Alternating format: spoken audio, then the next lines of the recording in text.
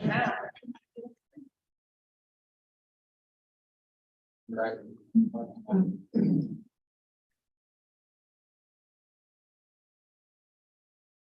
I'd like to call this meeting to order, the United States Board meeting, Border Control meeting, the April 12th, 13th. At this time, would you please stand for the pledge of allegiance?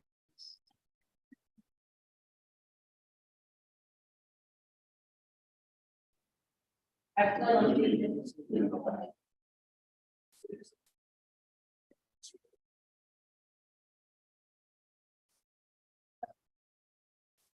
For the liberty we have.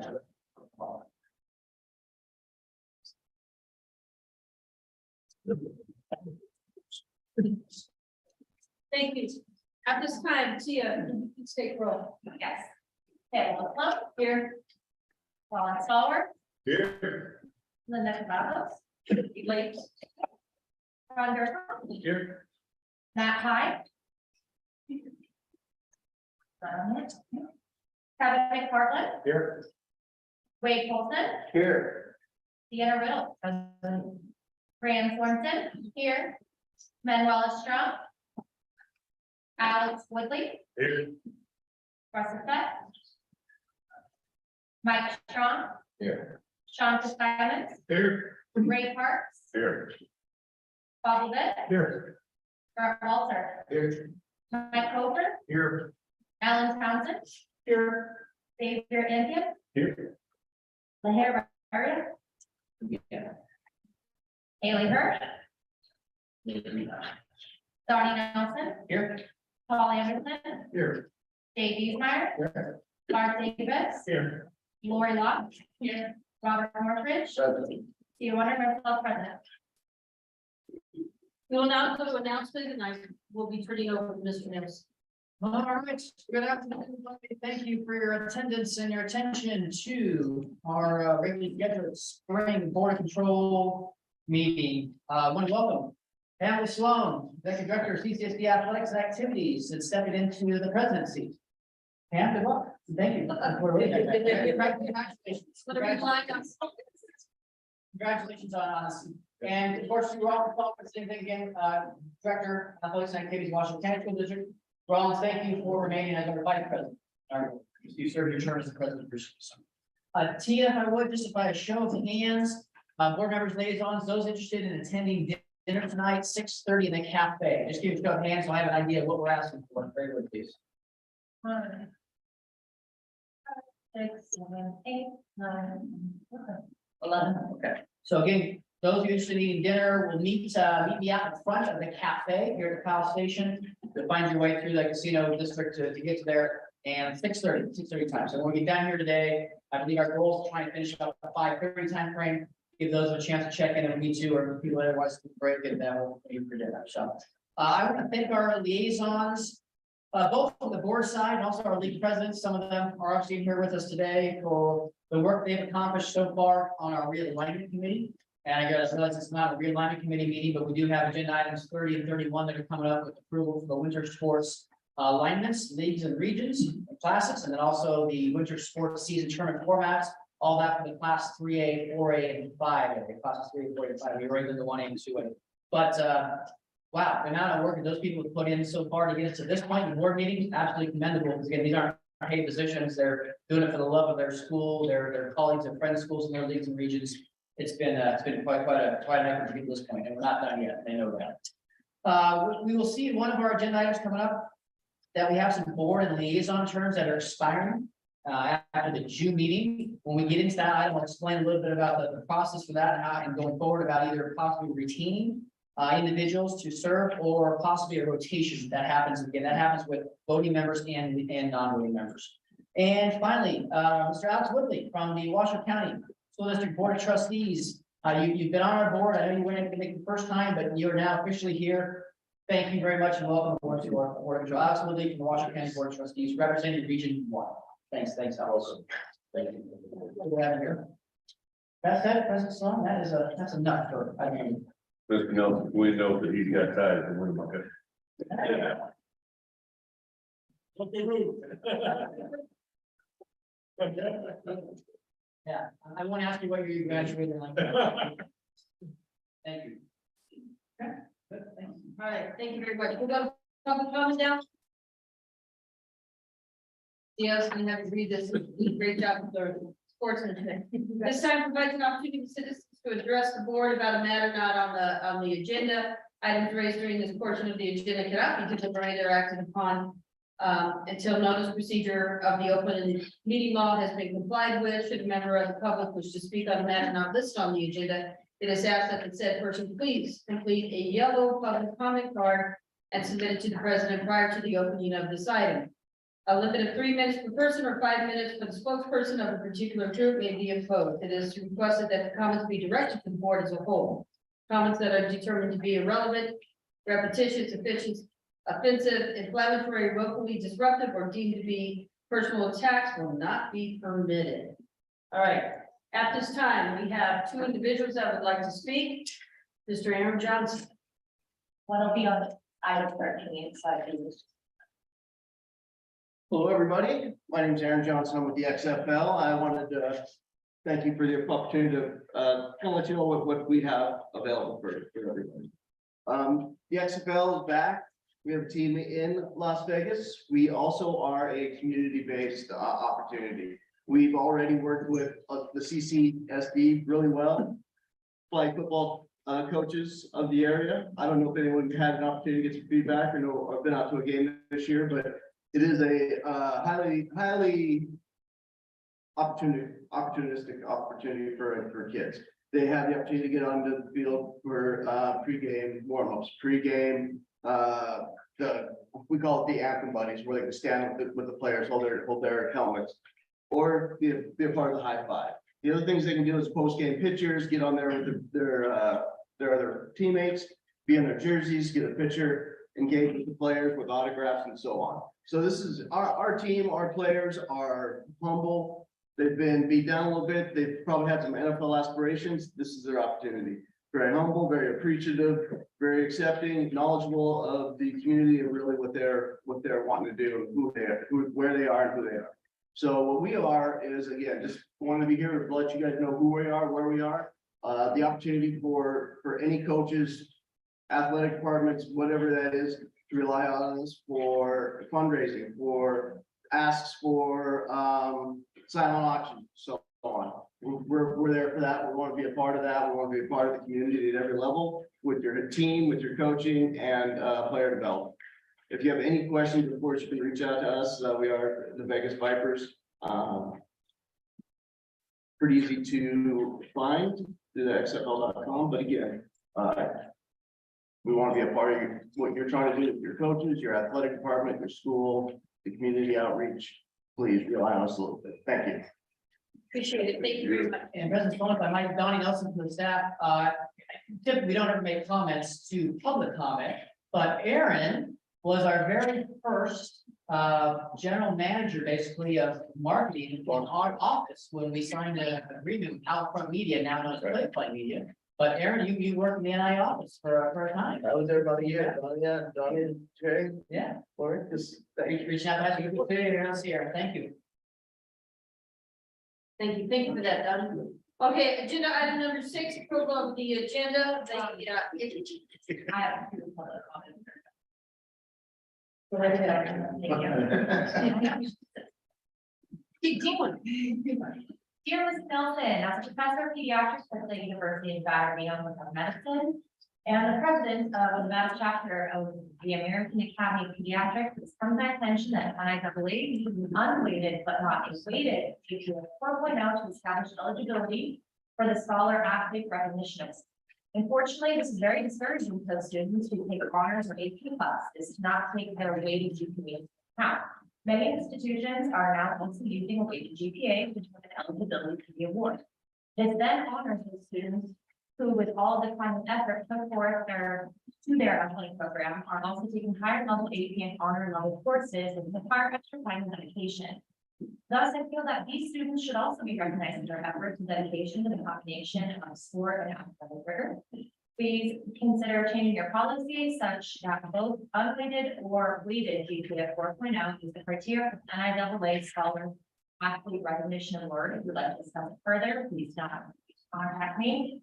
If you would like this Cell phone number you can ask. Thank you for your attention to this matter. Sincerely, Mitch Sharma. Moving on to the second one.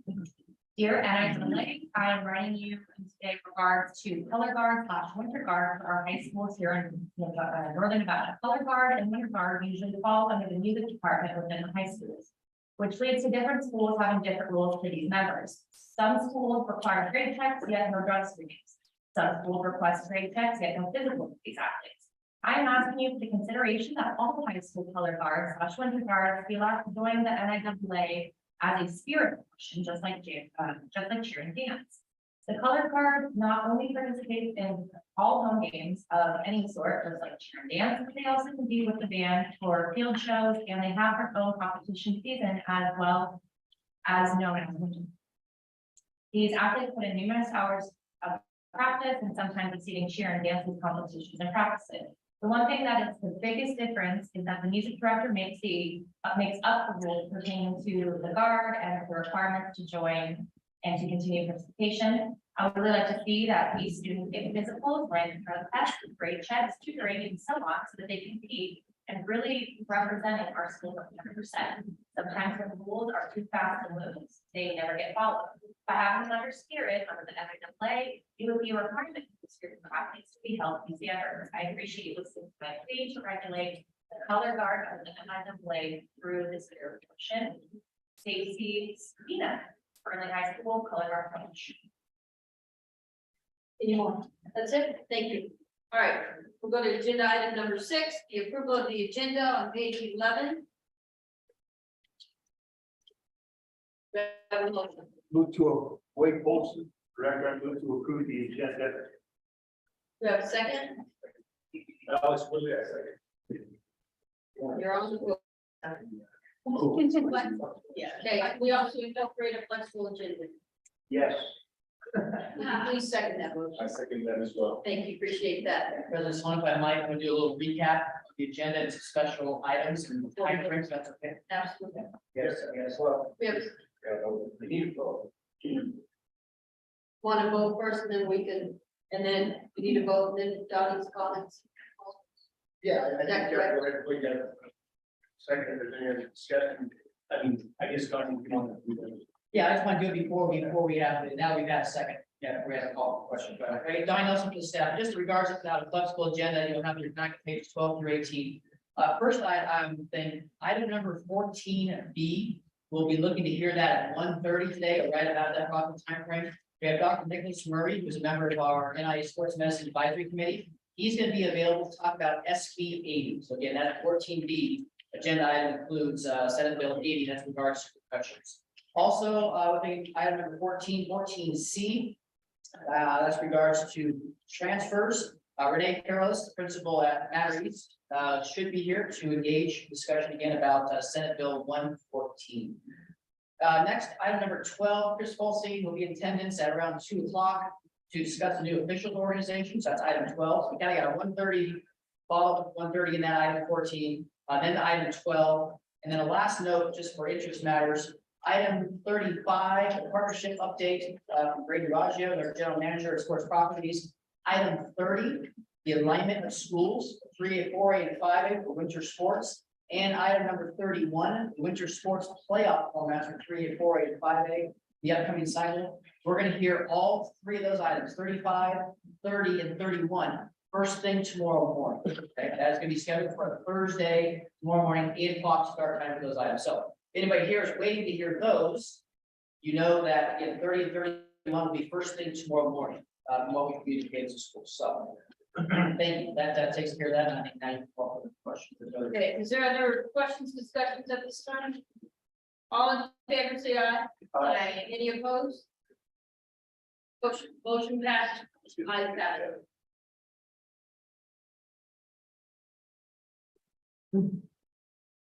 All right, now we can go to agenda item number 7 on page 19, approved for the minutes. January 18, 19, 2023, NIAA Board of Control meeting. Do I have a motion? Wade Bolson, Wait. I move to approve the minutes for January 18, 19, 2023. Alex Willie, second. Any discussion, any questions? Any discussions? All right, at this time, all in favor, say aye. Aye. Any opposed? The ayes have it, motion approved. All right, number 8, approved for the minutes, March 2nd, NIAA special board control meeting. Please refer to page number 30.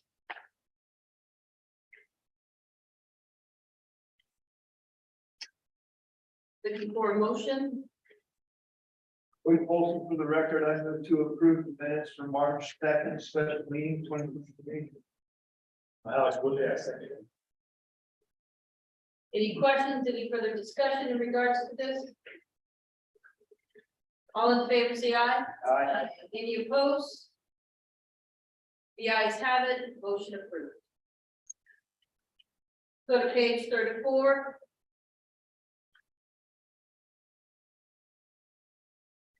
Lifetime pass requests.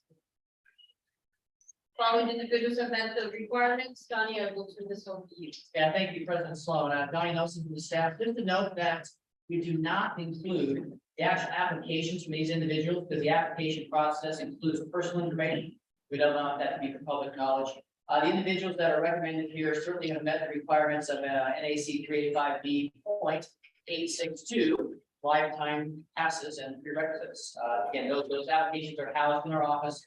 They're vetted through our office staff that these individuals have all met the requirements. So staff wise, we would recommend approval for lifetime pass for all the individuals that are listed there on page 34. I have a motion. Also, for the record, I move to approve the lifetime pass request. Alex, what did I say? Any further questions, discussions? All right, all in favor, say aye. Aye. Any opposed? The ayes have it, motion passed. All right, if you would please now turn to page 35. Sportsmanship Committee updates. Dale Norton, one and only.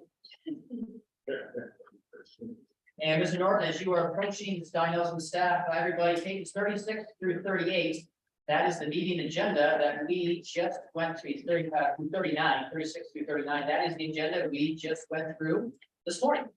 That said, Mr. Norton, welcome back. Thank you, Donnie. Thank you, Madam Chairman. Results of the Sportsmanship Committee meeting today. Well, we got a lot done today. We had an action on the NIAA and NFHS Joint Committee Communications, where I was trying to use my official names. Anyway, we are collaborating with the NFHS on bench bad behavior. The communications from media communications for the events are kind of outdated that we've been using, and we want some consistency with the Federation and across the country with the schools that are using the public service announcements. And so we're going to move towards that bench bad behavior communications that will go out to all schools to use during the regular seasons, during the playoffs, and into the state championships. That information will get out to the schools by this fall. We worked extensively on the Nevada administrative codes for sportsmanship and ethics, including players, coaches, and spectators. We spent quite a bit of time on delineating the additions and deletions that will go into that. And there's some significant changes that will go into there under the ejection portion of that Nevada administrative code that Donnie's going to work on, and we'll do a workshop with the board of control on that will not be timely enough to get in place for this coming season, but for the season later, the following season. And that information will get out to schools now so that they know what's coming into the future as soon as we get the finalization on the proposal in the workshop is done with board control. We also moving forward on the National Federation and the NIAA Award of Excellence for recognized programs, recognition program for individuals or teams or officials that's driven by the National Federation. And we have a subcommittee that's putting together the final touches on that information that will go out to schools that approved by our group will go out to schools in the fall. We also have a working group on a sportsmanship, a team sportsmanship award for a specific team that may not make it to the state championships or that we go out and have a points process to have a sportsmanship award recognition for their school. And that will come before us again in June. I talked about the ejections in the administrative code.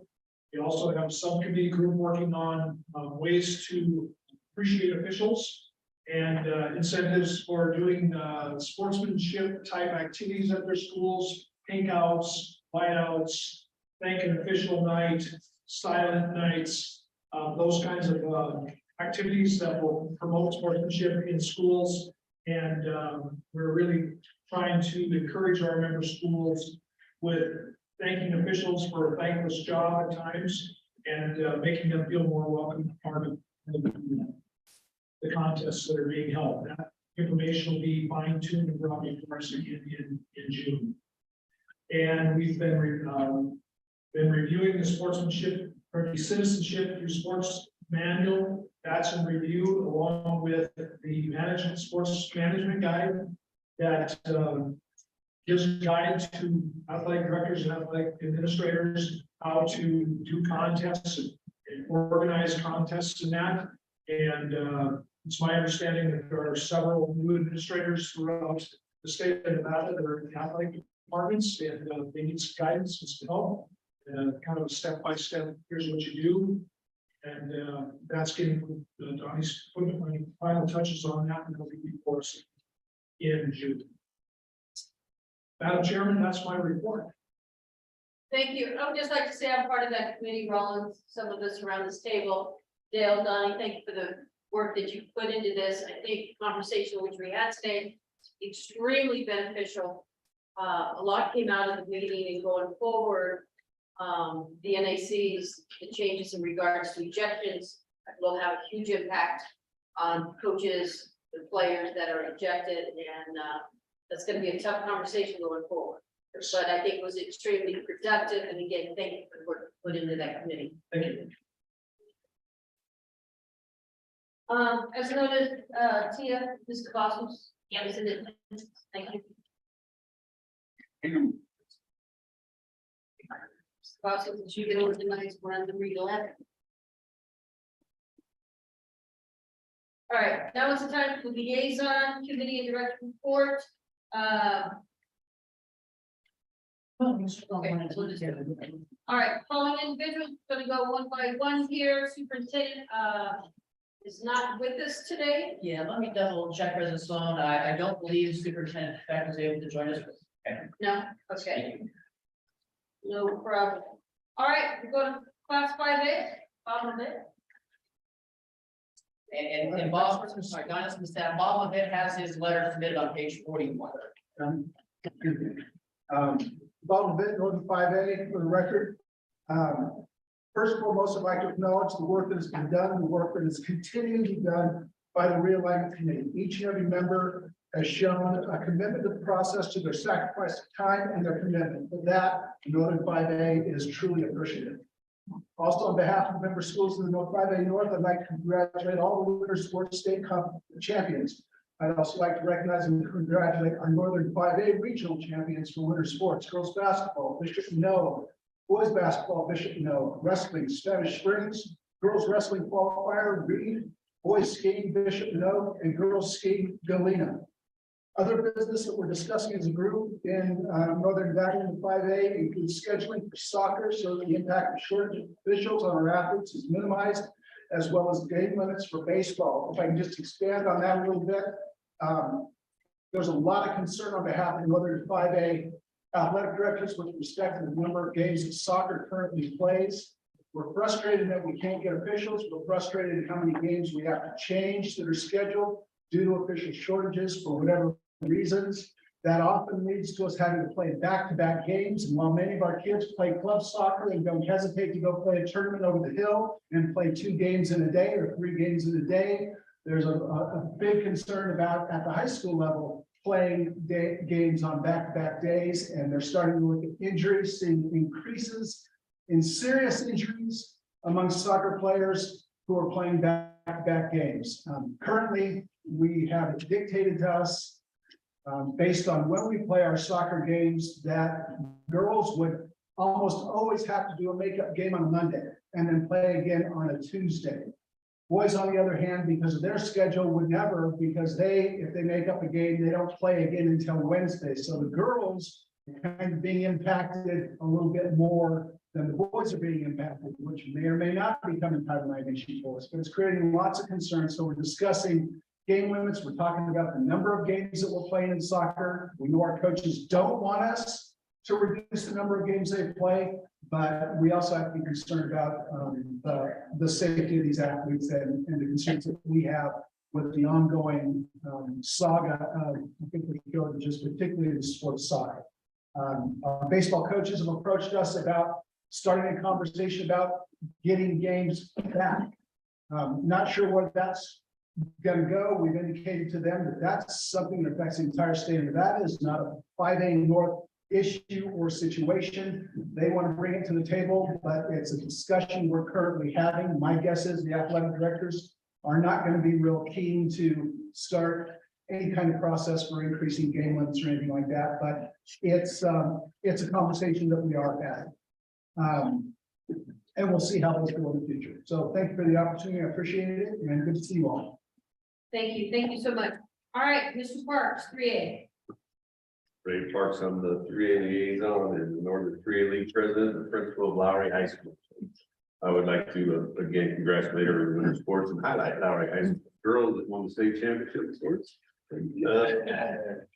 Same type stuff as he's talking, we're hopefully everyone's aware that in the north, we're gonna absorb the 2A soccer. So 2A and 3A soccer will get together. So you're talking almost 400 miles of differences sometimes in the ones they're gonna play. So and then as the districts are starting to go to 4-day weeks, I brought this up before, Elton County is a 4-day week, Churchill County is a 4-day week now. Anyways, no one wants to play Monday through Thursday. So as he highlighted, people are gonna have to work together. We've been telling them that you're gonna have to make this work because it's almost impossible to have officials and bus drivers so on for every single game to be played on a Friday, Saturday, not to mention schools that only have one field. So soccer field is also a football field.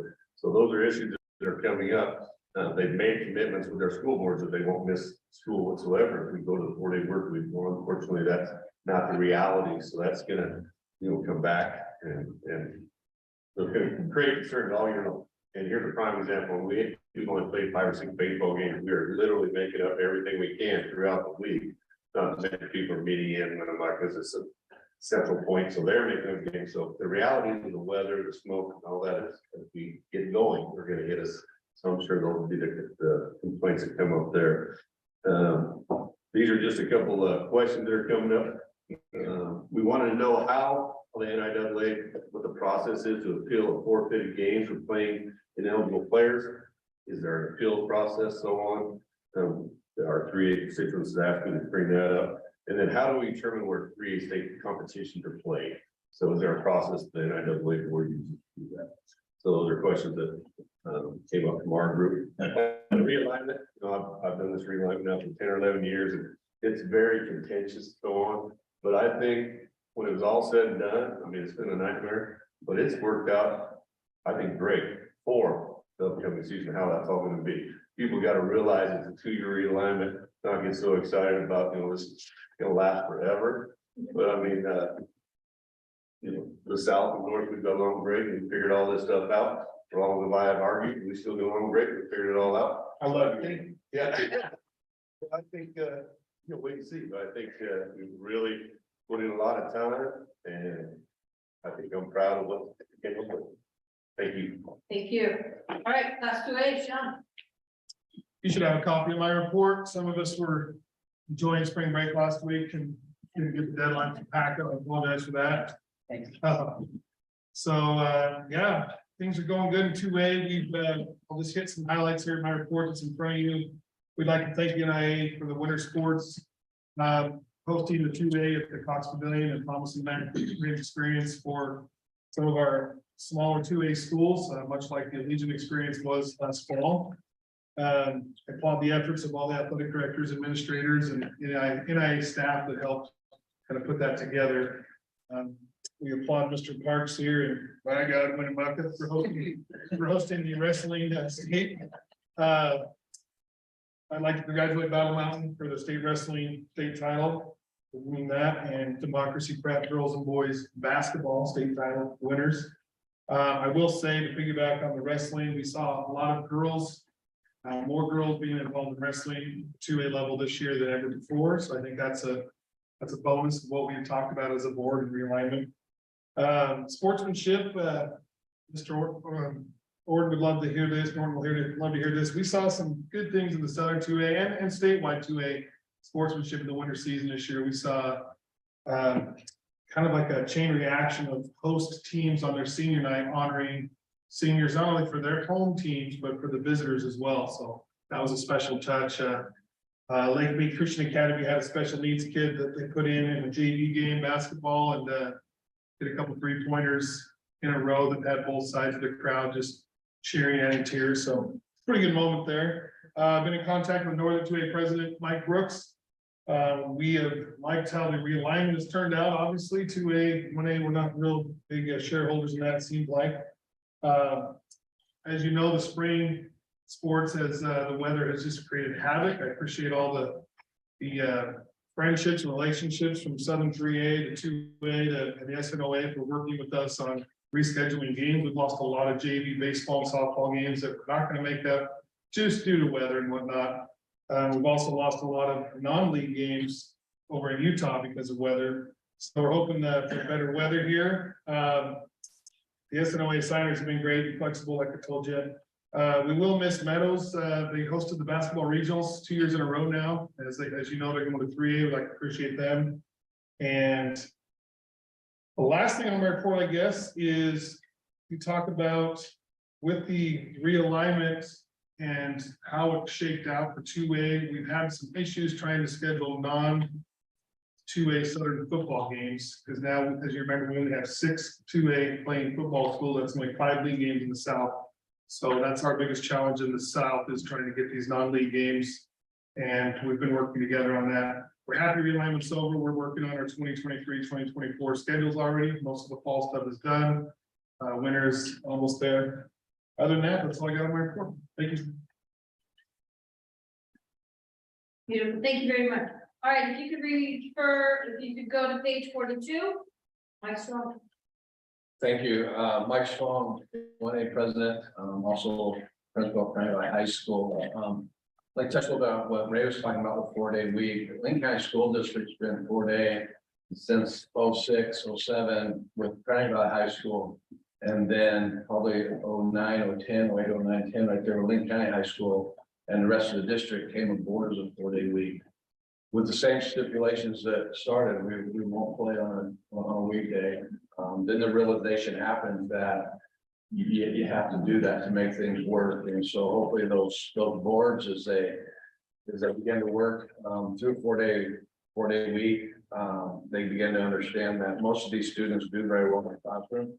That's why we do what we do here at the NIAA. And so one thing, being so far away, though, the idea that we had was that we'd play as many weekend games as we can. A lot of people don't want to work Saturdays anymore. In the day, you work Saturdays all the time, it's the way, and we still do, right? So you might be on a 4-day school week, but if you're involved in activities, you're working Friday, Saturday, and it's kind of making sure you convince those people they still work Friday, Saturday. And I think it helps in that process, but there'll be a learning curve for sure to come along the way. I was telling Fitz that the reality is if we tried to go back to a 5-day week, it would be a revolt from parents. We're just trying to figure out, we do know that the only thing probably better than a 4 is a 3. We do enjoy that. I'd like to thank the board for passing those lifetime passes. We had 3 members on those with those lifetime passes. Realistically, once it's 28 with Brad Loveday, but he actually started. I know because I'm at 30 and he was a year before when he got retired at 29 years. And Amy Huntsman, which is still working as a coach at 29 years, and Mike Sparrow at 28 years, and the other people on this list, there's a lot of time and energy they put in for a long time. So, you know, to get that lifetime pass is, you know, it's a small token, but it's a nice token for the NIAA, and so we really appreciate that. With winter season ending, February, I want to congratulate Pyramid Lake girls basketball team for winning state championship. I believe might be their first. They were dominant. They were really good and pretty fun to watch. Not necessarily always a good short personal team, but they were really good, and it was fun to see them play the way they did. Green Valley Christian boys won back-to-back. They won this year and won last year, state basketball championship. We appreciate all those that hosted events for the 1A across the state. It included Elko for the east, Sarah Lutheran for the west, Sandy Valley for the south, and Tonopah for the central. We want to thank North Valley and Worcester for hosting the first rounds of the 1A basketball tournament with Waller event, and hosting the semifinals and state championship for the 1A. We definitely want to thank Ray Parks and Winnemucca for opening their city for hosting wrestling. Wrestling for us, it's a 1A, 2A mix, and it was a pretty cool event. And I just want to echo a little bit of Sean was saying, the girls thing was amazing. They can fly wrestle, and that mat down there was pretty cool. It was pretty cool to watch. I think I got up there, you know, one evening and the next day, and man, oh man, I was really impressed. And so it's coming, and everyone's prepared to wrestle, and it's intense and exciting, you know. So thanks, Ray, for doing that. That was very cool. You come into town and there's signs up everywhere about, you know, hey, welcome wrestlers and the tournament, and so that's pretty neat to see. Spring season's up and running. 1A schools competing across the state. Weather has been an issue, and we'll work through it and make it work, whatever we need to do. We appreciate all those that go above and beyond to make extra activities a special experience for all of our students across the state. I want to thank the NIAA staff for all their work and all they do to help make these things possible for all of our athletes. Thank you, guys. That's my report. Thank you. Thank you. All right. You can turn to page 43, private schools, Brett Walker. Brett Walter, private schools. I just got a few things here. I'd like to read my report. A couple of personal things. So I just want to have some people to thank. I'd like to say a few things. I've been at Faith for 26 years now. My only place I've worked, I've been AD for 20, and a part of this board. I think Dr. Hughes asked me during my first year, and I started my second year on the board, age 24, and there were some real problems at that time as I came on, and some big dynamics, and so. But I'd like to read this, so if you bear with me for just a second. But I have no specific issues from any of the private schools. We didn't really have a chance to meet at the AD conference. So the main focus of our schools obviously continues to be realignment. For me personally, I've accepted a new job opportunity in Texas. Will not be returning to Faith Lutheran next year. We'll be relocating in mid-June, so this will be my final board meeting. I plan to finish my duties, time permitting, with the realignment committee, which, as the guys have said, I've really enjoyed being a part of the realignment committee over the years. It's really important work. It's very difficult work, and but most of the time there's a bit of positive outcome. And with so many people around the state trying to work together, it is a very valuable part of what we do, because it has a huge impact on the lives of all our kids. So I've also, value the time I've spent in all these board meetings over the years. So, but I'd like to thank everyone involved with the NIAA, especially Donnie, Jay, and Paul. You guys are long-term guys, and I really appreciate all that you've done. Everyone that I've served with on the board and the committees over the years, Nevada is a special place. I've had the opportunity to serve with a ton of great people that believe in the positive impact that education-based athletics has on the youth of Nevada, which is why we're all here. Specifically, I want to thank Dr. Jerry Hughes. I won't give him a call personally, but I want to be on record for him asking me as a young kid to accept the private school liaison position years ago. Dr. Hughes welcomed me in, he treated me professionally. He took the time with me like he did everyone to build a relationship, which promoted a lot of trust and mutual respect at that point. I also want to go on record to thank a few guys that I've looked up to over the years, which is very important in this state. And I hope that people take on those roles, trying to mentor the new people that come in. I think it's really important. Relationships are extremely important to what we do. But I want to thank Bill Darrell, he was the 2A president when I started as the AD at Faith. I learned a lot from him, and he had the pleasure of sitting through many board meetings with him. He passed me on to Bob, Bob Northridge in the 3A. They both provided great examples, and Bob had a great example for me with the Boulder City Athletic Program. It's a stellar program, and I learned so much. He showed me the ropes there, provided a great example. Charlie Walsh was the 3A president for much of my time, but for these guys when I was young, and you know, just the private school guy, I appreciate them accepting me and taking me in and answering questions that I had. It meant a ton. But to everybody who accepted the private school guy, in all those situations. Sometimes we are unable to see each other outside the meetings in a different light as just people. I always appreciate the people that looked at me and saw me as more than just a private school guy. I've always looked up to all those guys, and whether they know it or not, they were my mentors. Most importantly, they were always just a phone call away, which is one of the special things in Nevada. And especially when I was involved in the smaller classifications, I really appreciated the ability to call your colleagues, to talk to your colleagues, and to solve any problems with your colleagues. Lastly, it's my opinion that the relationship between private and public schools is as positive as it's been in years. This is due to the communication that's been promoted by the NIAA, but specifically it's come down to the open lines of communication and the relationship built between the parties involved. I want to thank Pam Sloan and Tim Jackson and Ron Stallworth, Grant Rice and Jeff Newton for their efforts in recent years as it relates to the public-private school relationship in Nevada. It's a unique state. It's a unique spot where there's not many private schools. The charter school thing is also it will become more of an issue in our state, but we are a unique state, and it does take a lot of people to work together to make things happen.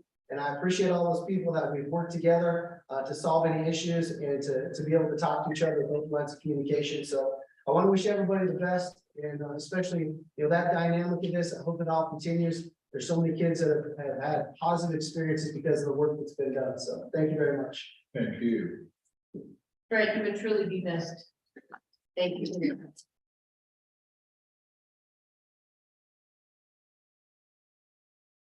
That's some big shoes to fill. All right, I do believe you have a handout, charter school and liaison. Michael. Yeah, thank you. I do want to say thanks to Brett, past couple of years here on realignment and board control. We've been kind of table mates side by side. So, and we face a lot of the same problems. And I want to say to Brett, when I started this early on, you were a big support to us. We started, with mainly middle school programs, and they were wide open to letting us come and play, having games and everything like that. So I really appreciate that. And anytime we've been in a bind with something, whether maybe we needed a place to play or support with something, through an issue, Brett's always been there to assist or provide guidance. So thank you, man. Appreciate that. Charter school liaison report. Just want to our winter program successes. Want to announce our state qualifiers in girls basketball at 4A to Round Red Rock, and at 2A Democracy Prep, which won the championship. So congrats to them. For boys basketball at 3A, Slam Nevada and Losi was the boys champions at 3A. At 2A Democracy Prep, boys were champions at 2A. For flag football, 4A Sky Point, and for 3A Cadence and Slam Nevada. In boys bowling, 3A Coral Academy, were boys champions. In girls bowling at the 3A level, Losi, Akipo, and Coral Academy made the state. And then in wrestling, 5A Slam Nevada champions, and the girls invitational Slam Nevada runner up. And great job, Ray, up in Winnemucca, to piggyback on what Mike said. That's a super event, and he's right. There was some good action down there on the girls' mats as well. It's intense with those ladies, I'll tell you. And then I know we've got specific SB 114, which is going to deal with the charter school transfer issues and that, and I'm sure we're gonna have some vigorous discussion on that. So, here we go. I'm not gonna read. You can read what my statement was on that right there, but that's about all I have for charter school right up. So thank you. Appreciate that. Thank you. All right, if you could please turn to page 44, Nevada Athletic Director Association. Xavier Andrew. Thank you, President Sloan. Brings us back February 2023 for my very conference as executive director. You're good, Bob. Okay. Threw me off, but it's all good. Want to congratulate some people in this room. First and foremost, Sean Simons to a D of the Year, congratulations. Vince Christopsic was honored for his work with the SNOA. And then one of our most prestigious awards is the NIAA State Award of Merit, which was Ron Stallworth, CAA, for all his work that he's done for the straight state. So thank you, Ron, for everything you do and for those that were awarded. Want to say thank you to Dale, Donnie, Paul for being speakers at our conference. I think the words that you gave were eye-opening and truly beneficial to our group. Lori Bart, allowing us to get that photo set up for us. Was thank you for allowing us to do that, Bart. Lori, for getting us set up with all the cards and all that fun stuff.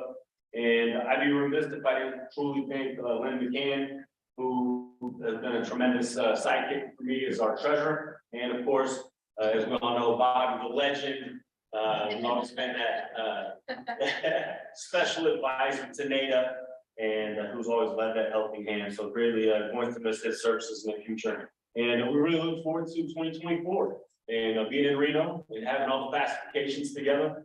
And that way we bring back those 1A, 2A, 3A, 4A, 5A, where everybody comes back together, bringing all the charter schools together from the different parts of the state, all the private schools together from the different parts of the state.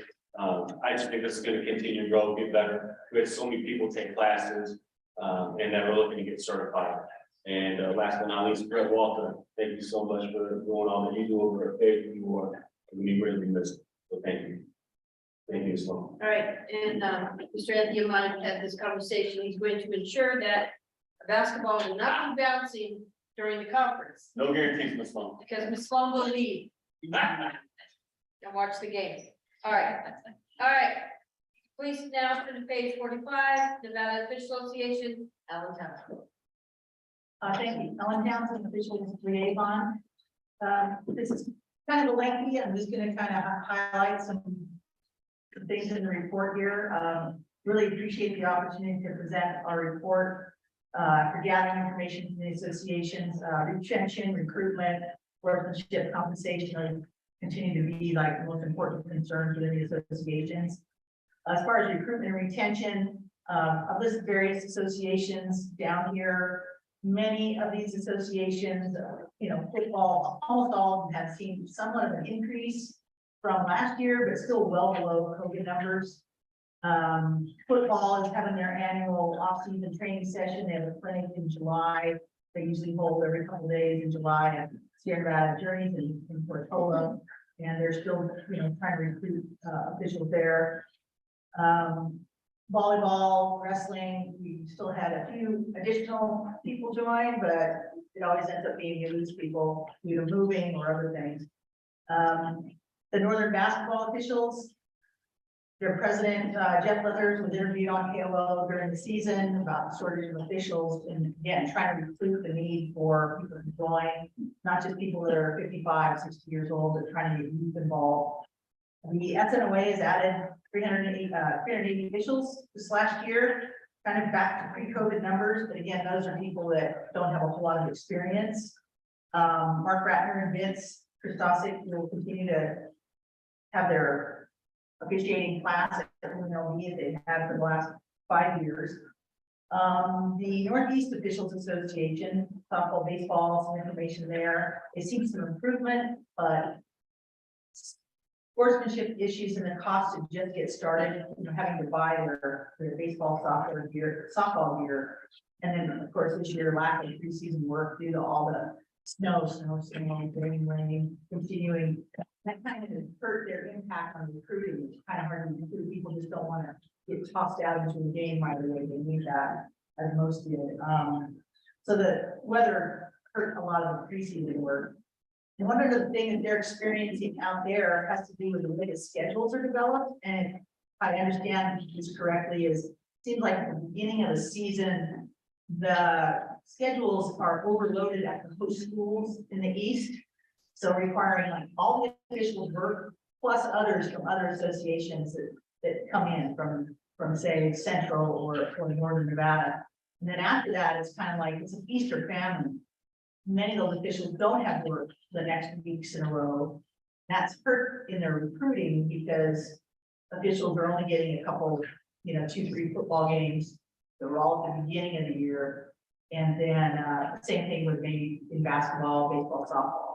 Kind of loaded at the beginning and then they taper off as the season goes. That sounds like that's impacting them. Maybe look at the way the schedules are. Who's playing in the East at different times. Swim and dive, they've added some numbers, so their numbers are up a little bit in the before COVID. Again, weather related, they've had some issues there as far as, I know, swimming, just because schools cannot get to the site to even practice, up at the lake. Track and field, we've had a few more people join. Weather has obviously impacted their meets, and they're trying to reschedule all those. Baseball and softball in the north had an issue. Apparently, what's happening is, again, with athletic directors, either as they say here, unwillingness or inability, or they just don't know how to access and check at arbiter. So there's games that it looks like they may be getting missed. Not necessarily what this has nothing to do with the weather. And this is not just sports related, baseball, softball related. Lots of different athletic directors throughout the year in different sports. Some are excellent at checking the schedule way ahead of time, finding out that the matches are covered, the contests are covered. But there are, various administrators that they check it the day before or the day of and find out their game isn't there, which again causes a scramble. So we've tried to tell them, it can be on any of your other school related websites, but if it's not an arbiter, it really basically doesn't exist. It's not out there. We had, at least during this fall season, some school districts that didn't pay their bill on a timely basis, and we had to involve the NIAA to help them get that paid. So we'd like to think that this was a one-time thing, but some of these schools are just repeat offenders. So we'll have to address that with, I'm not sure at this point, maybe calling them, getting the principal involved, I'm not exactly sure. Sportsmanship, again, talked about this from our committee, bad behavior continuing in stands and on social media. And what we're talking when we say social media, this could be emails, Facebook, Instagram. It may not be, say I'm working a game, it may not be a social media attack on me, but it could just be generic. I watched this game the other day, it could even be a basketball game, an NCAA game, where fans in the respective areas, people that are known by officials are talking badly about whoever officiated that game. And in general, that throws all officials under the bus. So again, trying to make sure that people understand that, we badmouth an official, even if they're an NCAA basketball official, it still rotates back down to, okay, we're all in here, we're all in this together. Let's see here.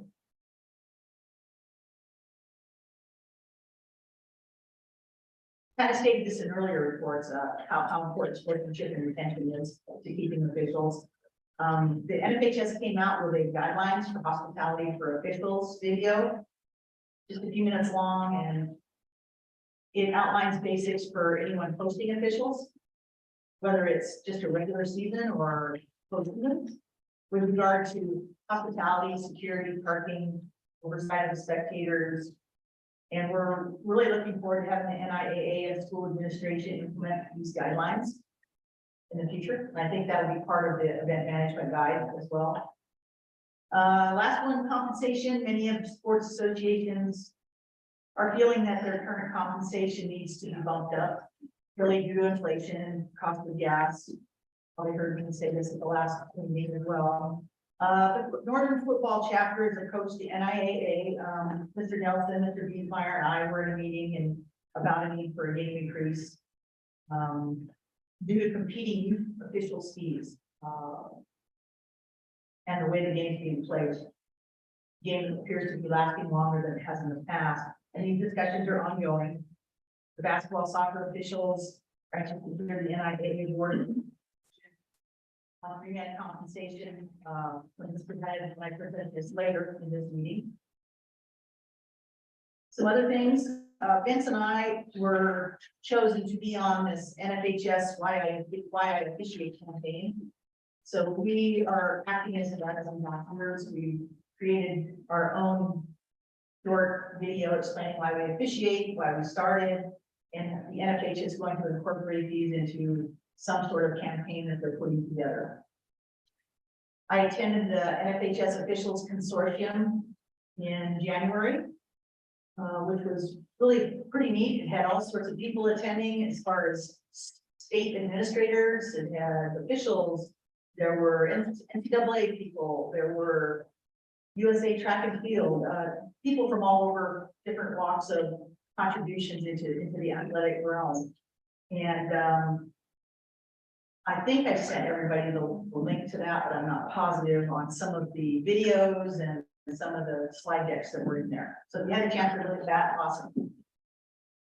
SNOA is going to be sending some representatives to the NFHS summer meeting in Seattle, as well as the NASO summit in Riverside in late August and in late June, excuse me, in late July, early August. And then the SNOA had a couple of officials officiating the NCAA tournament. Finney Robinson officiated the Elite Eight women's game, and Delbert Carr officiated a first round men's Baylor versus Santa Barbara. Alternate in Sweet 16 and Elite 8. And then lastly, as Xavier had commented earlier, Vince Christopher was recognized for his efforts promoting officiating, received a distinguished service award at the NIAA, the NIAA conference. And thank you. Thank you. All right, okay, and I definitely Board of Control President report, I have nothing to report, except thank you again for the opportunity. All right, Mr. Nelson. Thank you, Don Nelson, staff, thank you, President Sloan. Just 4 things verbally. First of all, Bob Northridge will address your pending exit from the NIA and all your great work with us. We'll do that a little bit later, and also maybe Brett Walter.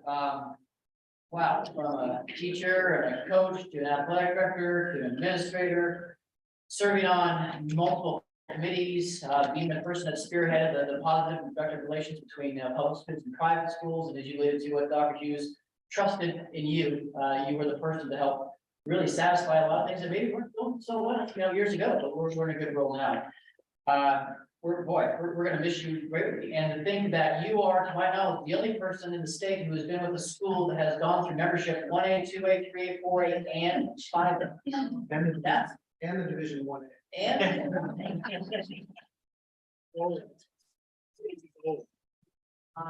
if you're not with us in June, we will have a special commemorative gift for you. Actually, we didn't have time to prepare that right now for you. So we hope we get to say goodbye to you in due time again, but thank you. You are without question one of the most special people this state has ever seen, and what you've done for relations between schools. So we're gonna miss you.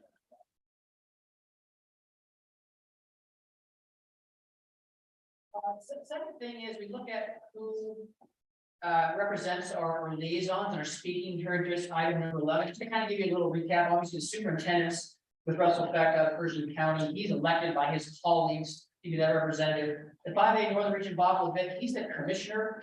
The 5A Northern Region is the only group of schools that actually has a commissioner that is not otherwise a school member. And so the 5A Northern Region appoints Bob Levitt as their commissioner to be the liaison to this board.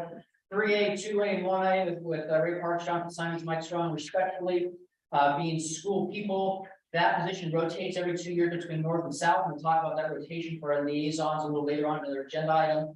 But then again, those people are chosen by their leads to represent here at the board level as well. And of course, our private schools with Brett, charter schools with Mike Cofer, those positions are selected by the schools which they represent. Now we will talk about the replacement for Brett and how that's going to go out to the private schools notification, how Mike is also going to notify the charter schools and see who is nominated to then serve in the next 2-year cycle coming up here. NADA, Xavier, Anthony is a standing position. Official Association, the LM is a standing position, although again, that can rotate people, who represents Official Association, and our board president. And so what that brings me to is, if you remember, Tim Jackson, working in the Clark County Athletics and Activities Office, stepped away from the liaison position a couple meetings ago. And so that position has been unfilled until what I'm gonna bring to the table to you now. Again, we don't have a commissioner, it's not a league president that's been nominated by the schools, and so really the 4A/5A position, the southern regions has gone through my office and through Pam's office. And so I'm here to say that I'm gonna bring forward Tammy Habig, who's the athletic administrator at Legacy High School, to then fill that position, starting in the June board meeting, December board meeting. So Tammy Habig, I think if you're listening out here from Legacy High School, welcome aboard. You will become that position for item number C there under number 11. Third thing is realignment, as you know, got pushed back a year because of the pandemic. And when we had a third year basically of realignment, the oddity of the cycle put us on the same year as the legislative session. We used to be opposite of that, dating back forever and ever.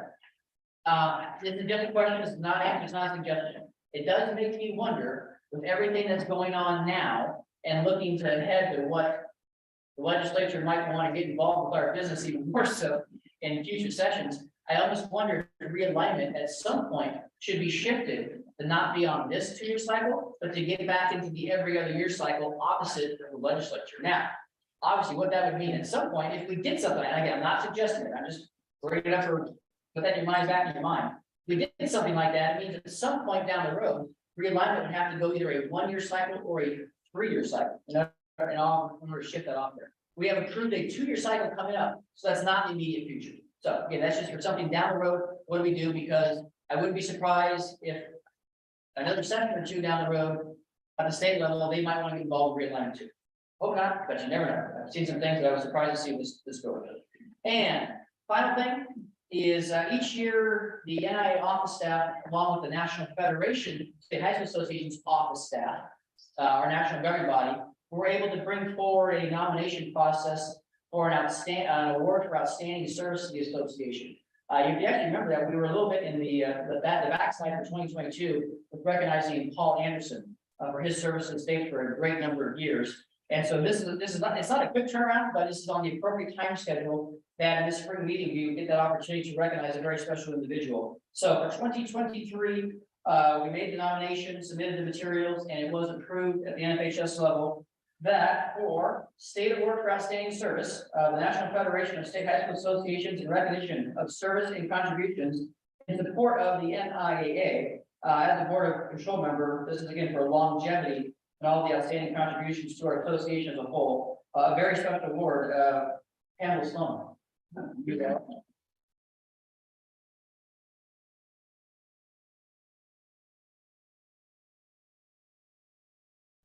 That's a big deal, real big deal in our state, and it's recognized nationally. We get to be recognized at the next NFHS board director meeting as being that person. Very nice. When I was stating that. Congratulations. I appreciate that. Item number, we went through jump, so I make sure you're calling that, but item number 14. Absolutely. All right, thank you again. All right, let's go to page 84. We'll start there, number 14, legislative update. That's a good transition. Let's turn it over to Donnie Nelson. All right, thank you, President Sloan. So item 14, we're gonna go A first. This is Senate Bill 70. And Senate Bill 70 is on pages, listed in your packet pages 85 through 98. Now, I will say that Paul Anderson, our legal counsel, will address name, image, and likeness a little bit more later in this agenda with item number 27 for our packet. I'm trying to just keep everything up to date, right? What's going on legislative wise and what's coming at us. I will say that I've been trying to do my best abilities to communicate with our board president and vice president on it seems like almost an every other day basis with what's going on.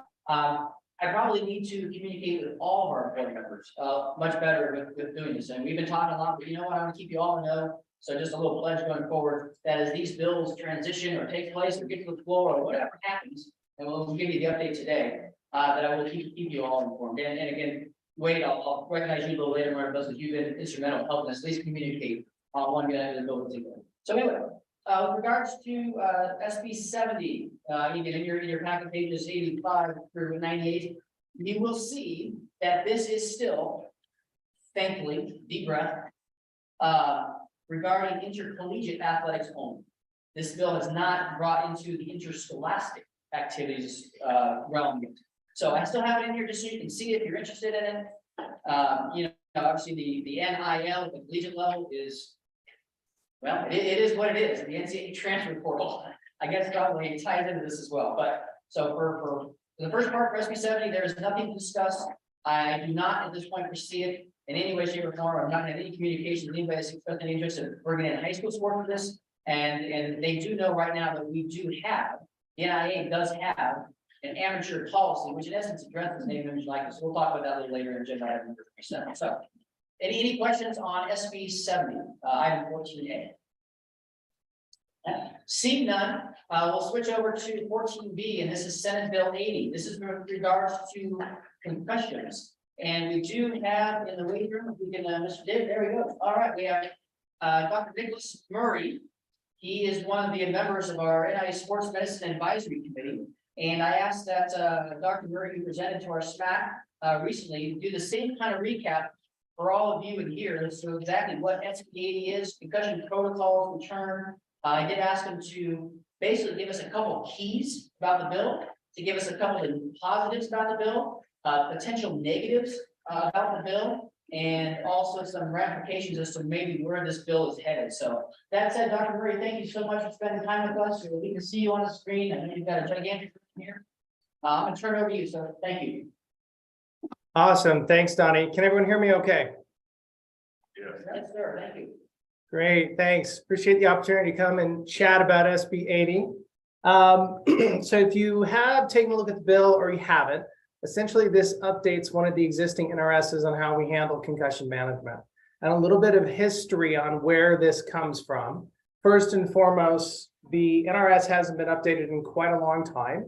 And it was about time that we kind of helped bring this about. And we wanted to make sure that there was elements that were going to affect and actually help students and pupils in general. So through the legislative process of the youth legislator with Miss Stella Thornton, she was a patient of ours, suffered a TBI and then multiple concussions. We've been helping her with since she was about 16 years old. She actually wrote and authored the bill. And there was quite a few other parties like myself and other folks that are on the board for the SMAC committee that helped to design it and write it up. So there's some elements that are good, some elements that are bad, some things that affect us, some things that people have concerns about. But ideally, the major 4 points that I wanted to bring up that it changes stuff.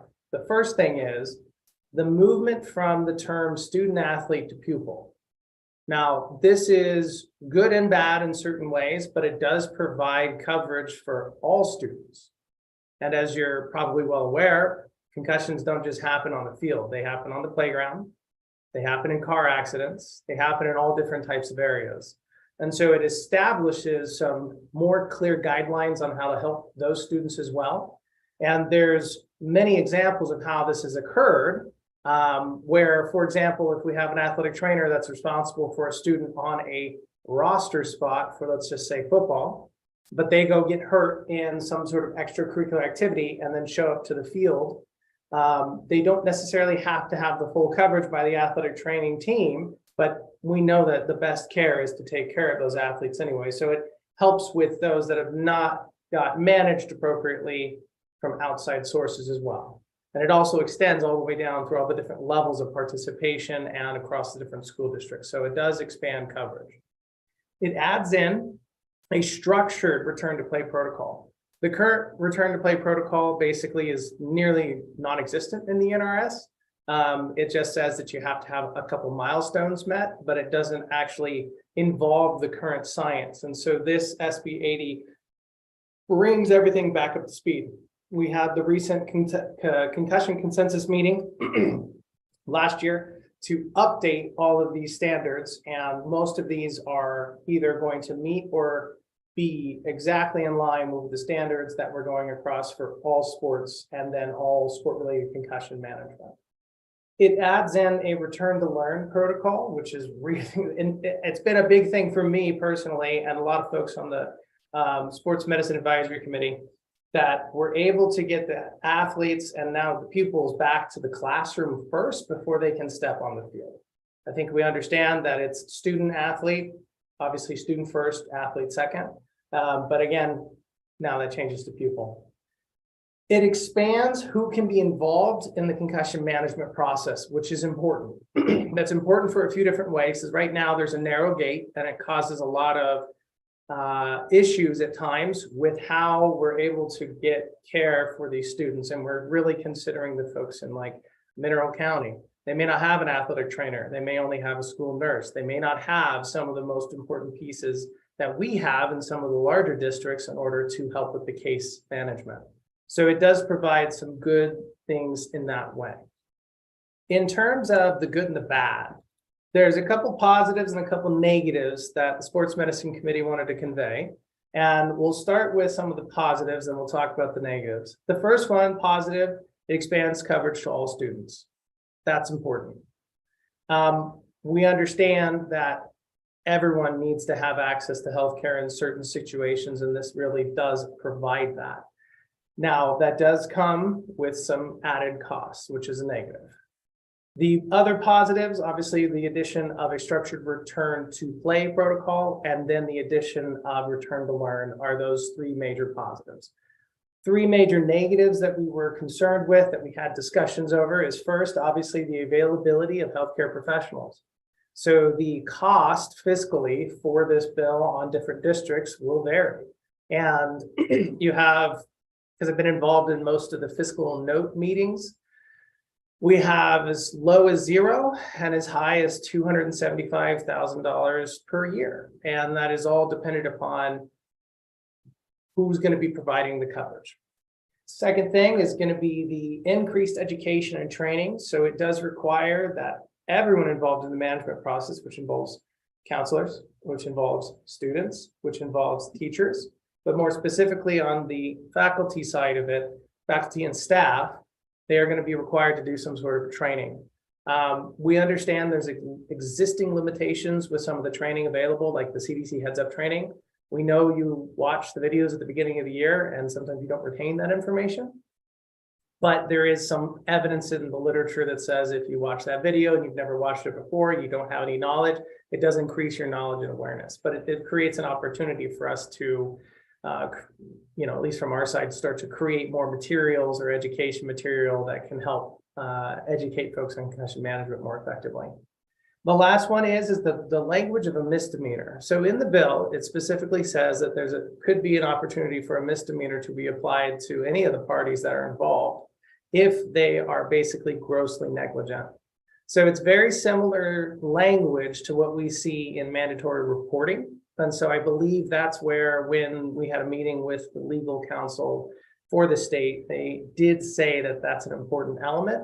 But I understand that it causes some frustration. And if we look back at the vote from the Education Committee getting it down to the floor, Senator Titus and Hammond both had issues with that language. And I understand it 100% and it makes sense. But again, the wording is grossly negligent, essentially, in that way that and the example could be, you have a test and you have an athlete that has a concussion. There's a problem. We need to manage that. And the teacher says, no, you still have to take this test, even though we know you have a documented head injury, and they can't take the test. So that's considering practicing essentially gross negligence and forcing them to increase their symptoms when it's not required. So that's some of my basic summaries. Happy to expand on that, answer any questions, anything, concerns you guys might have. Thank you, Dr. Murray. Appreciate that. Very well encapsulated, right on point. Turn over to our president and vice president for any largest enrollment school districts in the state. And if you have any questions, Dr. Murray, or if either one of you want to make statements on how it might possibly impact your districts, just in terms of, again, possible nurses, ATCs, where you stand. I realize we've still got many other districts out there too, with multiple schools, what they're going to have to in essence. But maybe if the public can hear what's happening in Clark County, Washington County, that might be beneficial. So. Well, I'll just say on behalf of Clark County, we're very fortunate because we have athletic trainers. And we will have, as of next year, trainers in every school. We're very fortunate. I know that's different in Washoe. When we look at the impact, this isn't just secondary, this isn't just high school. And I think that's where our concern is. The impact, because it appears, this is K-12, I understand it. Yeah, we're really gonna, if this passes, we're gonna have to get ahead of it. It's gonna be costly. I'm gonna let you address the concerns in Washington. Well, the thing that's most important is the fact that, it's going to extend the services, of our athletic trainers well beyond just the athletic aspect on every campus. In Washington County, we don't have an ATC at every school. In fact, we lose 3 to 4 ATCs every single year, and we average about seven ATCs a year out of our 11 schools. So we're short about 4 every single year. We'll lose 2 this year. I'll gain 2 back. We'll still be short 4. Our ATC status is very, very up in the air. We're working as a district to increase the pay so that we can assure that those positions are being filled on our campus. But at this particular time, there hasn't been any urgency, and now with this bill, there's some urgency now. We have, in recent district meetings, we are increasing our workload and the number of nurses that are in the district. Our nurses basically, in Washington County, kind of rotate between 3 and 4 schools. And so with this policy coming into effect and the impact that it will have on our school nurses, we are going to have to spend some more money this year specifically on increasing the number of school nurses that we have certified in our high schools. So there's going to be a financial impact on us. Do we know what that looks like? No. The only data we do have is that, I'm sure Pam has that in Clark County. The only data we do have is the number of concussions that we deal with in our 11 high schools during the course of the season, whether that's just football concussions only, or fall sports concussions, winter sport concussions, spring sport concussions. We have that data based on our athletes. We don't have that base data and basic information on non-students, non-athletes that get concussions on the weekends, wherever they're doing, and then come into school with those symptoms, and now we have to possibly have to take care of them, manage them, and provide them with protocols to return to learn and return to play. So the financial impact, we really won't feel that until and when this passes. What impact it's going to have on us for the first year, second year, and third year, we can't guess that. We're trying to right now, but you know, we'll see what that looks like and bring that report back after a year or two once we get the data coming in. But rural Nevada, and see our small schools and our small communities that, you know, they don't, in some cases, they don't have a trainer, they don't have a nurse. So how is that going to impact them? I have no idea. You're looking at the traders. Okay. Just kidding. You're the trainer. So that's where we're at.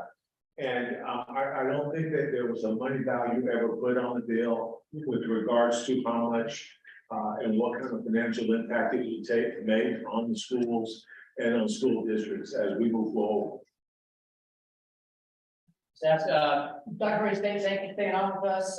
Board members, liaisons, any questions for Dr. Murray? Again, he's not the primary sponsor of this bill, obviously, but he's got a very good working knowledge of where this is going. So if you have any questions for me, now's the time to ask. Okay. Seeing none. Thank you, Dr. Murray. I'll continue to keep the board up to date. I'll continue to work with you as the process continues. Thank you so much for your time. Okay. All right, let's move on then to President Sloan for our right. Let's go to Senate Bill 114, please. I'm sorry, I neglected to say for the concussion bill, SB 80, it's on pages 99 through 114 in your packet. I'm sure a lot of you flipped through it down, but that is the most up to date as in written language. You can see all the strike throughs and still working through the process to be possibly amended or not otherwise.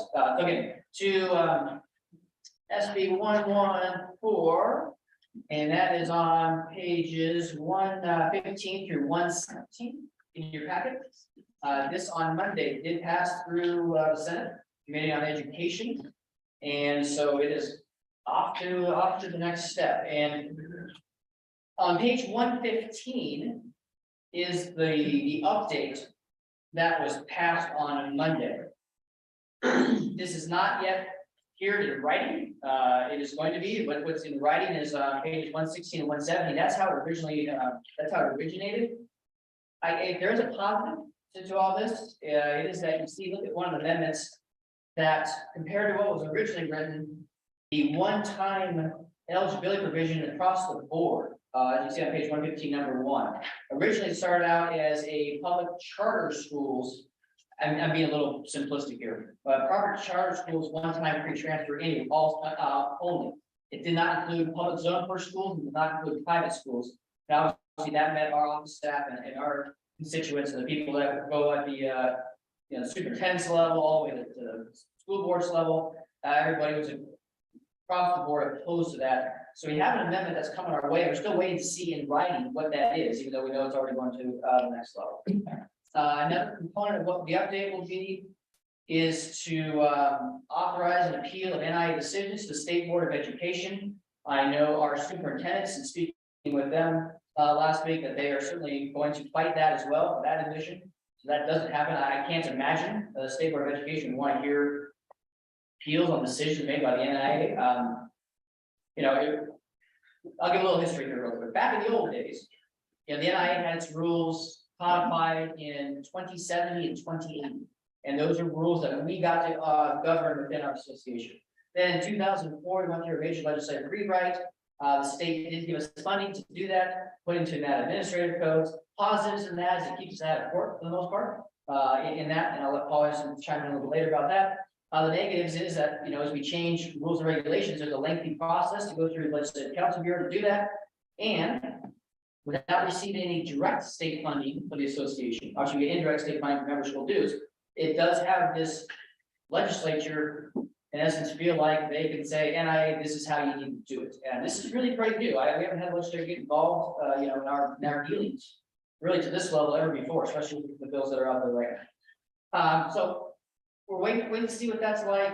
The other item that I'm very interested to see how it's written is prohibiting the NIAA from taking or threatening action against any school or person for participating in legislative or other public process. And I'll be very honest, I'm not afraid to hide behind it. Where maybe that came from, is if you read through pages 118 through 120, there's correspondence between myself and Renee Farrells, who's the principal of Matter East Academy. And the reason that came out is in the original introduction of the bill, Renee sat at the table and testified in favor of this. And again, that is at the time it was simplistic enough to say it was just for charter school only. And so I asked Principal Farrells why or how or what ramifications could possibly come down the road. I won't read the correspondence in there. So that's why I did invite Ms. Farrells to speak here for just a couple minutes to give us a perspective from a public charter school that is in favor of this. And maybe now with the reaction of what happened on Monday, including kind of a one-time transfer rule across the board, just to get your thoughts on it. So I appreciate you being here as a guest. You're welcome to come up, Ms. Farrells. Again, this isn't a trial. This is nothing like that.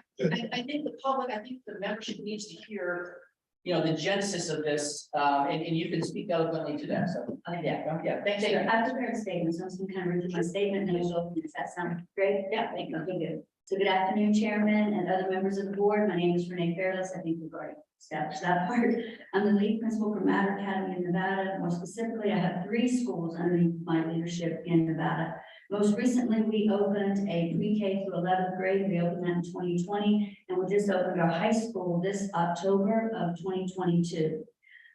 With that came a lot of hardships, as you can imagine, opening after the school year started. I do want to restate, I've said this here before, it is a 100% free and reduced lunch school. I proudly serve the east side of Las Vegas. Today, I was asked to come and speak about Senate Bill 114, and I believe sort of the genesis behind that particular bill. I do want everybody here to understand I'm not a lawmaker, and I don't even understand the entire process in the state of Nevada from inception to conception of a bill, but I do know a little bit about how this particular one got started. At Matter Academy, I have one assemblywoman that is a teacher on my staff. I have another that his brother is a state senator. I have another that is the daughter of a state senator. I have 4 other staff members that are family members of senators or legislators. So it's probably not hard to imagine that the legislative process is alive and well at Matter Academy. In fact, over 4 years ago, we proposed, and when I say we, I was very much involved in this process of AB 219, which was about English language learners and the lack of accommodations that they were provided in the state. That was signed into law. Families, my students, my staff were all very much involved in that process. They weren't empowered. I think once it happens once, it can easily happen again. What I will tell you is that once we opened, there's been nothing but one problem. It's off, but is it okay? I'm loud. I can be even louder. NC State cheerleader back in the day.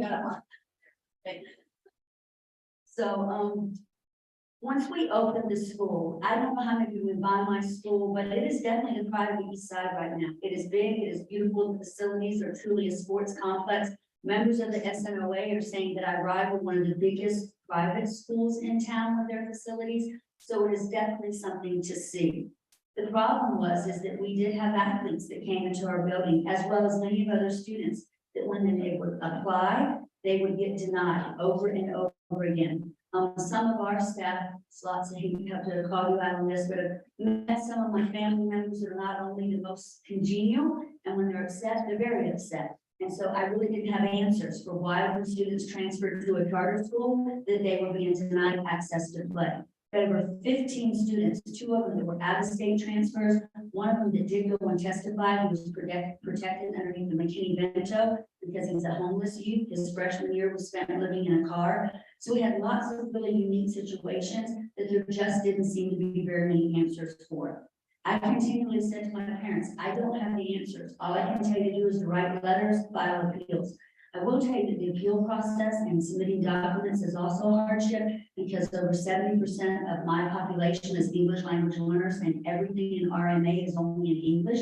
So that again presented a challenge that we try and have staff members go through this hardship process with many of our athletes as well as our students. One of the things that would happen is that our students would refer to play sub-varsity in a school that we didn't have sub-varsity because, as I stated before, I have 645 high school students. Not going to have a B, a JV, and a varsity level when that happens. So what was happening is we were having students that came to Matter Academy, were on a wait list, and then wanted to play sports, but were being denied and told they would wait 180 days. It became even worse for me as a school leader when they transferred back to their zone schools. And guess what happens? You left a charter school, you went back to your zone school, you still don't get to play. I was cussed out numerous times over that particular fact. And to be honest, I thought that was incredibly unfair. If you live in your zone school, a public school, why are you not allowed to play? So at any rate, I said to my families and to our students, and I said, all I can tell you is to write letters and speak out. On February the 10th, Senator Edgar Flores reached out to me and he said, do you have some students that can come forward and testify about their lack of ability to play sports? And I was like, yeah, I have 15 of them. And he's like, would you allow them to come and testify? And of course I'm going to do that. I'm giving voice to students who often don't have a voice. So that's exactly what happened. I took 2 students. One was a homeless youth. The other was a student who had transferred from another public school and he sat 180 days. He wasn't able to play baseball, football, basketball. I think he was cleared on February the 15th, so he can run track. And so it just seemed like an incredible hardship. So certainly when I was asked about the bill by other people, I said it was difficult. Our previous athletic director, Rick Sandegate, spent hours submitting documents. Amber Lane and Sean Dixon, hours submitting documents. It just seems as if something was wrong. I did reach out to other charter school leaders and all of them said the same thing. It seems like we're struggling with public charter schools, but we don't have private charter schools in the state. And so why is there such a struggle? We are a public school, a public facility. I didn't write the bill. I wasn't involved in writing the bill. If anybody asked me, I said this. I think every single student should be allowed an opportunity to play wherever they choose to go. Often it's parents that are making choices and students that are penalized because of that. I don't know what the rules should be. It's your job, that's legislators. But I do know this. Many of these kids lost a year and 2 years due to the pandemic. Why are we letting kids sit another full year? They're athletes.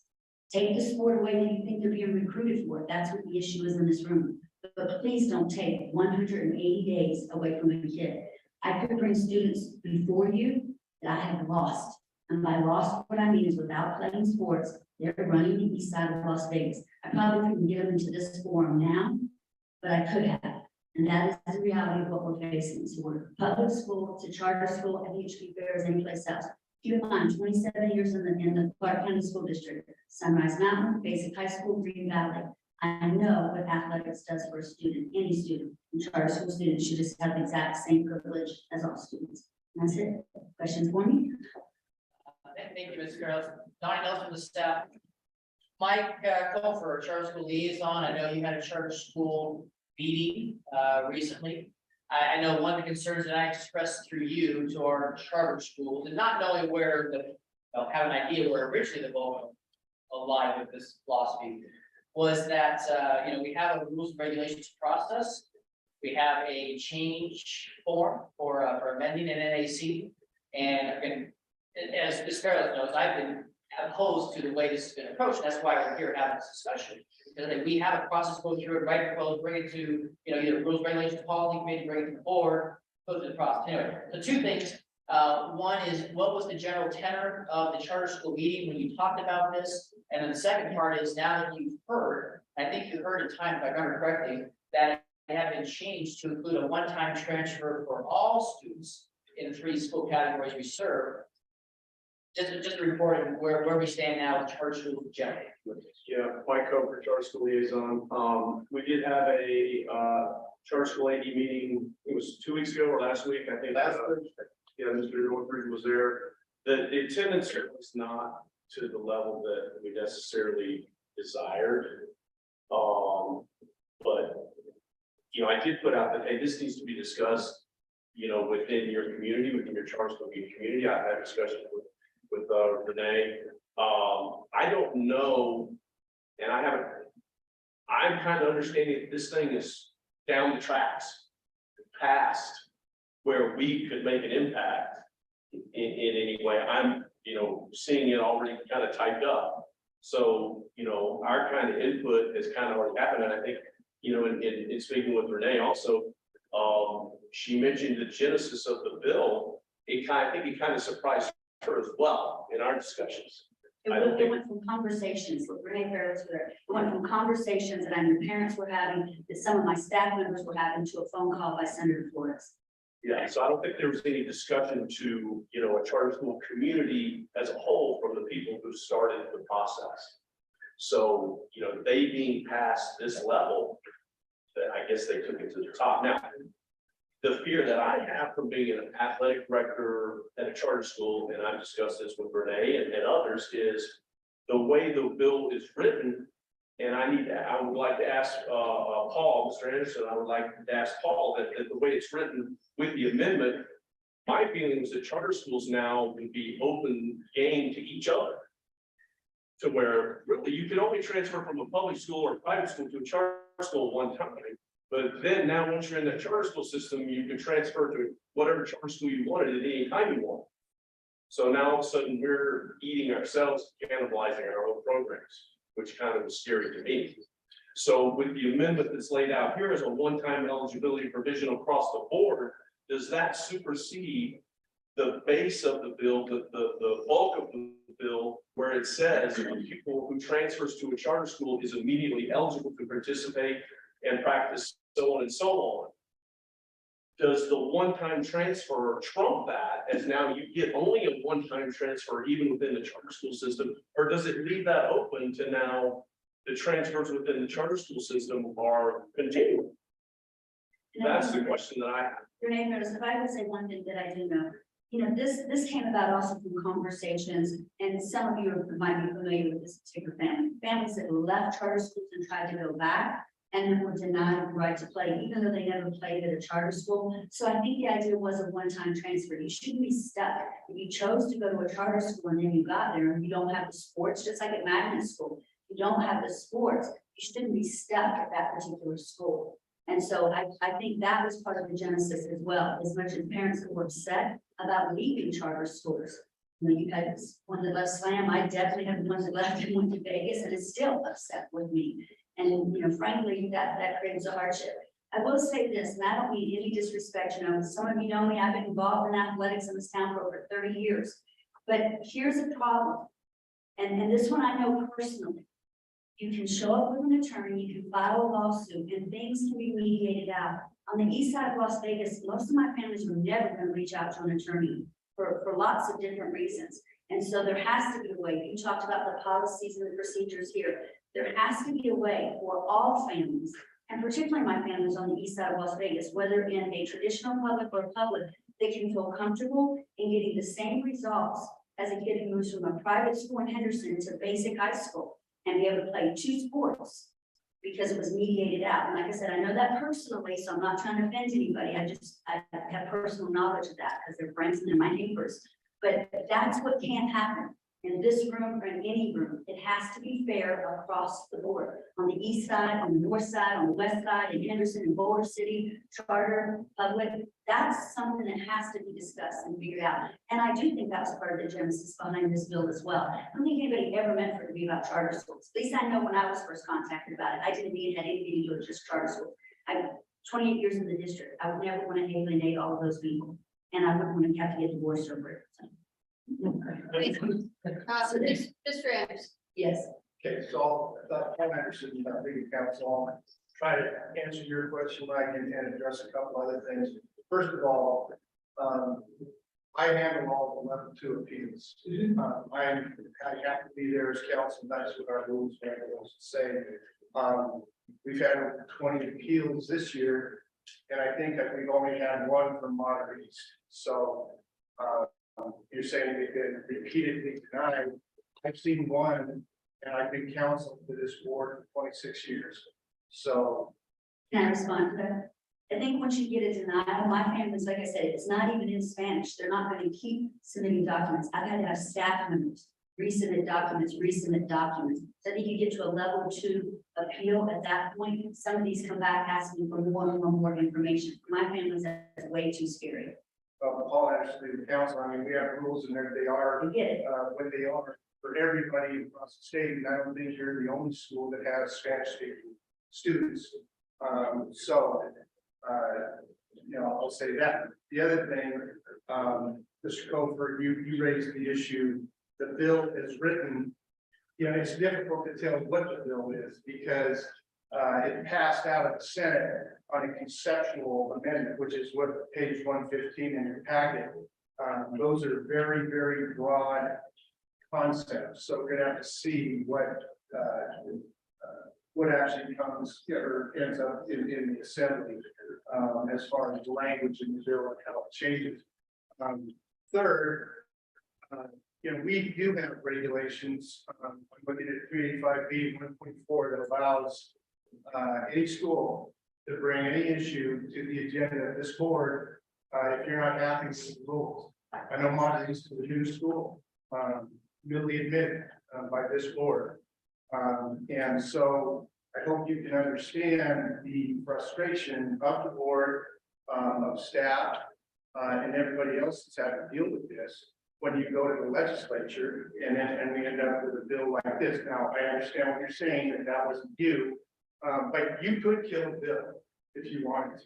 But then I'd be going against Assemblywoman Selena Torres, Edgar Flores, a senator, Rita Browns. I mean, I'm not going to go against legislators. Like I said, It's my understanding it can be because of complaints coming from your school. You're the leader of that school. I think you could go there and explain the process where this could be handled right within the NIAA.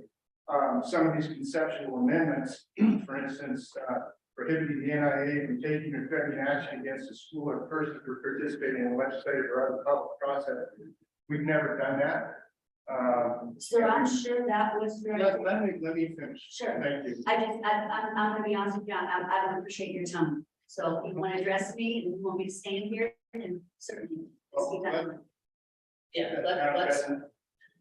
Okay, we need to do this in a very respectful manner. Thank you. So Thank you. I understand Okay, but we have to. So finishing up with Mr. Copeland, I don't have any idea what this is gonna look like when it gets to the assembly, but I do think charter schools can take action to kill the bill, and I think this is a subject. This is an item that the one-time transfer that's an issue that's been on the table here for some time. And does require, I think, a thorough discussion and has had some of that. You know, I don't disagree with a one-time transfer, but I think it should be one time. I don't think you should get to go several times or any time. We have some other bills that have been kicked around, some of which that have not been printed yet or come to the floor. But where that concept has been thrown out there, that, hey, the NCAA lets student athletes go every year wherever they want to go, and the coach has to just go pick his new team every year. You know, basically at the NCAA level, why not at high school? I mean, we had an assembly moment without actually brought that issue to us. So I think all I'm saying is I think we're better off dealing with these issues here with people who understand the ramifications of how all this works. As opposed to, you know, having a bill. I understand maybe it's out of your control. I'm just stating my frustration. And I understand your frustration, and I wish I had that much power. As I said, and I want to make sure I say this, and I don't know if these other charter leaders would want me to say this. There were numerous charter leaders that were involved in this. Some of them aren't even in the city of Las Vegas, of things that have seen kids transfer 200 miles away and at the same time still are not able to play. So I've heard from lots of different people since this came out. I will talk about the retaliatory part. I received a letter that talked about us being in good standing. I would resign my position before anybody will ever suggest that Matter Academy is not in good standing. But I did not bring this bill forward. I am not a lawmaker. So just to have that put out there was so retaliatory in itself, is that because my families have called Senator Flores, my families have reached out to a senator that they are taking their voices to do something. And then myself personally or my school are going to be questioned, our standing. That in itself sounded like something I couldn't imagine would come out of anybody's mouth in the last 35 years. So I'm sure that's where that came from. I certainly would let people know I'm not worried about retaliation, because I'm not. I think that would really send a loud message to everybody in the state of Nevada about this board. If you're going to go after a school leader or the school itself, because their families have decided to speak out. And like I said, you have to remember, calling a legislator is free. Calling an attorney costs a whole lot of money. And so our families have learned that, not just mine, Kibo, other families, all on the east side of Las Vegas. Our legislators are very, very involved. They show up at all of our community events. So that's something that we take pride on. But I certainly will pass that information on. I don't think I have that much power, because like I said, I'm not the only person that was contacted about this bill. And I do understand what you're saying, and I don't disagree. I just think it's got to be a little bit more approachable. This isn't the friendliest situation I've been in. Well, I can imagine put one of my parents, just so you know. Did you? just move on, because I'm not, accusing you of anything. I certainly didn't write a letter to you, threatening you in anything, if that's what you were implying. It didn't come from me. All I'm saying is, as a new school, I think you need to look at the process for changing rules, and to the extent there's time, and you listed the number of senators and assembly persons you have connections with through your school. I think you could do something about it if you wanted to. That's assuming this is just a charter school bill. And my understanding is it's not a charter school bill. That was, I was told that was a mistake. My understanding was this was supposed to be for all public schools. It's charter school at this point. Donna, thank you, Ms. Fairless, appreciate you. Thank you. Appreciate you. Donna. You know what, before, I just want to say one thing about Activate RMA. You say that it's all English. That is not true. Is that correct, Lori? It is now available in Spanish. Activate. So, yeah, so giving staff and have them take a look at it. If they have any questions, have them contact Lori, because it's my understanding, it's also French. Because of, and Mr. Anthony over there. So And please, tremendous. so I mean, they worked, Lori's worked really hard, because that has always been a barrier, because it Yes. wasn't in Spanish. And I want to say thank you. I know that's brand new, and certainly my parents don't know that, but we'll pass that on right away. So thank you. Yeah, please, thank you. Ms. Nelson. Go ahead. Myself, the third school liaison. Listen, I certainly understand Renee's frustration. I think we've all been in situations with transfers and I know in past discussions at this table and even in workshops, you know, the transfer system process, everything is a continual work in progress, it seems like. Even when you come up with something that you feel like is working perfectly, all of a sudden something comes along and now we need to adjust this because this happened. And I don't necessarily want this to turn into a transfer workshop. However, on number two, I would like clarification as far as what is the magnet school transfer process? Because what I read in 385B.722 is, it doesn't seem to be what I'm being told. When we had a discussion, I was told by Ms. Lotz that, well, that only applies to freshmen transferring into a magnet school. It's a one-time deal where that becomes their school of choice. Maybe I'm interpreting that incorrectly. I think my feeling is some of the confusion is that the people who started this process, they simply wanted the charter school transfer policy to be in line with what is already there, not above and beyond.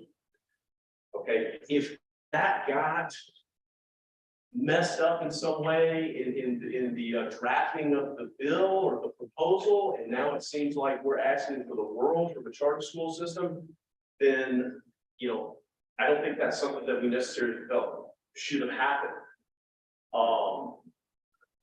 If somebody could give me a little bit of clarification on the magnet school process, because the majority of charter schools are CTE programs. So in a way, you know, we have a magnet program of some sort. We have a career technical program built into our schools. We have 3 of them, I think, Renee, and it matters, they have 5, 6, or 7, I'm not sure exactly. So is there anybody that can quickly explain 385B.722? So 722, what it says is that people who does not reside in the zone of the magnet school can be eligible to participate at that school. So what it does is it's basically waiving the residency requirement to participate at the school. So as a freshman, if they go in, they're immediately eligible and everything. But if they transfer from another school, say their sophomore year into the magnet school, the residency requirement is still waived, but they still have the transfer that they have to get past. So they would have to file a hardship and get a contract. So is a hardship, is that a hardship going into a magnet program past your freshman year? Is that considered a hardship that is approved? Typically, typically not, because educational choices, and this applies in every appeal we have. Whenever the issue's raised, we've had a lot of appeals where people claim, hey, I wanted to leave public school to go to this private school because we have funds now, and in my opinion, that's a better education for my kid. That's a choice. And going to a charter school from a public school or from a charter school back to a public school, those are all choices. Those are educational choices that people make. Hardship is defined as a unique circumstance that goes beyond the control of the parent and the pupil. Okay, that's not the exact definition. That's right here. So an educational choice isn't a hardship. But as Lori said, this SB 114 differs from the magnet rule that's 385B.722 because basically it says if you transfer into a charter school, you have immediate eligibility no matter what. Okay, and as Lori was saying, and typically magnets are programs and kids enter as a freshman and continue through their 4 years or whatever. If they leave the magnet program and stay at that school, they become managed. And they leave the magnet program and transfer back to their school residence, they're ineligible. Well, that applies with all of them.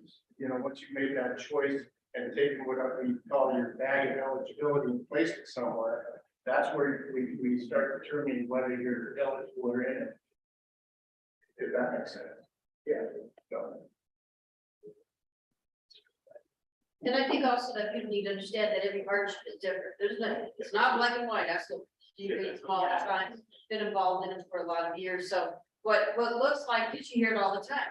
Yeah, that's the same situation as this other kid. No, not cases, because everyone's story is different. Go ahead, Lori.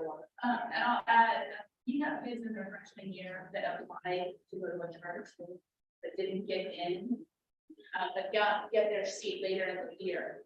Because they can show when they apply in that letter that it was just on our wait list, and then they get in, that is considered a hardship, that was out of their control, and they've gotten eligibility in their terms.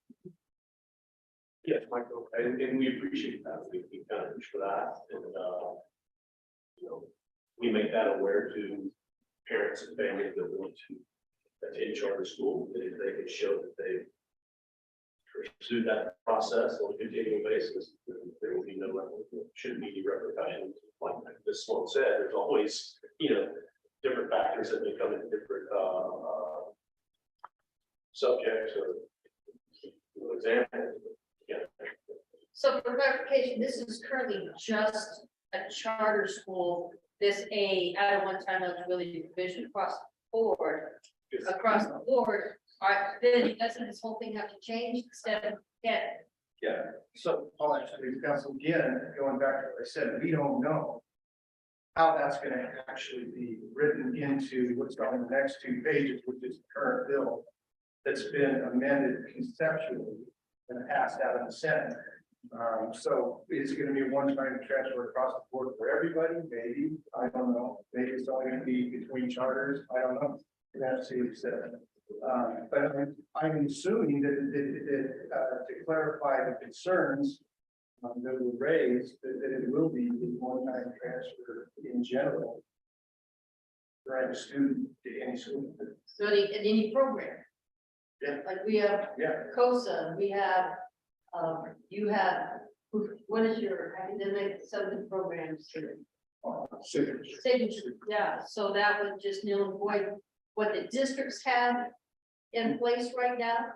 Because some of those programs you come in, you automatically get some varsity. So now that would overturn that.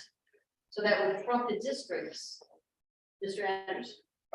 Yes, again, we got to see how it's written. I know. But what you're saying is true. You have COSA here in Clark County, which basically says that it's basically our 711. 74, I'm sorry, which is basically a transfer between the two public schools.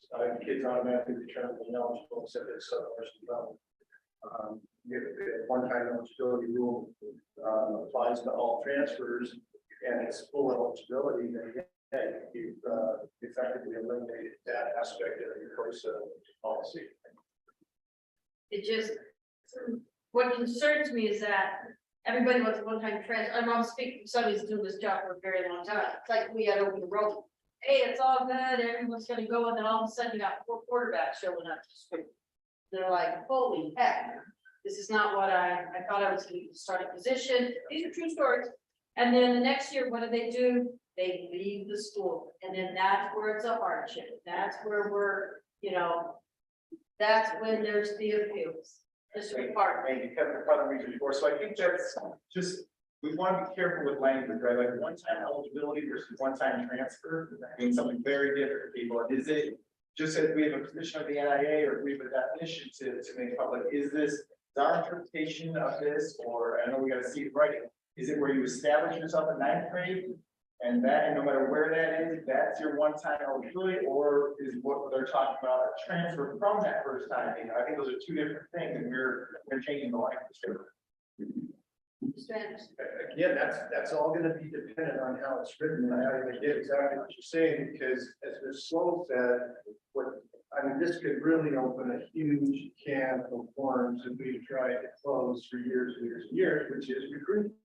You know, it's just going to open it wide up, open again, and the rich will get richer.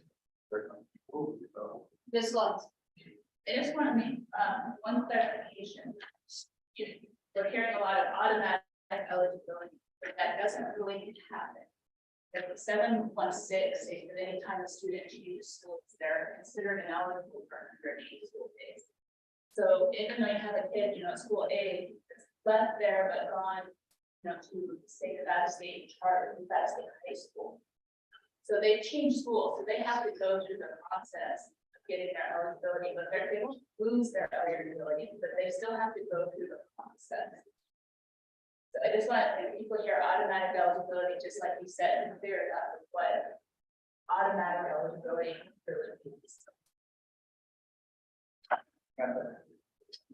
Yeah, Mike, the first liaison, is it possible for the Rules and Regulations Committee to come together in an expeditious fashion and draft something from a one-time eligibility or one-time transfer across the board to present to the legislators, state legislators, to say, hey, this was an amendment to SB 114, we've come together and put this together of how we feel like this should work for everybody.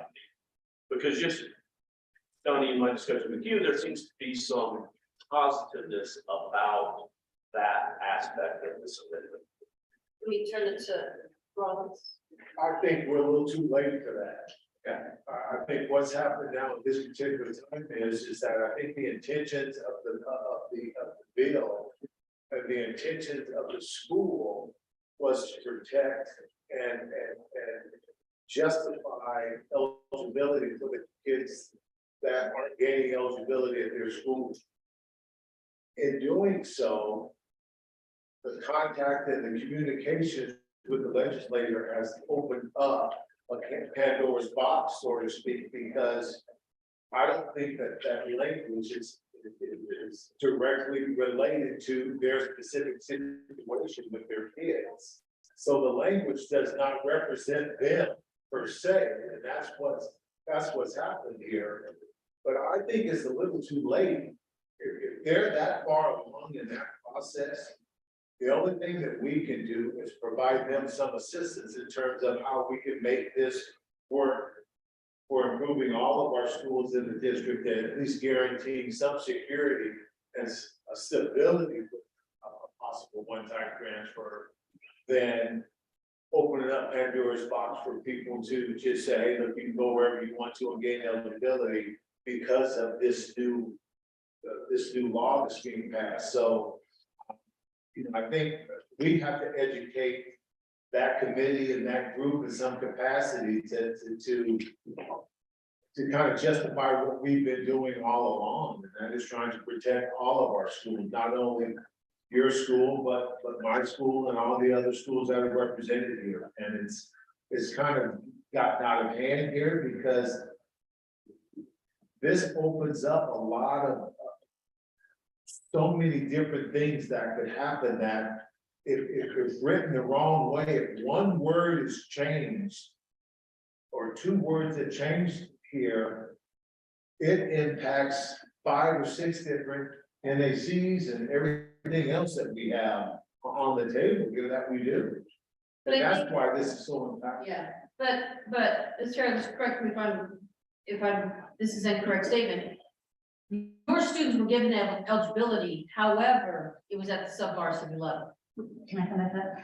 We had quite a few students, some out-of-state students, a variety of different things of where the denials came back. And so, like I said, so much of that was taken away from me because They were straight denials, they were not given sub-varsity. I don't know. I was. Double straight denials. Okay, Straight which denials. could have been a variety of bad reasons, but typically, when they transfer from public to charter, whatever, you are granted sub-varsity, but in your case, We don't have because of your enrollment, you don't have sub-varsity. I just want to make sure that I don't want the And can you NIAA say to look something like, like, hang on, let me finish.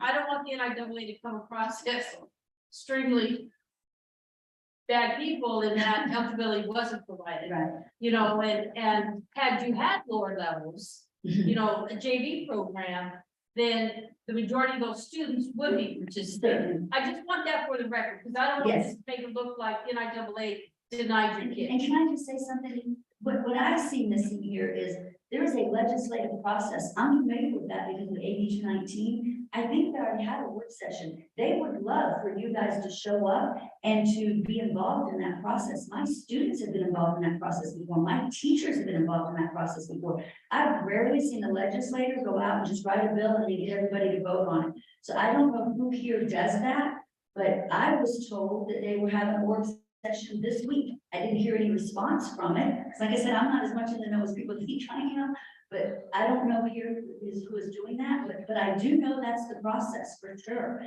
And so I don't think it's too far gone, because what I do know is that they don't finish up until June. And so until a law goes all the way through the Senate, the Assembly, all of that, they ask for work sessions for people to come forward and to present their ideas. So they've done that with my families, they've done that with my kids. I know they would love to hear from this body and how it works. Can I say one more thing on here, and I promise I'm shut? Okay, I want to go back to what Mr. Gopher said.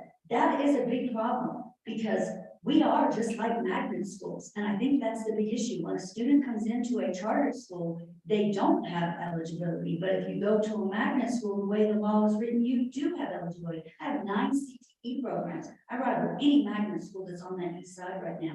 So I do think, not today, that's something that everybody's got to go back and look at, is what is the difference between charter and magnet? And that's a lot of semantics, right? It's a lot. This process. Thank you so much. I just want to kind of piggyback on what Rollins had said, and also ask for Paul's guidance on this.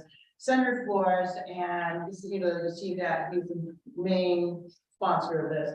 The Senate Education Committee is very open to hearing from everyone, and I would agree with Principal Fairless on that. But with Paul's guidance, it would have to be something very coordinated and streamlined. In other words, not like Cavazos is writing in, Pound is writing in, and we have 20 different things coming in.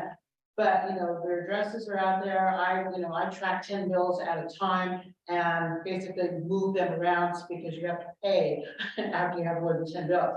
But, you know, we can write in and present something, but I would recommend that because we do have to present as a cohesive body, that it be through the guidance of our officers and our council. But I think that it would be worth it. This is why they call it sausage making. They're going to work this. They're going to look at all the amendments. They're going to look at all the emails coming in from constituents and from people that are involved like us. And then they're going to prepare that before they take it to the assembly. Because if their aim is to pass this, they're going to do what they need to do. They're going to make the changes. But if we don't speak up, you know, it's because I see a lot of very vague overreaching language here. I mean, I'm looking at the parts that have to do with homeschool, the military, and, you know, there's just all kinds of stuff here. It's just like this great big bag of stuff. And if we can kind of help them streamline that and figure out what can be done, because otherwise, I have to agree with Paul, you know, what is the absolute aim of this? And, you know, is it actually something that should go through the legislative process? Agree, that's All why. right, we're gonna go with Mr. Anderson, and then we are going to have Donnie finish this up, because I think he can tie it in. We've had a lot of conversations going on without his inputs. I Mr. Anderson. agree with, Mr. Rollins, that we should, if we're gonna do anything, that it needs to be a coordinated effort.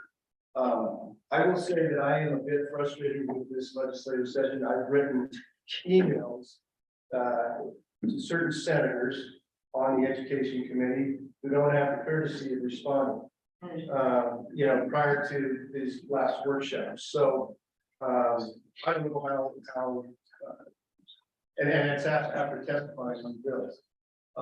So I don't know how much of an opportunity we're gonna have. The bottom line is this is out of the Senate now. This is to the Assembly. So it's either at the Assembly, that something gets done, or at the governor's desk. That's one final spot. Take care of somebody that, one that's been taking us on, and that would be Shannon Gilbert Axelrod. And then, I had one other comment on one thing that Ms. Fairless said about, absolute eligibility, and I think you clarified that. No student, I think, has been denied at your school complete eligibility. I think it's because of the lack of sub-varsity programs, is that right?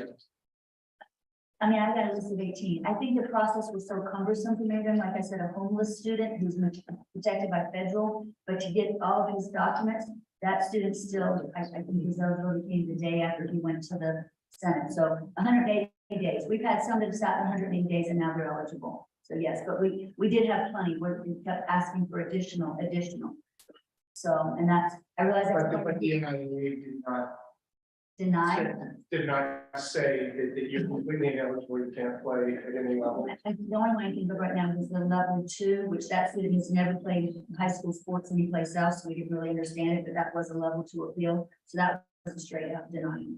So there's several denied and then reapplied. I mean, there are several on the list. I can forward you the whole list and you guys can look back over it. There's about 18 kids total in there that have not played. Okay, I think we might be talking about two different. We are.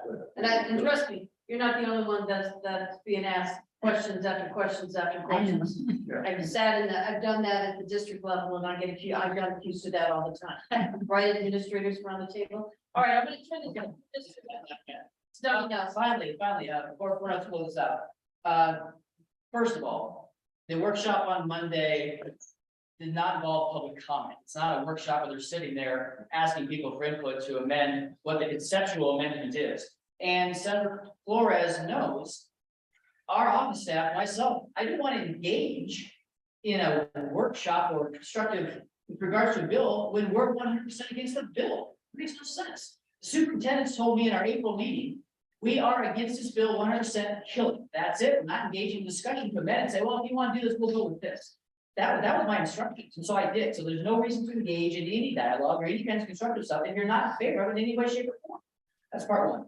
Part two, on page 117, you see the bill. This is a personal commentary there, how it ties in this to a child of a military family. I mean, honestly, I'm not a child of a military. Well, I guess I am from the first, yeah, actually, offended. Like a child of military family, you are forced to move. This isn't about kids who are forced to move. So tying this into that to me, that's offensive from a military side.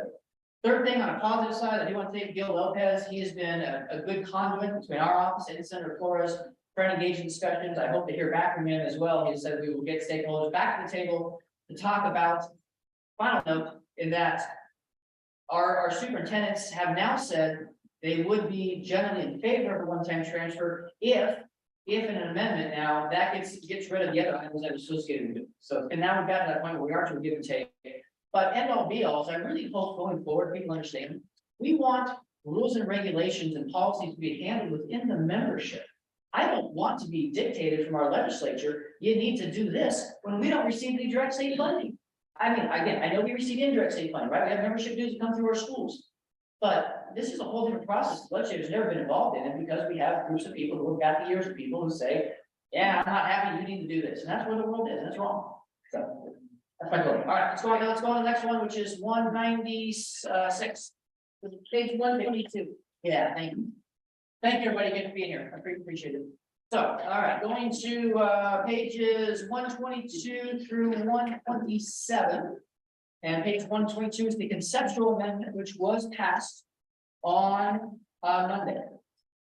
And I'm going to do just a very brief recap of what this is from Senator Hammond. This is about reporting for coaches that coach high school and club, and isn't at the same time.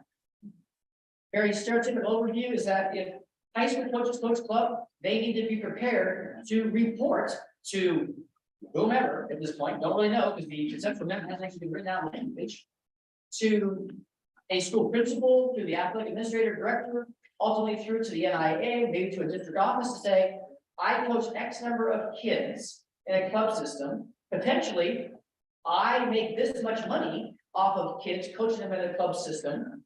And how that reporting happens, is it fair to have coaches do it? Now, I will say this, we all understand. For the genesis, this is that we have high school coaches who dual coach at the club level. Indirectly or however it gets written, right? Coach says, you don't play my club team, you're not gonna make money. Or you won't get enough playing time. You're right. That's not a good conceptually philosophical method to do. And we're education based athletic activity. It should be a criteria, but we already have rules and regulations in our book Let's state that, if there's a condition for making a team, that's already addressed in this. And so I think we're a little bit off on that, and there's not understanding that. But again, I don't know, it's what, last I heard in Monday's workshop, and Senator Titus asked Senator Hammond, I don't see on page 122, you see, I don't see where it describes anything that's been amended. I don't see anything that's been taken out of there, possibly about, well, now high school coaches would not have to report their financial gains for club coaches. But Senator Hammond said, well, that's what's coming, or that's what's in there, so then it got approved. Yeah, it's just wrong. The second part of 196, which really caused me major consternation, is that if you read it, there's a part at the very end of it, that students who were involved through the COVID process, which for our current membership means sophomores, juniors, and seniors right now, that are sophomores, not freshmen right now, because they started in the pandemic's end. But for those that are currently a sophomore, currently a junior, or currently a senior, they would have the opportunity to have a 5th year of eligibility. They could come back next year and play. Let me give you an example. This is why nobody's thinking this through. And these people are involved in business they don't know about. And we have a process. If you want to change something, you can change it through our. There was a football team who just finished winning in the fall season their 2nd consecutive championship at a particular state classification. They won 2 straight championships. Because they were successful at this classification, won 2 championships, their rubric points, justifiably so, put them up a classification. Sorry, you did really well here for 2 years. You got to go up to the next level. That school appealed to our realignment committee and said, we are losing 20 senior starters from the team that just won 2 championships. So even though we earned the rubric points, and they admitted that, we're not going to be that good next year. We don't belong in this classification. We're not going to be competitive in there because that group's all gone. If this passes through, I have no idea why an athletic administrator, director, or principal would say, hey kids, you know what? Take a chance. Don't walk. Don't graduate. You might get a 5th year. And ultimately, you can come back and play football next year, and actually put in extra classification. You might be competitive at that next classification next year. Could you imagine? Or possibly they do graduate, they walk. This passes, and then the passage might say, those kids can be retained. They're gonna turn back in their graduation diploma and go, I'll go back to high school for a 5th year. And then those kids who have been a junior, waiting to get their starting opportunity in the varsity team, they're gonna be replaced. And a school like our review, potentially, not realistic, potentially, you could have 400 more kids in your building next year. All the student athletes are gonna come back though. Mr. Carlin, I graduated there. Guys, started, I'm coming back. Guess what? One more kids in class. Crazy, my teachers for that, because obviously it's gonna come teach. This 5th year thing makes no sense. We are not the NCAA. We are not a transfer portal. We're not a 6-year eligibility. It's not an NCAA. I don't care about what they do there. This is fraught full of, I don't know. But I guarantee you right now, there's a football coach out there who's just going, oh yeah, hey, you don't graduate, just take it easy. And you come back next year, guess what? You can take 4 classes each semester. You have to enroll in 2 units of credit, 4 classes. We'll find a way to make those classes as easy as can be, so you can basically get full-time at it. Because you got 5th year. Okay, that's not. Yes, all right, Mr. Anderson. Just briefly, Paul Anderson, legal counsel, when this bill came out, I read it, and you'll know, when you look at it, page beginning 123, and it goes through 127. And I think all of you probably noticed that the italics, blue, purple color, that's all new language, and then obviously anything in red is a strikeout, there's really no strikeout, there's just all new. But if you go to section 7, that appears to be just an existing part of the law. And I remember reading it with Colin Donnie and saying, I didn't know that we had 5 years of eligibility. They didn't even put that in as amended language, which I question why that's the case. I don't think it's an oversight. They say it was. But it is insane. I mean, we're high school based athletics. The idea here is to enhance a student's educational experience, to make them want to be in school, to stay in school and move through and graduate in 4 years. And now we're saying 5. It seems to me that a 5th year athlete would not be eligible because they would have had to have failed or somehow not gained sufficient credits the year before. So it just seems contrary, but again, it's a good example of what's going on in Carson City. And I'll tell you too, especially the first part of this about the coaches and the responsibility, that's a big responsibility on schools. Having to track that, report that. I know there's conversation that initially in the bill, it said that the reporting has to go to the NIAA.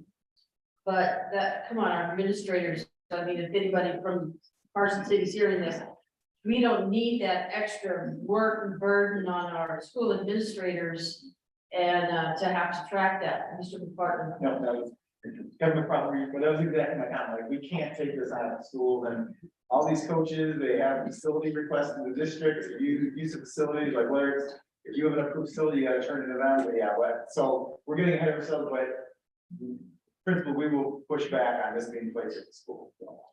And the fifth year as well, I know. Yes, I don't need 4,000 kids. I love every one of them. You already have. That's why we're, Ms. Butler. First of all, I don't like to see Kevin turn pale when we said about the extra. Yeah, you can't, you barely walk through the halls, right? I've been there.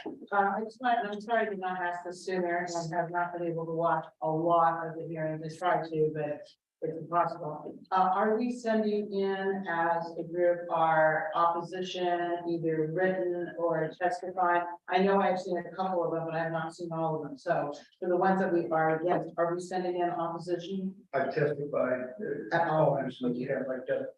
Yes. I figured you had one. Thank you. And Diagnosis and staff, I'll wrap it up. Yes, sent a letter to Senator Titus against both of these. Also Senator Flores has been gone through the process. And, oh, I'm trying to something else. I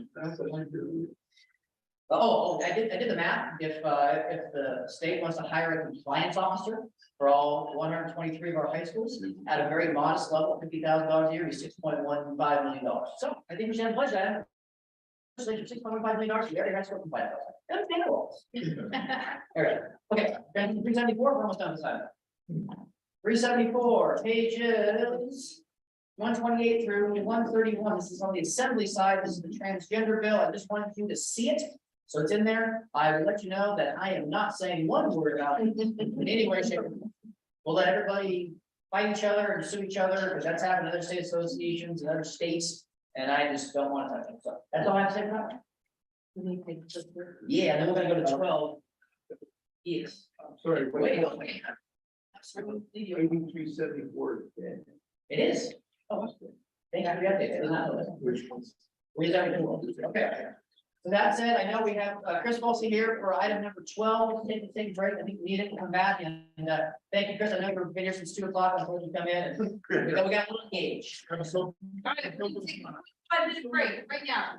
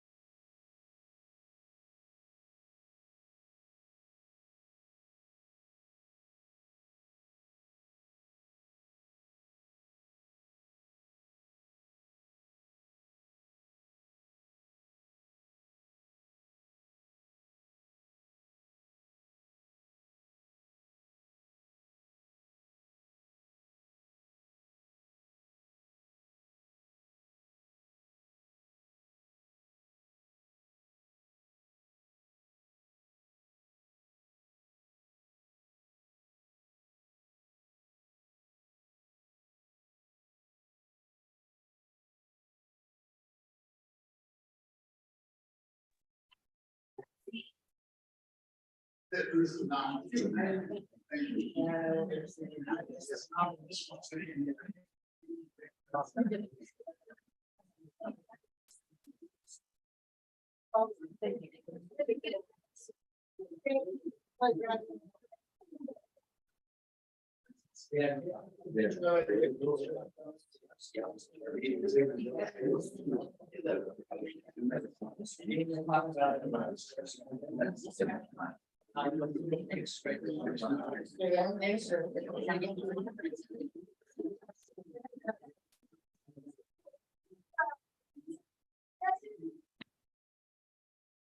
So cabinet's coming in, Curzon's coming in.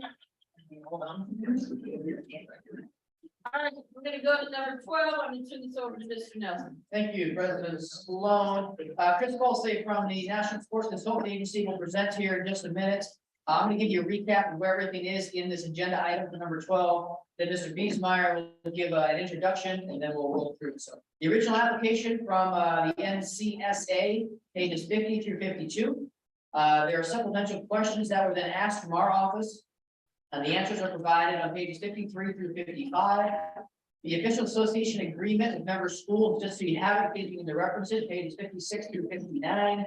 Yeah, I don't expect you to remember all this stuff, but just let me know it's in there. NIAA Officials Association's Constitution, we included that in there as well. For the references, we need to pages 60 through 71. And then other little just items that really don't pertain to it, but can be available. We do contest fee schedule for officials, pages 72 through 76. And then a listing of schools that are served by respective associations. That is something we might need to address, the potential of having dual associations in the Southern Nevada area. That's on page 77. So if that's that, Mr. Biesmeyer, that's the lay of the land of this item. Do you want to make some comments before we introduce? Chris, thanks for being here, number one. Just a historical on officials associations in the state. Right now, we have, the NIAA is in the southern part of the state. Then we have multiple associations in the northern part of the state. We have one in the northeastern part. That does all sports. The ones in the north are sport by sport. The NIAA is all sports. And then we have a small contingent of officials in the Tonopah area, the CNSO. Who's, understanding, speaking today, I'm not sure where that association is going to fall next year. They're really limited in the membership and are finding it very difficult to find officials in that area. The commissioners meeting that we have is usually in June of every year, where we all get together and then review our duties as officials. It's been my job in this office to kind of coordinate officials statewide. To make sure they get registered, make sure they get background checked, make sure they pass tests, make sure our member schools are getting the schedules to the proper people, make sure our assigners and all the associations are properly assigning the games as presented, make sure everybody gets paid. We have a contract which is between the member schools and the officials associations. That's included in your packet. It details the duties of everybody and what the expectations are of member schools, officials associations, officials in general. And we have in the past added officials associations. In my 28 years, we have only added a couple of groups that the track officials association most recently in the north. As a separate association for just track and cross country.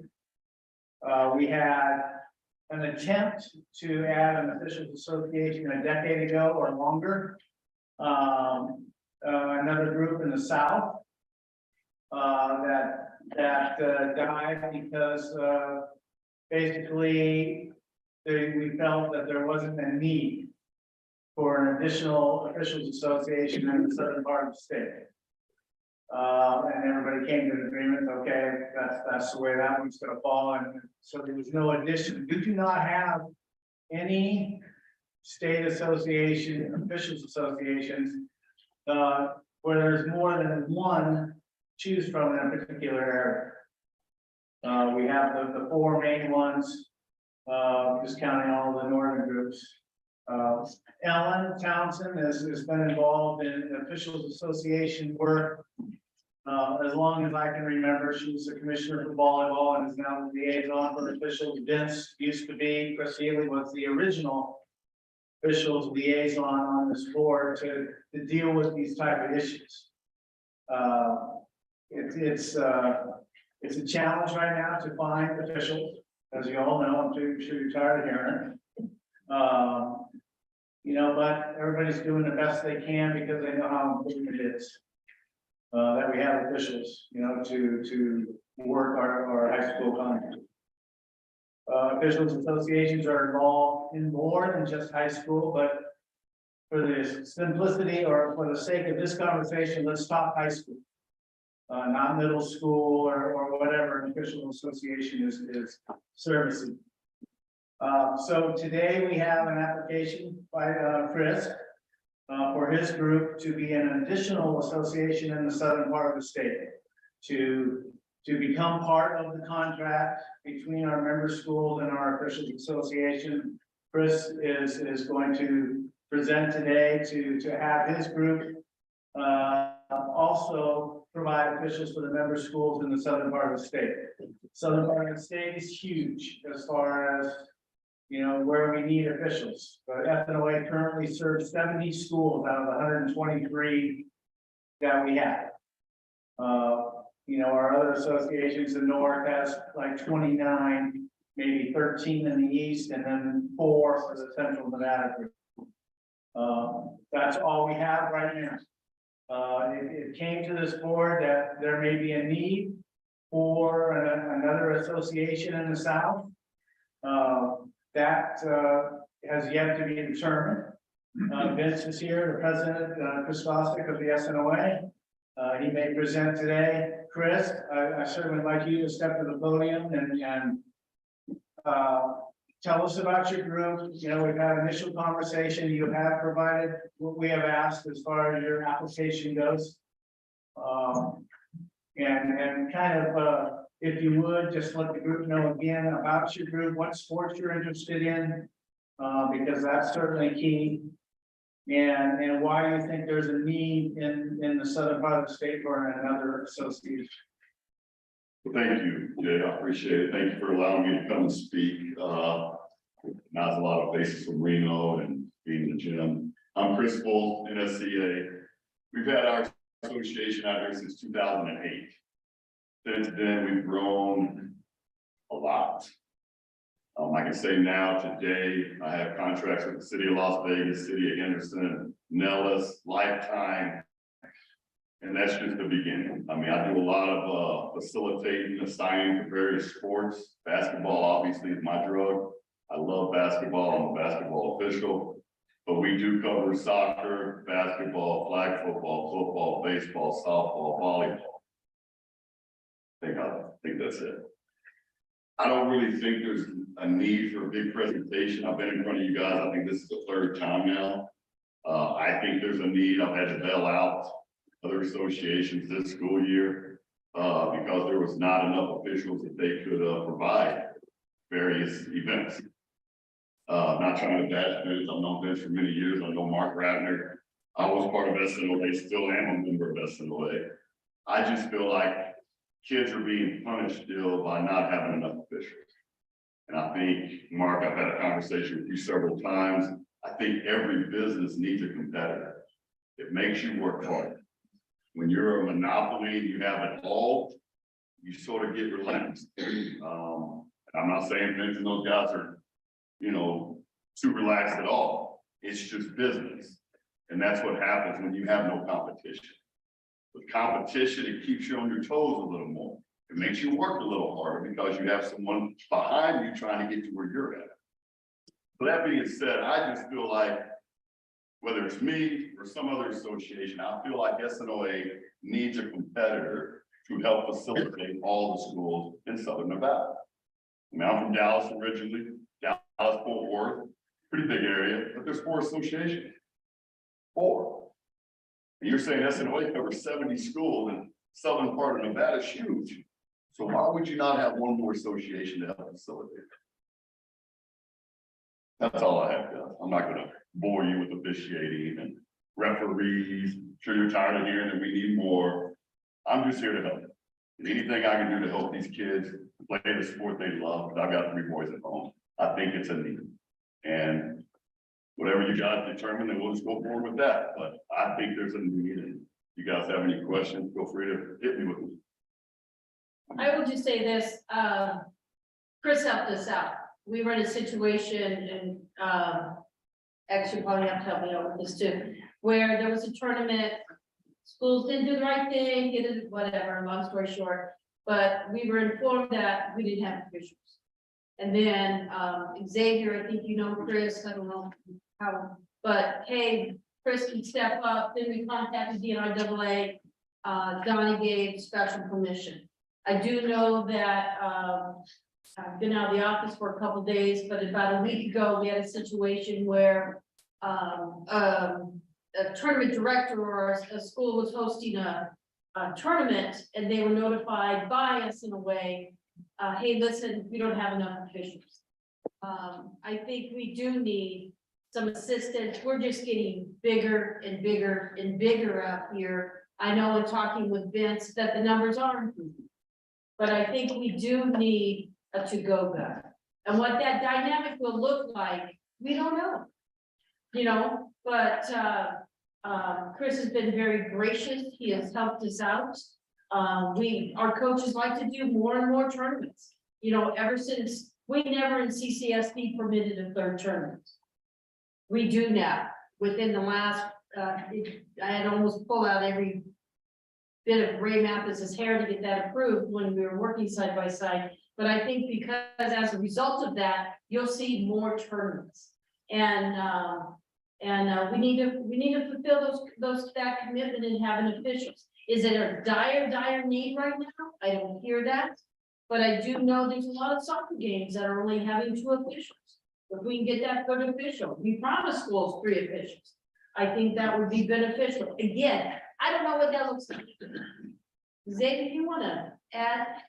Xavier Anfield, for the record, this all transpired due to the pandemic.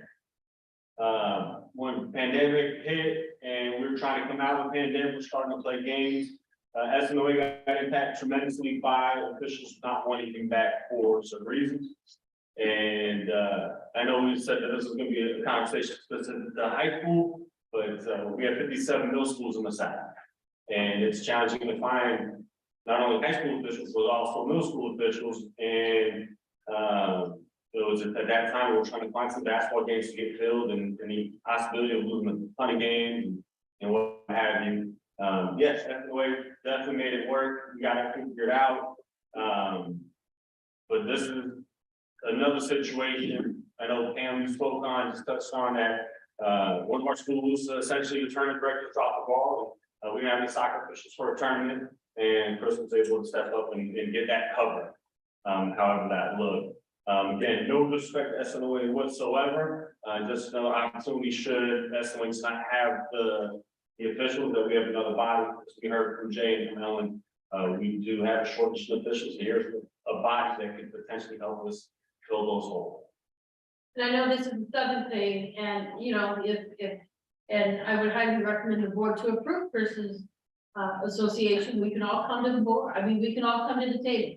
The Southern, the SNOA, Chris's group, and the assigners, Tim Jackson, who does the schedule for the South for the 3, 4, and 5. You know, you can bring in the 1A, 2A representatives, come to the table and see where we're short. You know, it's not a negative. I don't view this as negative, and like Xavier said, this isn't a mark against the SNOA. But hey, if we have somebody else to help the cause, why not? Why not? We don't know, like you said, we don't know what it's gonna look like, but I think it's worth a look. All right, any other questions? Come on. In the words of Xavier, pepper him with a question. Well, I got a follow-up question for Chris. How do you see this working for your group? As I mentioned, there's 70 schools down here that the SNOA. I'm not sure I agree with your assessment that we need competition within our officials associations. I just don't think that that's quite the right, attitude I would have, what, we're trying to do a job here and do it, and I don't, I mean, as far as the fee schedule goes and stuff like that, you would be on board with what is currently in place with mild fees. I'm not trying to change the world, guys. I'm just trying to facilitate help. That's all I'm trying to do. Maybe competition or whatever word you used wasn't the right word I should have used. I just think SNOA is a business, a $2 million+ business a year. And businesses need competition. Maybe that's not the right word, Jay, but I think if we have more than one association, we won't ever run into a problem like we did this last year. I don't know. I think we'll have enough officials between both associations to cover every game we need to cover. And I believe, I'm gonna interrupt, I believe that's the key. That's what we're looking for. I'm gonna turn this over to Mrs. Boswell.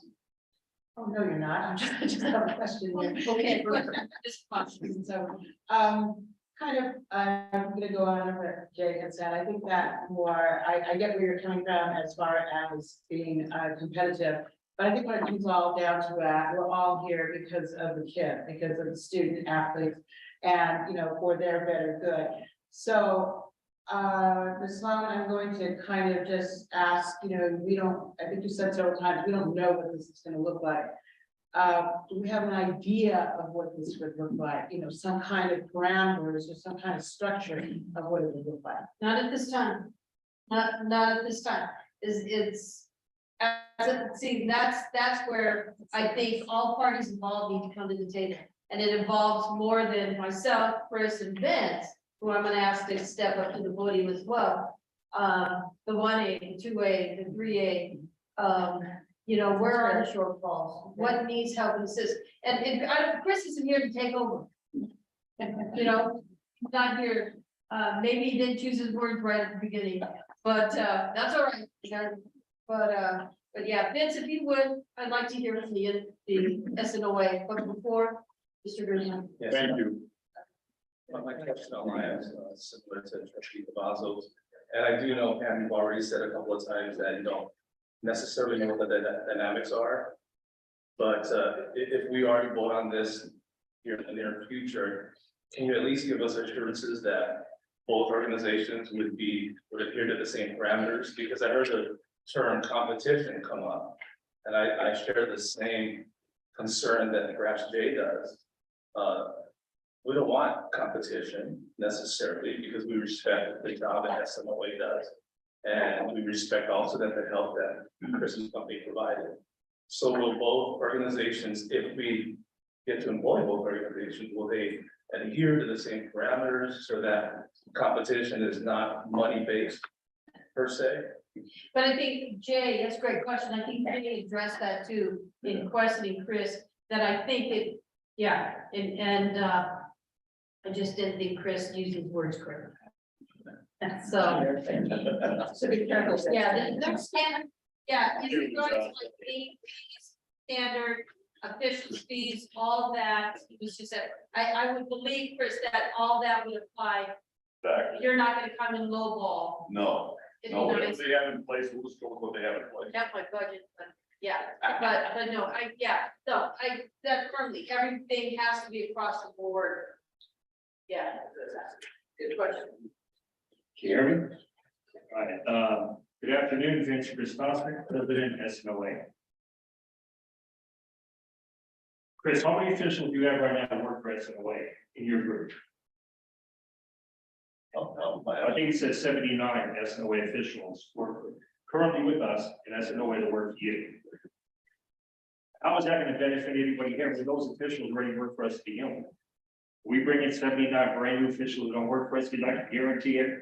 Everybody in this room, if you want to officiate, you're working for SNOA right now. That's high school, middle school tournaments. That's my first point. If you're an official, you're working for us, right? So if somebody else comes in with 79 brand new officials who are working for us, could it benefit you guys? Maybe, maybe not. All those officials work for us anyways. So I don't understand how that's going to benefit a shortfall. Second point, I know Ellen, you ready to report today? There's no shortage of referees in that waiting. We added 380 brand new officials this year. I know you were talking about what's going on in soccer in the north, are you guys adjusting the schedule? There's no adjusting the schedule here. Whatever you guys give us, whatever the schools give us, rather 1A, 2A, 3A, 4A, 5A, we do the games. We haven't missed any games. Last year, we had 650 officials coming out of COVID, which is about a 40% reduction in officials. We still covered every game. Our numbers are back up from 650 to almost 1,000. Pre-COVID numbers. There's no shortage of referees in Southern Nevada. I know other parts of the state are experiencing shortages. Your report, you talked about every association having a shortage. There's no shortage in SNOA. Why is that? We went and recruited, we got a partnership with College of Southern Nevada. They have a recruiting coordinator on their payroll that is recruiting for us. We advertise, we go through the media. Anybody who lives in Southern Nevada see the newspaper, TV, radio, wherever you can imagine. Trying to recruit officials. Is the work? Absolutely. Are we going to stop with 1,000 this year? No. CS had a goal to add another 200 or 300 next year. So is competition good? To a point it is, but what does competition also do? People undercut people. Easy to say we're not going to undercut anybody here, but understand the tournament fees are negotiable. Right? We've had to lower our tournament fees to add 3 officials in basketball. We've had to lower tournament fees to make sure we have officials. Those fees are negotiable. When you have another association coming in underbidding somebody else, that's what happens. I've been involved in officiating for 30 years. I know how all of it works. Like I said, there's no shortage. We've covered everything that's been given us the last 2 years. We covered this year. We're going to be in better shape next year, and we're in great shape this year. So, do we need another association to compete with us? Absolutely not. If I felt there was a need for another group to come in and assist us, that's great. But competition sometimes does not benefit the kids. Anybody got any questions for me? I do. Go ahead. It's been around a long time. Say, let's say Chris's group gets approved. Mm-hmm. You know, and I can ask this of Mr. Rattner too, is here as commissioner of your association. But he is not your association. He's our liaison between your association and our schools. But Mark's been around for a long time, as long as I've been in this office. And do you foresee if another group is approved down here that you'll have a significant number of officials go join another group because they're not happy with the SNOA for whatever reason? How do you think that will play out? To answer your question, no, I don't. I mean, are there disgruntled officials? Absolutely. If you go to the north, you go to central, you go to, there's disgruntled officials everywhere you go around the country. They think they should be working better games, so on and so forth. The money, they should be making more money, but would somebody leave us in a way and go join Chris's group or another group? I don't know the reason why they would. Chris, I know you're sitting down and stay seated. Same question for you. Do you think there'll be a significant number of officials from the SNOA who would welcome another group and join your group and not be with the SNOA going forward? Yes. Can you give me a number? No, I couldn't give you a number. Okay. I'd say half. That half. I'd say half. And I'm knee deep in the official communities like Vincent. I Right. talk to all of them. I mean, I talk to the OGs that have been around 100 years, but the younger officials aren't happy with the leadership of SNOA. I hear it every day. They work for me too. They're just not happy. They want change. We haven't had change at SNOA in many years. what kind of change are they wanting? Leadership changes. Leadership. Like From the top to the bottom. that would improve training or Training, communication, the same officials do the same big games every year. No new officials are moving up, same shit every year. Vince hears it, I know he does. No, okay. I mean, if you've been a member of an officials association, you know that. You know, I mean, you want your best officials on the best game, but you should have enough good officials to rotate those guys. We're not seeing the same three guys doing the Bishop Gorman Liberty game, Bishop Gorman Durango game every year. Typically, when you have, and this is just from what I've read, not experienced, working in other states where there are more than one association in a particular area, those associations, you go out and contract with the schools to work their games. Like you would go to whatever schools that you would make your pitch, and that's how I see this working. If we're gonna have two associations, the school would have to contract with one or the other and say, you're gonna provide our associations, and this is where I'm gonna go up on arbiter for games through your association. To me, that would, as far as covering games, that's how I see it working. That's not the only way I can see it working. Is that a school's gonna have to make up their mind whether to contract with you or the SNO. Vince or Chris, any comment on that? You know what, I can comment on that, that's not happening. I mean, that wouldn't happen on behalf of the district in which I worked on, and I just want a clarification here. I don't believe that Chris is coming in and trying to take over and changing and grabbing us away and pulling it forward. We needed help. And we needed help. And I think that, like I said last week, we needed help because we were told us in a way that didn't have officials. And when we get those phone calls in our office, we have to help, and Tim Jackson is the league scheduler, and he gets it from the charter schools, the private schools, the public schools. So what do? And SNOA says, and it doesn't happen a lot, no, it's infrequent. But when it does happen, we need a plan B.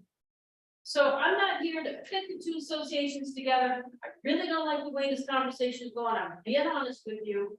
If we need help is available. We're not looking for them to take over. And I'm not looking to say, all right, our review, which association you want to go with? That's not going to fly. And that's not going to happen. But hang on, I'm going to have Mr. Parker speak. Kevin McCron, Region 4, as a principal, I don't want that. I don't want that. That's your job to get officials where I schedule, so I don't want that, but I guess my question, again, because I know we talked about things are covered, and I know David brought up the middle school, when you're saying things are covered, that include middle school? Correct, yes. We do, all the NIAA high schools and the Clark County School District. Thank you. And then just one other follow-up, maybe more from Chris, so in your, and I'm sure it's in here, and I apologize, but in your roster of officials, I mean, you have officials that are not with the other organization, or sure, and how much, so because we're talking about kids, and we're talking about helping kids, how many completely new officials? They don't work for SNOA? Yeah. I've got 60, 70 easy that don't work for SNOA. Thank you. That's what's been big. Right. Let me just say, it's just for the record, all right? The situation with the soccer got brought up a couple of times, the situation with baseball got brought up a couple of times. The Chaparral soccer tournament dropped the ball with us. They gave us the full schedule, 2 days, less than 48 hours for a large tournament when we had full games scheduled. That's inappropriate. They were told, they admitted they made a mistake. At a baseball tournament last week, it was never on CCSD schedule to give to us the schedule. There was an issue with that. We would have been given the tournament the proper way, like every other tournament does. We would have more than fully covered the tournament. We have enough officials to cover every single game, high school, middle school, recreation, whatever. Like I said, we got 1,000 officials in something of that. We don't have an issue with a shortage of officials covering games. We have 5 officials at every football game. We got 3 on every basketball game. We don't have an issue with our coverage right now. We're going to continue to grow, like I said. Adding 350, 380 this year, we're going to probably add a couple more hundred next year. We're not going to stop where we're at. Okay, I'll let you know. Thank you, Madam President. So, I know I'm new on the board here, but I've been in government over 20 years. And I've never seen a situation where government or a public entity doesn't look at more than one option. Typically, it's frowned upon to have just one option. That should be open to multiple. I don't see anything wrong as long as we have the ability to regulate the entities make sure that they do things the right way, when they're supposed to, the way it's expected. I don't see any disadvantage to having more than one option. Mr. Grisine, did you have something? I agree with Member Woodley. It's always beneficial to have more than one option. But again, my question lies in, I know you don't know the dynamic of how it would work on, we had two associations. Can you speak to at least how you would go about developing the dynamic of having two associations? Because again, I know we're sharing a lot of information here and a lot of it's anecdotal. All right, and so I don't want emotions to get in the way. And we're throwing out possible options of, for example, schools partnering with a certain organization. So my question is, do you have an idea of how you would structure? How would you go about creating the dynamics of having two organizations serving our I think at this point, this is just me, and I would have to consult with 1A, 2A, Tim Jackson. I think right now, the agreement is SNOA all the way. SNOA has the prime responsibility to fulfill officials' assignments. In the event that they're unable to fulfill that, that's where Chris's group would come in and help and assist. And I think that's what the understanding was initially. And like I said, I don't know the backstory of what occurred last week. Like I said, it's been out of my office, but I mean, that's all we're asking. We're not, like I said, I don't want the perception that Chris is gonna come in and bulldoze this, because our number one obligation and responsibility is with the SNOA. Ms. Kavanaugh. So if I'm hearing you, President Sloan, would this be where we're saying it's back up that when SNOA is not able to meet needs? So am I hearing you say that this would then be a go-to, like a secondary? Because I have the same question kind of that Member Gershon has, is that being kind of OCD on the structure thing. I heard Chris mention that, I think it was Chris used in Dallas, Fort Worth, that there were 4 associations. So I know a lot of times in the school board, we look at other urban school districts when we're looking to change a policy or organizations, whatever, like what it used to do, what did San Diego do, etc. So if I have more information in front of me, like the structure, like how was that handled? Was it contracted to schools? Have to agree with President Sloan and Principal McCartney. I don't see that. I just do not see that happening. So I just have these questions of, at least a general structure of how this would work. So I'm not seeing that right now. So I guess I'm asking, would this be a secondary organization? I think that's what, to be honest with you, within our office, the Xavier's here, that's what the intent was. But maybe we need to just stop this, bring the entities together, bring Mr. Jackson, 1A, 2A together, maybe have a conversation and bring it back in June. Because right now, there's a lot of them.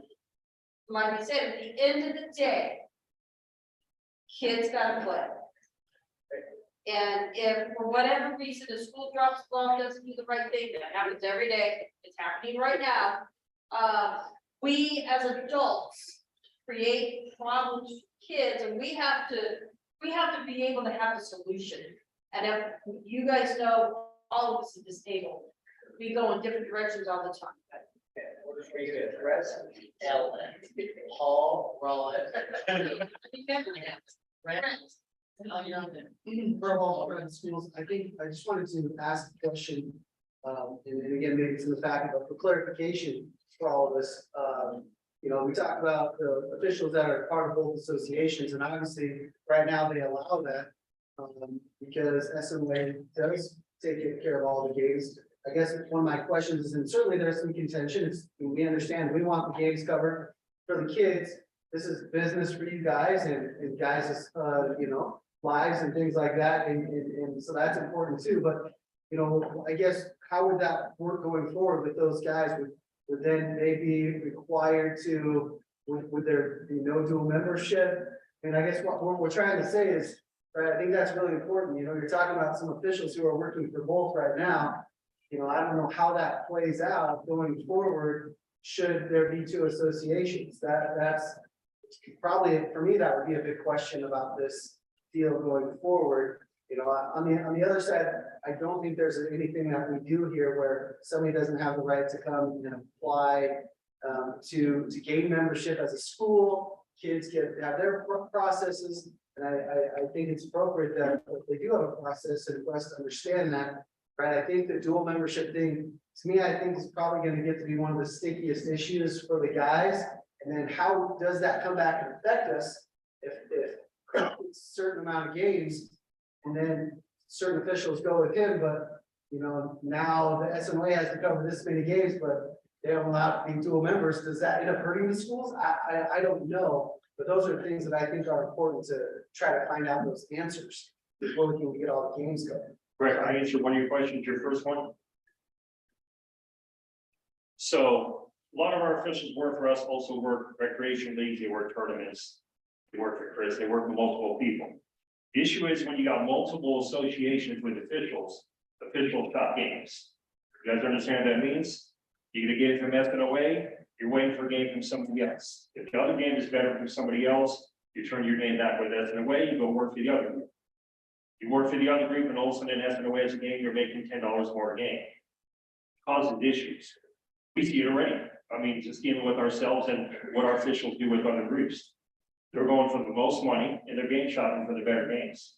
That's just what happens.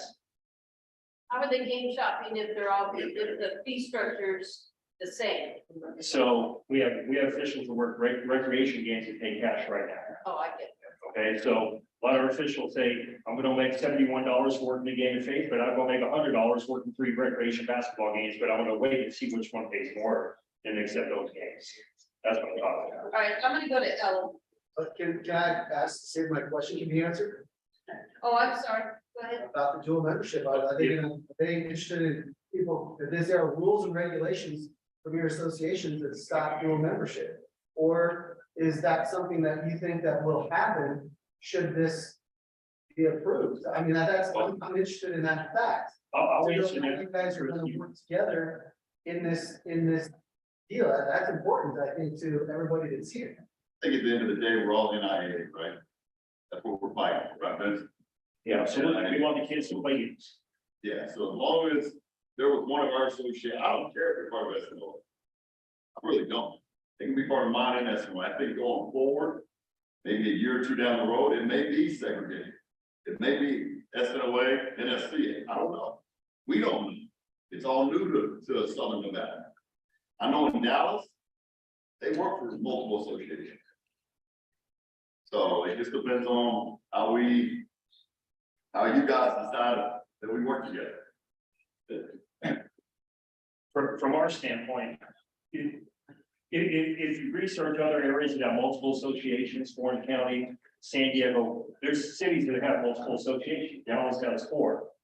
Each one is different. Some of them will not allow you to have a dual membership because of the issue of game shopping. You're going to take this game and turn this game back to where that game, what game pays more, what game has more mileage. That's why they don't allow it some places. What we would do, I don't know. That would be a conversation. But of course, we would want our officials, if we're providing training, right, if we're putting a lot of resources into training our officials, want our officials to accept the games we're given. Right? I mean, that's anybody's business, right? Most businesses have no competing, right? And so, like I said, I don't know how that would work in the long run. That's something we would definitely look at. Because some cities don't allow it because of that reason. Yeah, and I think this is getting bigger than I think what the initial intent was. And I respect the conversation we're having. We're gonna turn it over to Ellen. I want to get through this. We have a lot of other things on our agenda. So Ellen, and then I'm gonna go to Paul. Chris, I just had a couple questions, relative to the application process regarding your training program. I know you mentioned that, you currently use the city of Henderson youth leagues for younger officials to get hours on the floor. And that you would have trainings twice a month, bringing in NCAA and NBA officials to do feedback. I was looking a little bit more for detail, like, you know, what's your volleyball training program, or just like football? You know, what's the training look like? Same thing. I mean, we're gonna get them on the field. Get them on the floor, on the football field. We're gonna train these guys, because I have a lot of officials that train officials. So we're gonna make sure we have the best on the floor, on the field, wherever they are. But you have these officials now, just like, what do you do now when you are training them? Do you have you say you have volleyball, flag football, like 9 flag football, 7 volleyball, 8 soccer? What training program do they do now? These are veterans I have right now. So volleyball, they're better. I don't do any training right now with volleyball. So if we do get sanctioned, that will be part of the program. Moving forward, basketball is what I primary focus. I said that earlier, I said that several times. Basketball is what I do most, but I have officials for all. Training will be provided. Part of what we do. So we get them on the floor, we get them on the field, wherever they are, whatever sport it is, we bring out the veterans, we train these guys. Whether it be newbies or 1 or 2, 3-year officials. That's what we do. And then last question, so I'm assuming from some of the documentation, so you can clarify, are you basically a sole proprietor? So you have, you really don't have officers in your. Not until I get sanctioned, then we'll vote them in. Or anything, so it would be if you were sanctioned. Yeah. Then you would put together your bylaws and your officers and things like that. No need for it now. No need for the last 15 years for it. Okay, thank you. I'm gonna turn this over to Mr. Anderson. Okay, just briefly, I don't have any questions for either of the presenters, but that's what I was going to say. This is an action item. You don't have to take action on this. You can bring it back. I know it's been here a couple of times. But in light of questions I'm hearing from board members, it sounds as though the board would like to hear a more structured presentation is that to what we're looking at here. So that would be my suggestion. Is what is contributing that. Rollins, did you have? How do your officials get paid? When I say how do they get paid, your contract with Clark County right now. Yes. So does Clark County give you $1 million to start with? Well, I'm saying that because Marshall County, we pay our contract, and we only have one officials association in Reno, so we don't have competition. But at the beginning of the school year, my contract is with a vested company, which is that officials association. We write a check for $457,000 that goes to the officials to do every one of our games. They do the schedule, they do everything else, I pay them. At the end of the year, either I pay them a little bit more because there was a game or two more than that happened, or they send me money back on games that were canceled and everything else. So we don't even deal with that. So they do the schedule. I don't know if my district would even, budget would even allow me to have 2 vendors doing the same thing simultaneously, because what would how would that scheduling even work? So that to me is a little bit confusing part of it, dealing with a district that is a lot smaller than Clark County would be, and one that's bigger than yours, who only has one high school in some cases in the state. So from that standpoint, looking at this from an aspect, man, it would really be difficult to have 2 different vendors that aren't splitting that up. And now, how are they scheduling these games with two different vendors? How are we working on that? How that's going? So I don't even know how Clark County would do it. Can I answer that? Yeah. Well, what we do now, so we pre-bill 30 days before the entire fall season, the entire winter, the entire spring. Like Pam said, it's sometimes upwards of $1 million. So we pre-bill before the season starts most of the time. Sometimes a week later, we'll get a check for $1 million. Yeah. It's put in our account. We pay the officials out of our account. Assume that's how all the groups in Nevada work. Even the small schools, rural schools, we do the same thing with that. Okay, all right. And so I'm just kind of looking at the mechanics of all of this. Is the other association looking to just be a vetted vendor for the district to approve? Is that all they're asking for? And then when you need to use them, you can use them? Is that what we're asking for? Or are they asking to be a 50-50 partner with that partnership? I don't know. Let Chris speak on behalf of the. I'm here because Donnie Nelson asked me to come up here and get sanctions. Okay. About 6 to 8 months ago. Okay, So that's why I'm here, to get sanctions. Well, I mean, let's just be honest. Maybe he didn't, it wasn't, he didn't beg me to come up. He said, I just feel like, sanctions, however it was. That's it. all right, we're gonna go. I have a question. Sorry, Donnie. Because it sounds like we're just making this more complicated. Maybe this is because I'm the intent. Intent, yes. Thank you. What we're asking them to do is to get sanctioned here today. Just to be a plan B, because right now we have to get special permission. Is that the way this has to work? I'm gonna turn it over to Diane now. So all we can do I didn't keep on this. I something didn't not create something where just as where if they cannot fulfill their contract, that we are able to use it without having to go through a special permission process. And that is, so can't we just get that done without needing a whole structure and bringing it back in? That's what they should do. I agree. You have to get a contract, you have to get a contract. You have some Yeah. minimum requirements. And I guess turn it over to the, what's the recommendation of the board? Yeah. Those suggestions, some parameters that are set, so we really understand exactly what it is. And I agree with you. So I'm gonna go to legal counsel. With that being said, that we table it, bring it back. What is your recommendation going forward on what should occur before the next meeting? Well, Paul Anderson, legal counsel, I think you need to set out the parameters of what Clark County School District is looking for exactly with respect to bringing in the officials association. And I'm gonna say this isn't just Clark County School District, because this could also be I mean, this all came about because of the schedule. And this could be, a charter school could be affected, a private school. well, I mean, I'm not asking on behalf of CCSD to do this. I understand, again, Paul Anderson, legal counsel, what I'm saying is just listening to some of the questions that were raised. It seems to me that it's going way beyond the agenda item that we have. Correct. And so I think what needs to happen is come back with an outline or parameters, whatever you want to call it, as to how a new association would come in, what the need would be, and how it would function with the existing association. I guess would be the way to put it. Okay. Mr. Grissom. Ron Gerzon for the record. What member Riddle just stated is in fact a structure.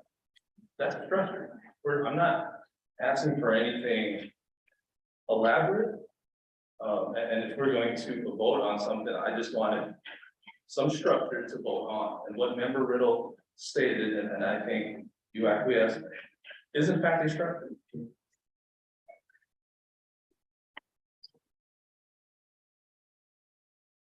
I'm like you said, number one, I, as an executive director of the association, I don't endorse or tell somebody, we want you to do this. It came to light because we had a tournament that didn't have officials. We got a request from the tournament director of the CCSD office, say, will you please give your blessing? So these officials, this tournament can go on, because we need to go outside of sanction. I said, I would give you a one-time permission. And the answer is in the future, in order to use other officials, that has to be an official, it has to be a sanctioned association. That's my fault. That's very good. And that's what we're here. Yeah, and so there we go. All right. Yes. Brianna Warrington for the record. I mean, we're just being asked to approve another officials association. And then really it's up to the school districts and the different schools, how they utilize that association. NIAA doesn't necessarily play a part in how that is utilized. It's just approving another body that schools can go to get officials. That's except in OC. Which the NIAA does. I mean, we didn't meet for this to blow up in the manner in which it has. We were in a situation and we had a resolution. And we don't want to be put, I mean, the bottom line is we don't want to be put in that situation again. And if Vince is able to fulfill everything from going this point forward, even if we have to throw a curveball at him, then life is good. So if it's that simple, then you just want to approve the sanction of Mr. Bowles' association and then figure it out from there in terms of the membership, the schools. I think you could vote on that, but beyond that, you know, sounds to me like people want some more structure, but I agree, I think you could vote on that. That specifically. Yeah, because from standpoint. I've said this 50 times. All right, Okay, reinforce, and I don't like to keep tabling issues, so I move to approve the National Sports Consulting Agency as a new Southern Officials Association. Deanna Roll, a second. okay, I hate to say this, any other questions or? Yeah, I got a comment. Okay. I mean, if we're gonna make a vote on something like this, I'm very concerned. Because I know the dynamics of officials associations and, if we're gonna have another association where officials can go sign up for this other officials association, the dynamics of how it's gonna work is so important. And I, without knowing the structure on how it's gonna work, I think we're gonna cause a lot of problems for ourselves, for our member schools, and the officials associations themselves, the individual officials. It's gonna create chaos. And that's just a gut feeling of being around officials for 28 years. And We don't want two associations to be pitting against each other, taking it. I get that, I completely get that. But what happens at the end of the day? That when we have an event, we have a game, we don't have officials, do we call Donnie Nelson? Mike Strong, I'm gonna let you go from there. Thank you, Mike Strong, 1A. Just a little piggyback on Brad a little bit. SNOA already has dual membership. They were really close with the central membership. Without SNOA helping Central, those handful of folks up there, it won't work any longer. They had something, you know, they were a little stronger before, but now the SNOA has come up and helped them out quite a little bit. So I think some of that stuff has already happened from association. No, they're not in the same city, but those things are kind of happening and they're playing out a little bit.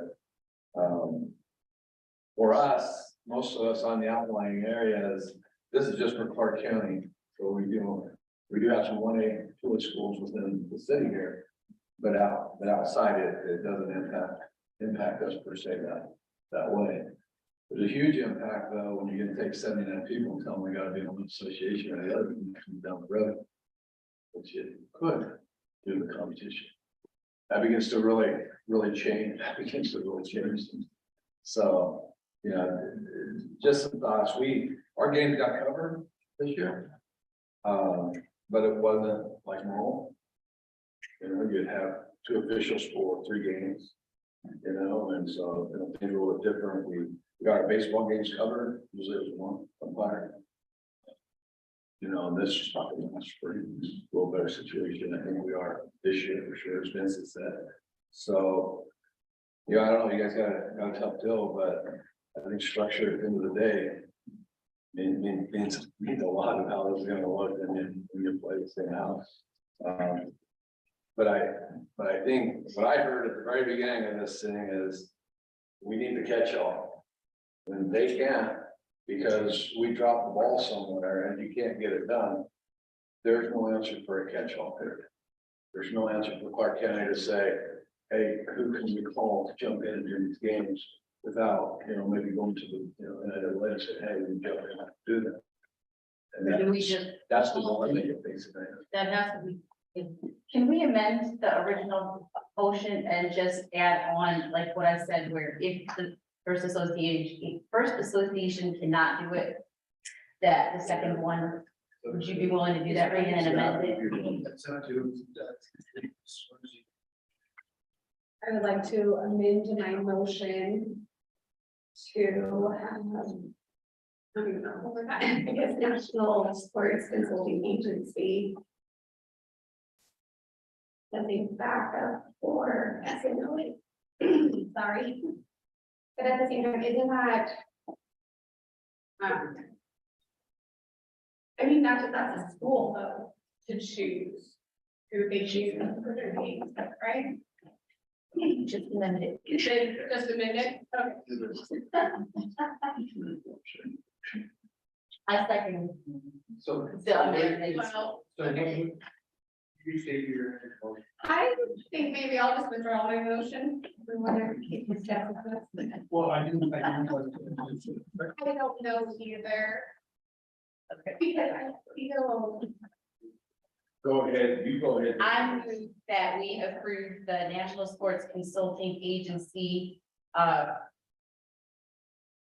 a sanctioned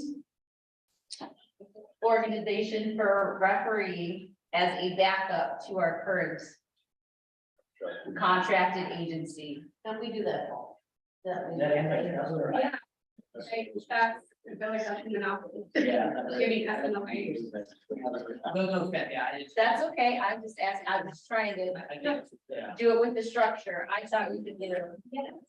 I think that's right. I can't.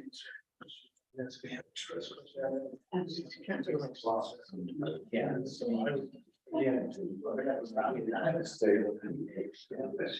Okay, we're gonna go one more, and then I think. Might need to take this. There's some dynamics that need to be worked out, there really does. Just to say, either one, I agree with Jay, it could open up can of worms that we wouldn't even be able to handle at times. There's questions that need to be answered, and if we table it and try to get together with them and answer some of those questions. Yeah, this, and I'm gonna go back and make this has gotten bigger than what the intent was. Love that word intent, because we use it in level 2 hearings all the time. It's just. Chris stepped in and helped when we needed some assistance. And we never want to be able to say, sorry, guys, we can't play this tournament, or we have to cancel some games because we don't have enough officials. SNOA is amazing. They do a great job. But that occurred, and I think right now, we can't have that happen again. So if for the good of the order, I think at this time you should just table this. And I know you don't think, nor do I. I hate stuff lingering. So.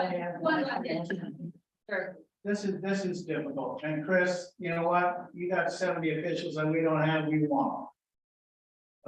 We want them to help. I'm just gonna offer something because officials need to take care of officials type issues. And they do it best amongst themselves. We have a meeting in June with all of our commissioners. Would you come to that meeting in Reno? We'll fly you up to Reno. You come to our commissioners meeting and let's talk about the dynamics of your group and how it would work best for our member schools, so we don't put them in a precarious position.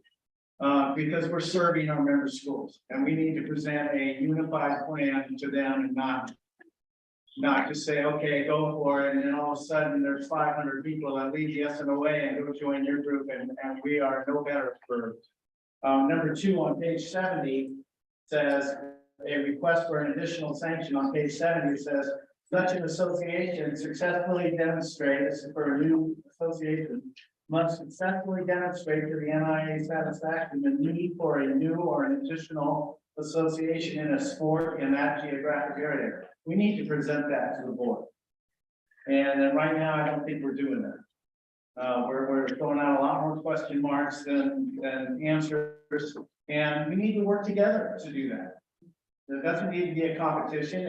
If we can come to an agreement in our June meeting and hey, you cover this school, that school, this school, and that school, this school, and that school are okay with that, and they want to do that, then maybe that's I think that's what we need to do. We need to meet as a group, as officials, and work out the dynamics to come back to the meeting. And, okay, I appreciate that, Jay. I think that's a great recommendation. We have a first and second. There is no second. So, And this really should be what we should be looking at, second. Make sure we're. so we're good to go.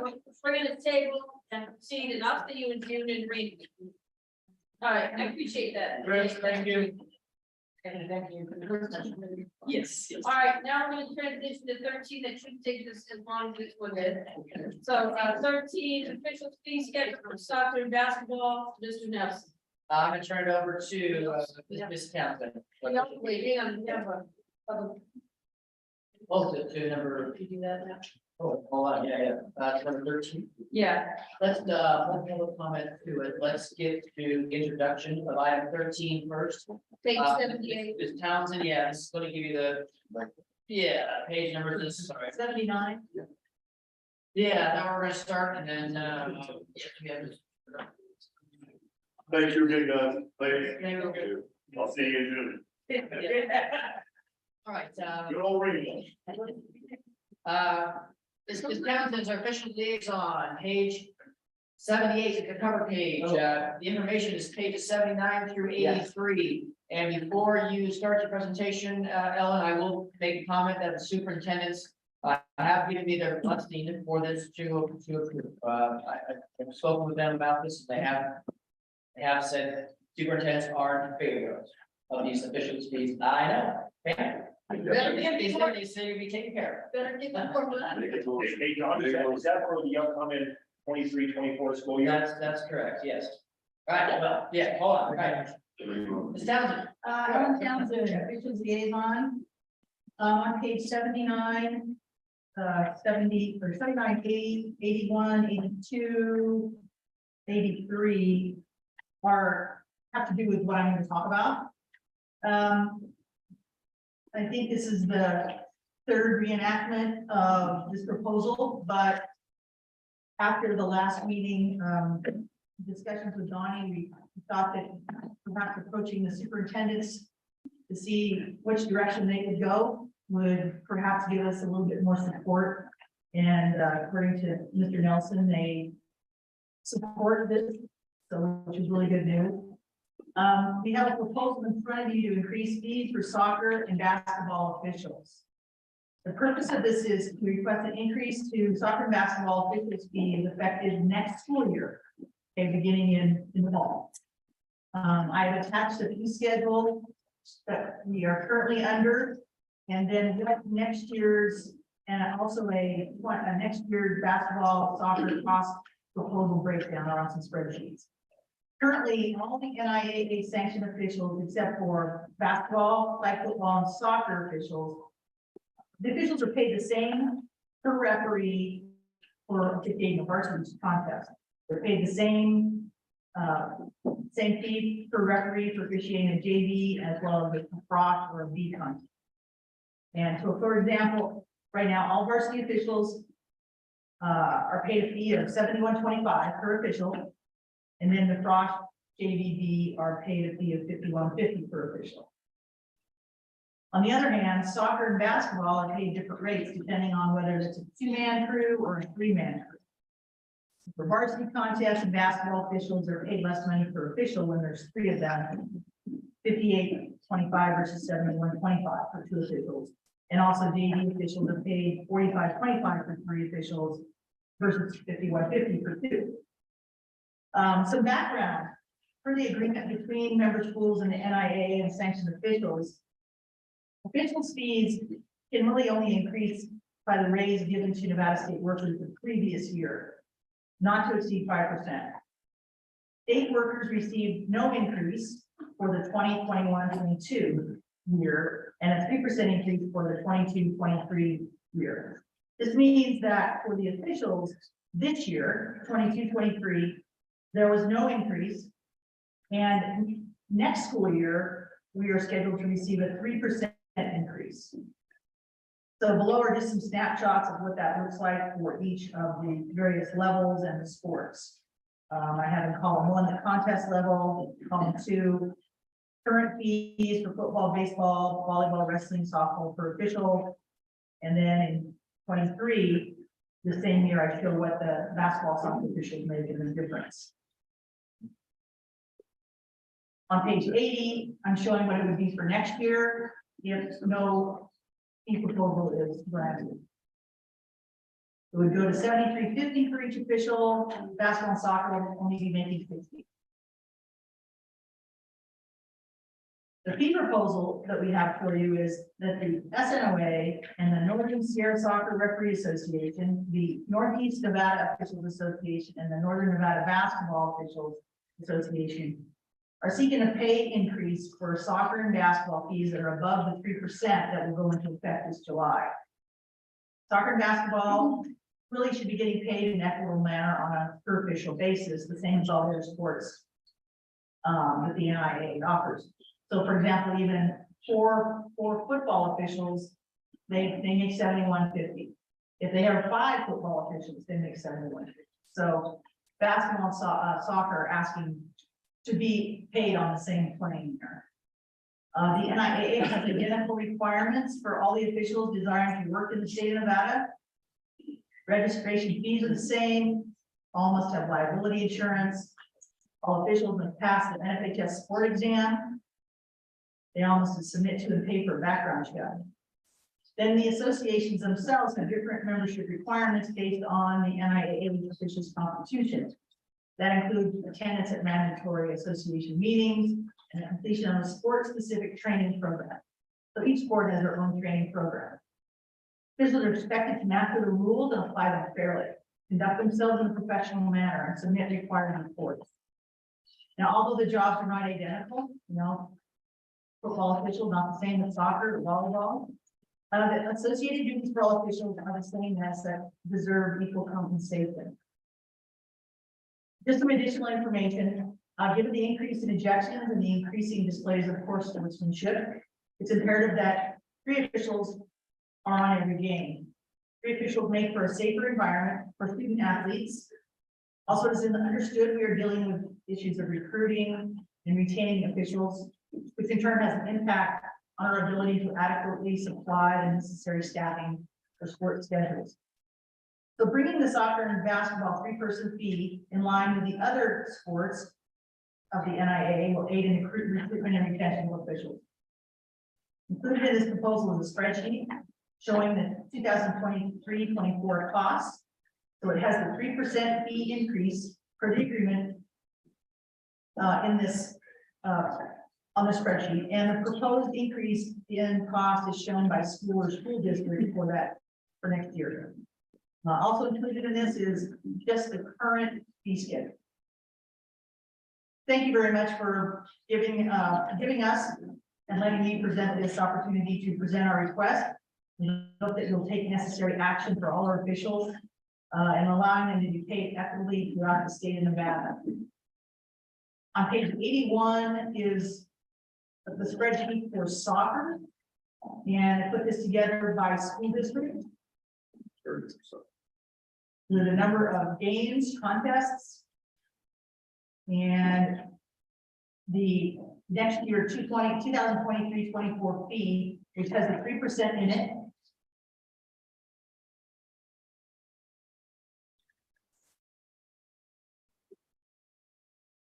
That's what it would be if there was no increase. And then the 4th column, proposed increase, so that everyone is making the same rate, $73.50 or $53 if it's JV. And then the final column just shows what the increase will be for paying officials the same rate, whether it's 2-man or 3-man crews.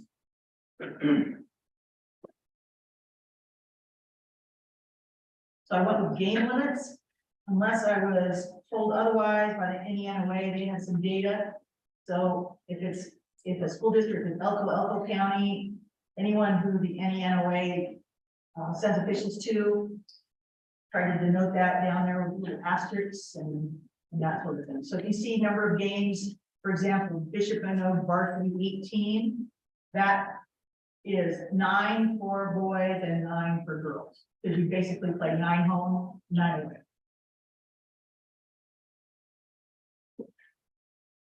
All right, I have a question for you. Back on page 81, where you say the 2023 fee. So that reflects the 100, like Clark County, Carson. 102,000, that reflects the 3% increase. Yes. Then the next column, proposed increase with the new rate, that's what it looks like. And the difference between the two is 24, but what's the difference between what is being paid this year to the 3% increase to the rates? It's more than 24.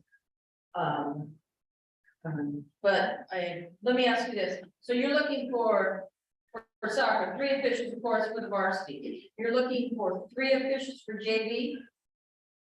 Yes. You're asking 3? Yes. Vince, how many, Vince go? Joe, how many officials are we looking to have for B-girls soccer? B-girls soccer, the coaches have only requested. Yeah, I'm not asking what the coaches want. That's fine. Okay, what are we looking Because of the for? competition level 2. If 2 we to need make to have 3, we'll work the schedule 3.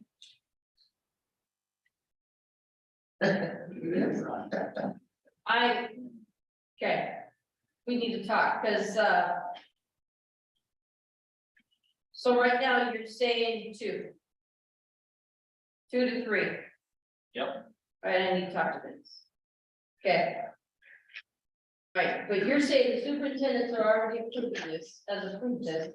Diane said, the superintendent, we presented this exact packet to them. Okay, Had them go through it. They looked at it twice, once with me, and the person who presented this to them, and saying, are you in favor or not? And the second time as a follow-up, a month later, meaning have you have spent time, are you indeed giving your blessing, and the blessing was given. That's correct. Jay, you correct me if I'm wrong, but as utilizing a vendor, I would think if you only want 2 officials on a B game, I think you would specify that. Am I right on that, Jay? I mean, this is a school and district agreement, this doesn't involve the opposite. But if I'm looking to answer President Sloan's question about, what's the ask? I think more, What do we- JVs on our staff, typically, what we're getting 2 people on JV games, right, Joe?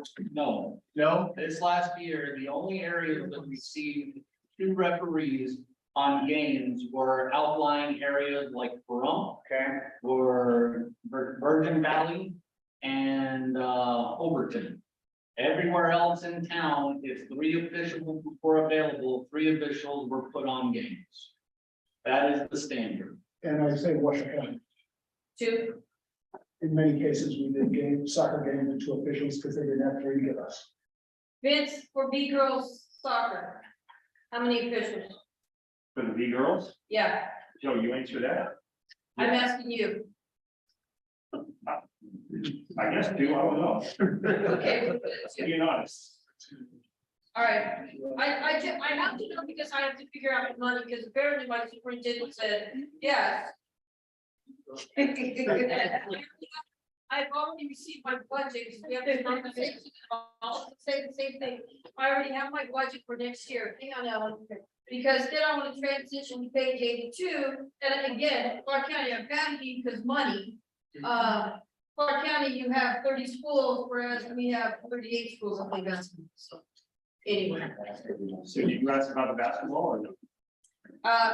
well, let me ask you, so for the varsity level 3, So. JV, are we looking for 3? No. So the 1A, 2A, all levels.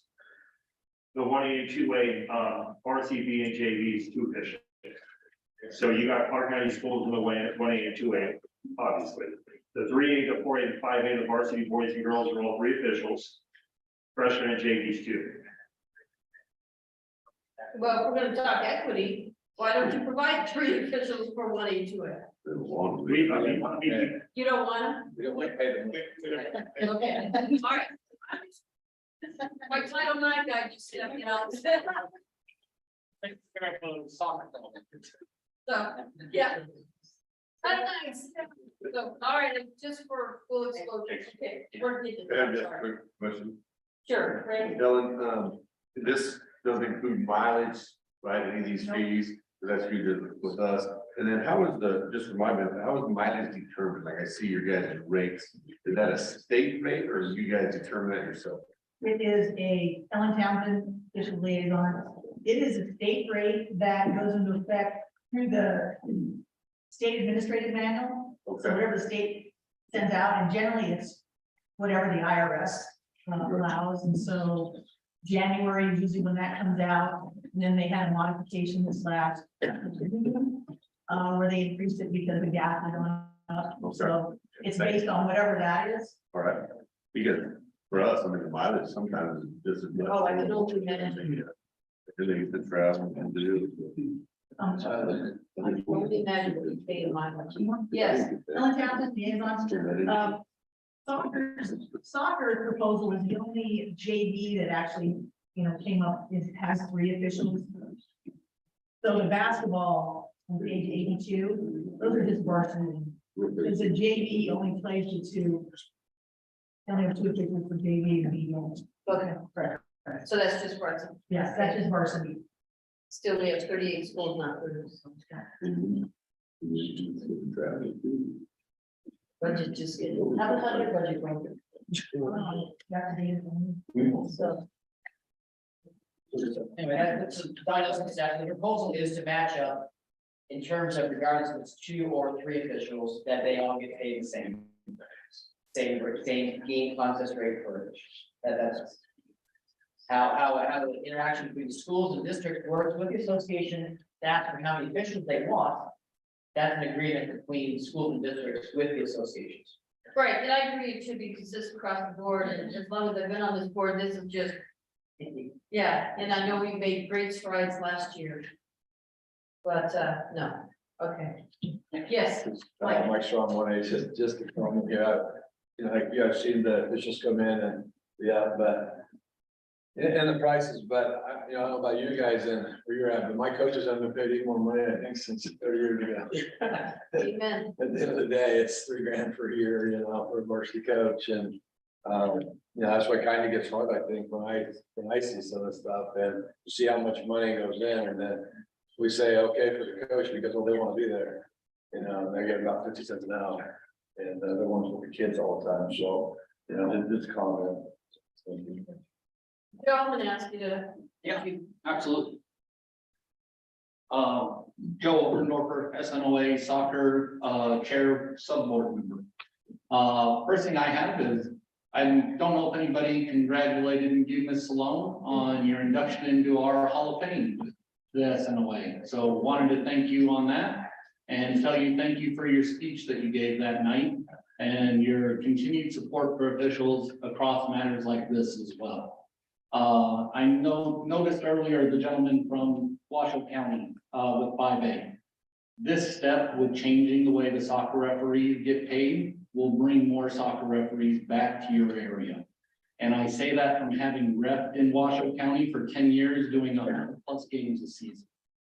So you will end up with your referees back because the pay level will be equalized across all the sports, and it will now be more advantageous for them to go do a varsity and a JV game instead of go to the youth field to make more money in less time.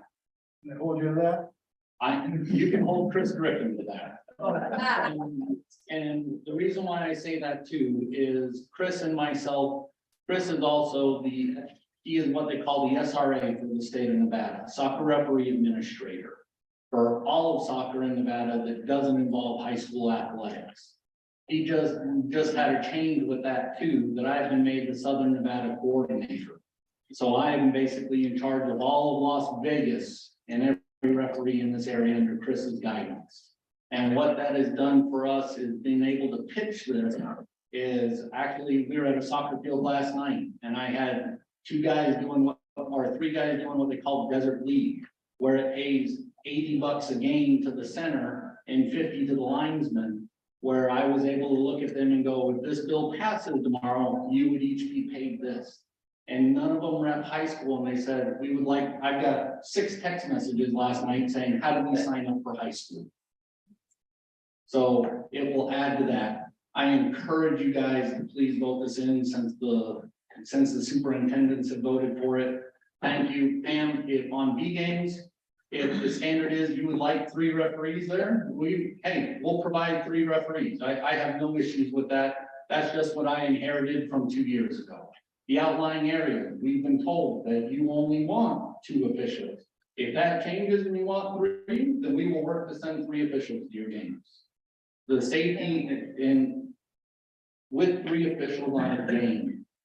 High school is the only sport that allows it to happen in soccer or the NFHS. And the reason why club soccer doesn't allow that to happen is because of the injuries and dangers to kids. If you end up at a club soccer game, they will not run a dual system. They will run a single center and 2 club linesmen, one provided by each team to equal out things. So thank you for passing this. I think there's a question. So we don't, Brandon, sorry for the record. I truly feel like soccer and basketball officials need to be paid the same as officials in football, baseball, and volleyball. I feel like those basketball officials get yelled at a whole lot more than those volleyball too. So no offense, Ellen. The problem is that we've nickel and dimed this through the course of years. We've concentrated on this group, then we've said yes, and this, so, no, I agree, we need to be consistent across the board. So again, just reiterate, we're looking at 3 officials for JV. Absolutely. And I think it's a safety issue, maybe because of that, we can combat some of these issues we've had as well, so. All right, with that said, I'm looking for a motion. Oh, I'm sorry. Grant, then I motion to approve that soccer and basketball fees are increased to the same as other sports officials. Alex, would I second? Appreciate that. Are there any additional questions or discussions? Okay, hearing none, all in favor say aye. Aye. Any opposed? All right, the ayes have it. Congratulations. Thanks, Joe. Thank you. Ellen Townsend, official liaison, thank you. I know the soccer and basketball associations, will be very pleased, so thank you very much. All right, we're gonna try to get through a couple more here, you guys, hang in there. All right, we're gonna go to number 15, 2023-24 NIAA Board of Control meeting. Dates, I'm gonna turn it over to Don. Yeah, thank you, President Sloan, Don Nelson from the staff, that's what our staff is proposing on page 132, dates to be proposed for next year. I mean, the sooner we can set these dates, the better it is for all of you to plan for your meetings, trustees meetings, or otherwise. It really matters, and it helps us get on the board, at least the host our meetings. So, fall September 27th, 28th in the southern area. Winter meeting, January 17th, 18th, this is now 2024 in the northern area. Spring meeting, March 20th, 21st, 2024 in the southern area, and finally the summer meeting, June 5th and 6th, 2024 in the northern Nevada area. Continues the rotation, and these meetings are also now on Wednesdays and Thursdays. See that we're trying to get off of central trustees meetings together, so. Although this is for action. Please, folks. Yes, but I'd like to make a motion to approve board control meeting dates that have been outlined in fall, winter, spring, and summer. okay, we have a first, Yeah, we lost second. we have a second. All right. Any other discussion, questions, put this in your calendar time? Any other questions, discussion? All right, hearing none, all in favor, say aye. Aye. Any opposed? The ayes have it. Thank you. All right, we'll go to number 16 in our NIAA membership renewal application for possible action in this Nelson. Thank you, President Sloan. I'm going to turn this over to our esteemed Assistant Director, Lori Lumpkin, please. Page 133.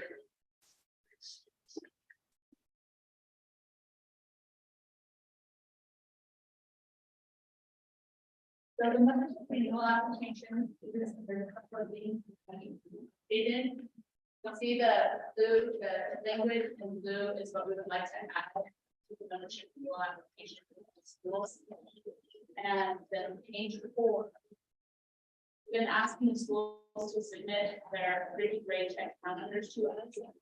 Page 4 is the form that Casey Roy for CCS needs to read it, that make it uniform for the schools to submit their grades. So we're adding that as page 4.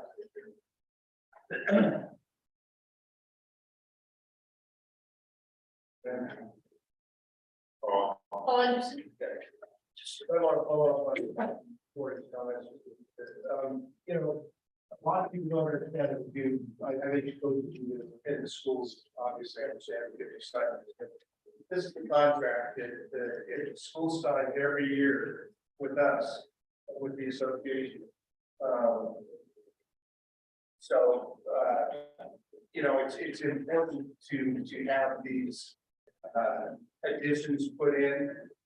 In essence, you know, like the situation we had earlier today, basically, schools agreed to abide by our rules and then follow our processes. And I use these all the time when we have hearings that involve schools, because basically it's a written contract on the town. So, you know, I think the additions that have been included here are important and should be included. Donnie Nelson from the staff, also page 137, again, just to read note. This is a worksheet that was originally created by the Clark County School District. Out of the revision of eligibility dates, we changed our rules and regulations. So we've had worked through this, just Washington County with this, other institutions as well. But this would now become part of the membership application of 137 to make sure it's declared when their eligibility checks are, which holds districts and schools responsible for compliance. Something new. Mike, do you have a comment? Yeah, I was just, looking at the classifications. I see there's bowling, but I know there's girls and boys bowling. Should there be a designation in that for each gender, or? It just says bowling. There's lots. So bowling is the sport where it is combined. Okay. So we can put it on there. Perfect. I just. Like I also said, look at page 136 and you will see. Yeah, I see the separation down in the. Yeah, so it's like rubric classification alignment compared to actually declaration of sport breakdown. Yeah, and I can see where you would have that question, because you have boys swimming and diving, girls swimming and diving separated. Yeah, I can see where that question.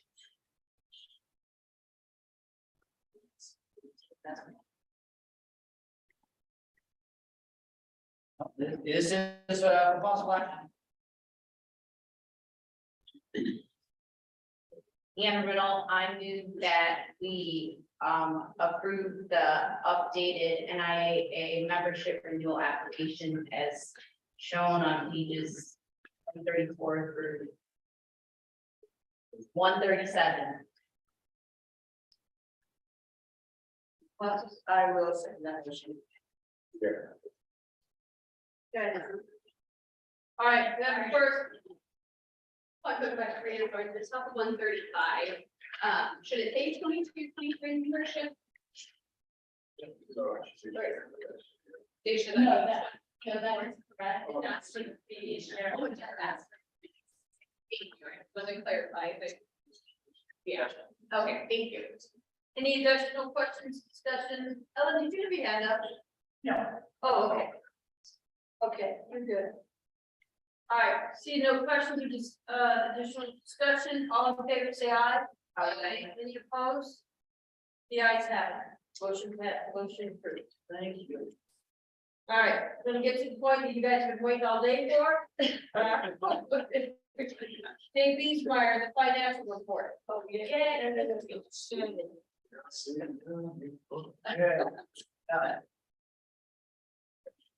But I like numbers because there's only really one way to interpret. Okay, page 138. I'm gonna give you 10 minutes of financials, then you're gonna sleep on it tonight, and we'll go back. We'll come back tomorrow morning and approve or not approve the financial report that's given. And then, yeah, go. Okay, page 138.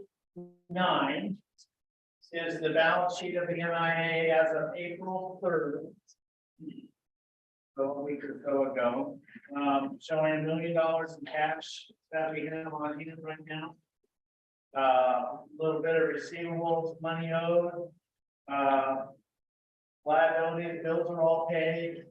The NASD payable is dues that'll get transferred at the end of the year to the NASC account.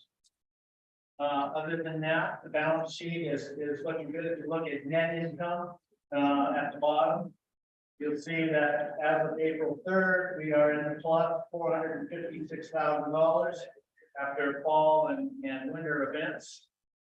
But as you know, and I tell you every year, that money all goes away in the spring when all the rest of the bills get paid for the year and we have our spring events.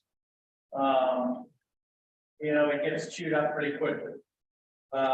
Really all that's left to pay, as fall and winter sports have been concluded, is the Lawler Event Center bill, which is estimated to be $25,000, and the Southern Trainers bill from the winter season, which is probably going to be in the neighborhood of about $12,000. And then all the winter bills will be paid, but I haven't received those yet. I did get CCSD security bill. That's been paid. Not reflected on the balance sheet because I just paid it this week, but I have received it and paid it. And the bill from Cox and UNLV was $42,000 for state basketball. To host those 3 days there for the 2A, 4A, and 5A state basketball. So that's the balance sheet on page 139. If you go to the program QuickBook report on our income, profit and loss statement, it breaks down all the sports by revenue, all of our revenues and all of our event expenses and operating expenses on pages 140 through 145. But with that said, why don't we turn to page 146, which is the spreadsheet or the income statement that I give you compared to where we fell within our budget. The actual amounts in the left-hand column and the budgeted amounts that we had when we approved the budget in the middle column there. And then a percentage column on the right shows you how we're doing percentage-wise at this point in time, through April 3rd. As you can see, we exceeded our budget for revenue, event revenue in all of our sports so far that have been conducted.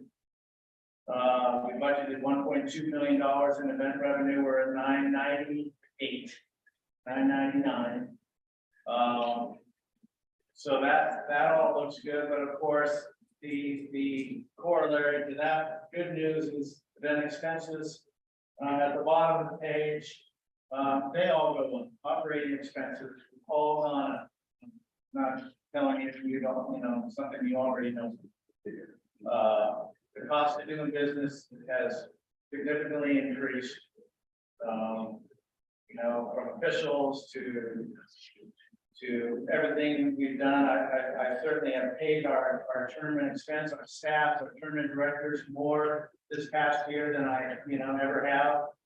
And still, probably not enough for, what they're worth. I just thank all of our schools for most events. I give them a budget. Most of the time they stay within it. If they don't, they call me and say, hey, can we have a little extra more money for, this is gonna be a well-attended game. Anyway, going down on page 146, like I mentioned, the revenues for sports looking good. Most of the other revenue has already been collected for the year. All we have left to collect is our partnership with the NFHS. That's going to be a total of $90,000 right in the middle of other revenue. So far, we've collected 30 of that. You'll see another 55,000 in advertising income. That's not actual cash you get. That's just an audit entry at the end of the year. So with that, that's 60,000 and that 55, there's 115,000, and you can add other revenue by the time we get to the end of the year. There'll be some other miscellaneous increases in that other revenue, but not significant.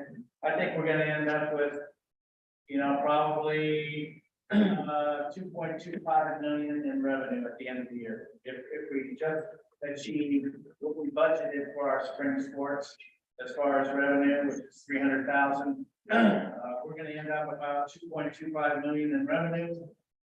If we go to event expenses, and these are in the percentages, yeah, you would think tournament director, we're at 65%, or 2/3 of the way through the year.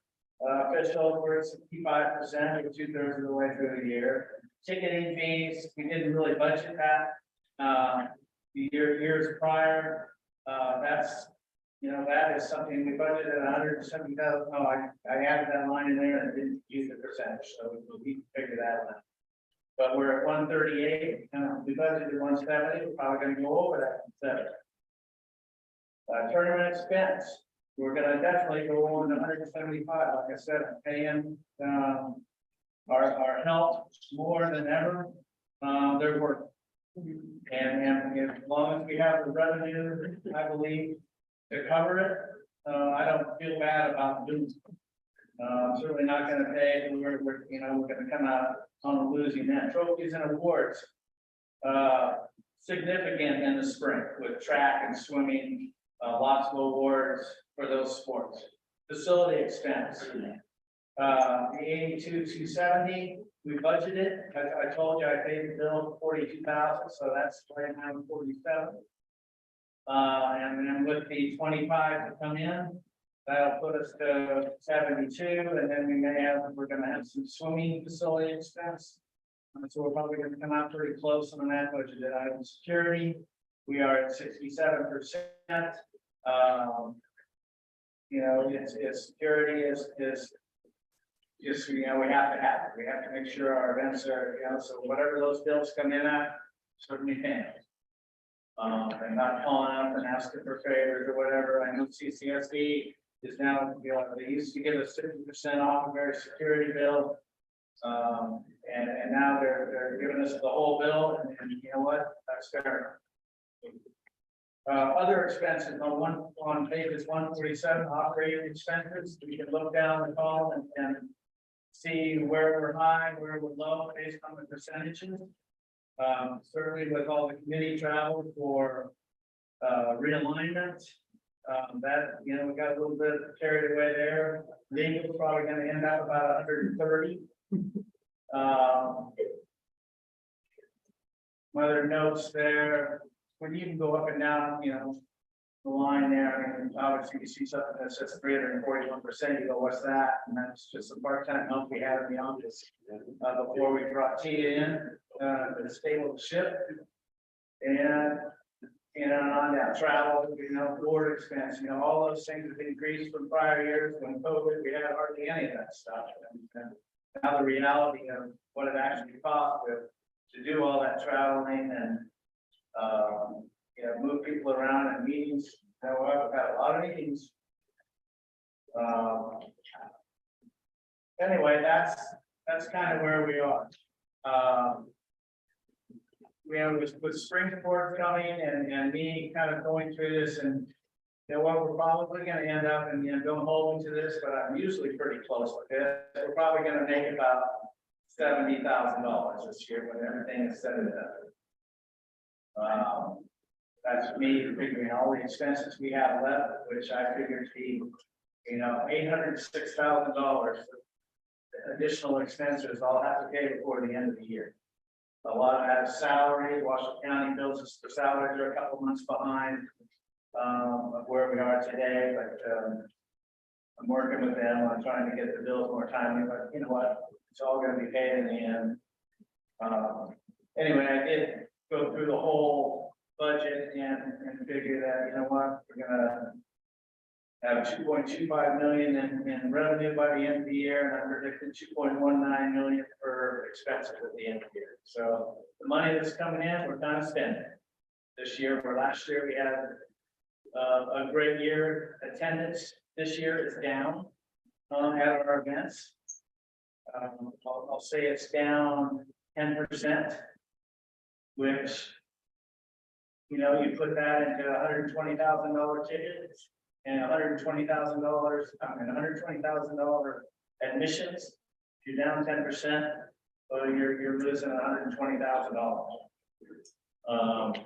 You know, so that's, yeah. That's gobbling out.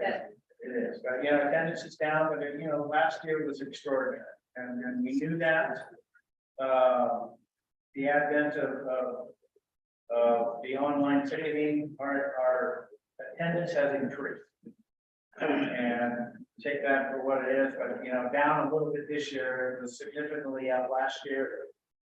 You know, before we get a trend, let's see what this year, you know, brings in the spring, and then we can make a better comparison on where we are. That's the income statement that I present to you with the comparative budget. Any questions on any of those line items? I know it's a lot. I'm pretty happy with where we are. You know, that's, I'm certainly concerned about expenses.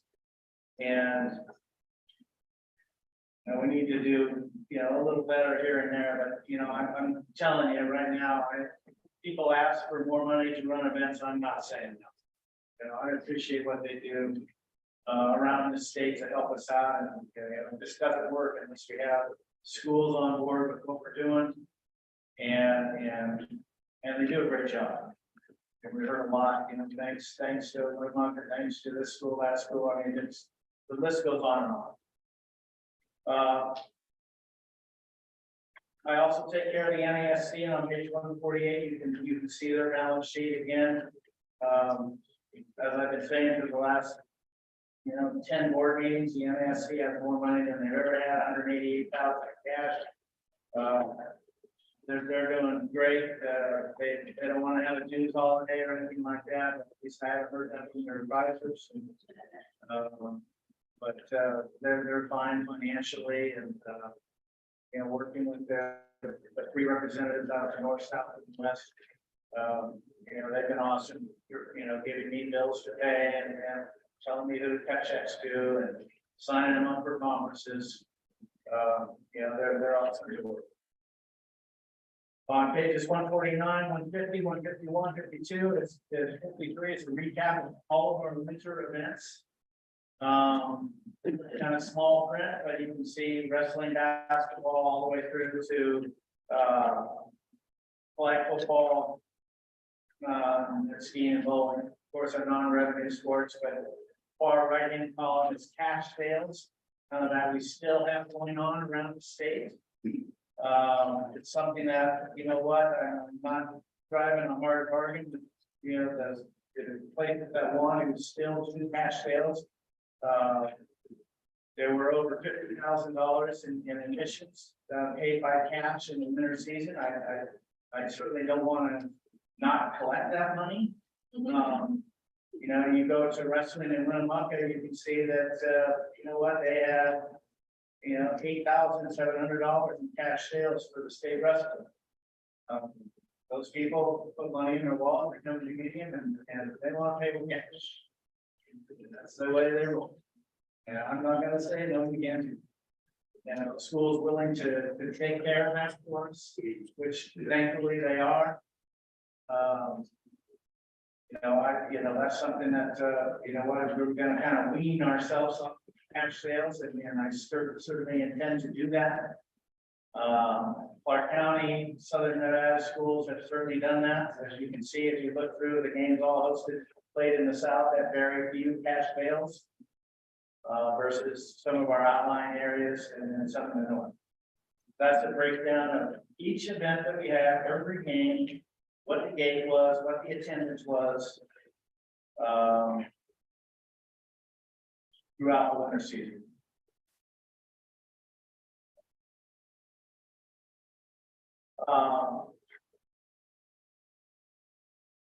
That is your current financial for the NIAA and the NASC. And any questions?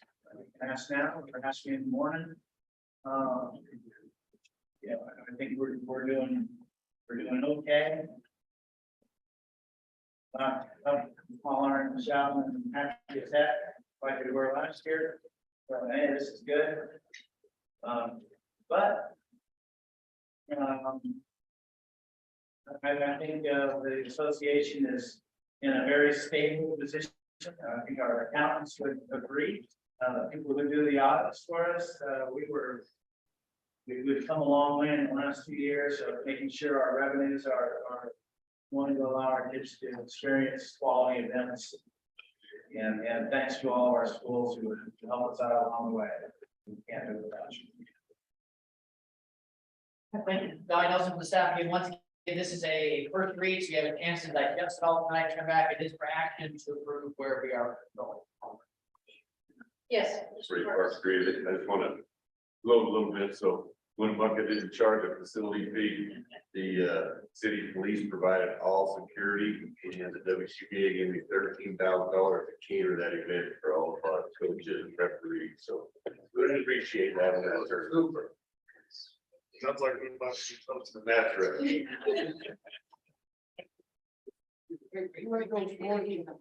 Yeah, that's right.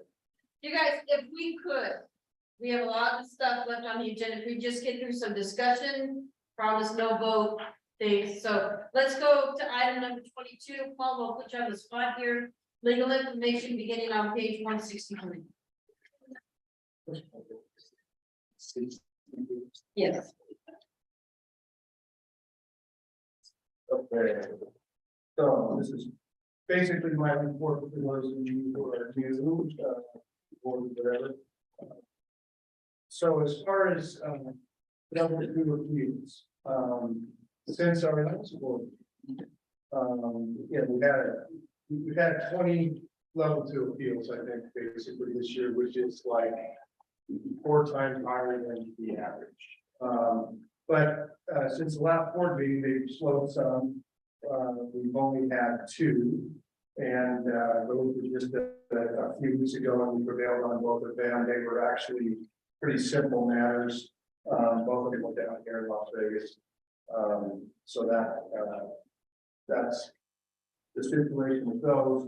We did have one, what I call drug alcohol appeal. We have our drug alcohol policy that basically provides this, I think most of you know, a graduated form of penalty. The first violation is a 6-week penalty that can be reduced to 2 by taking classes. The second one, the full semester.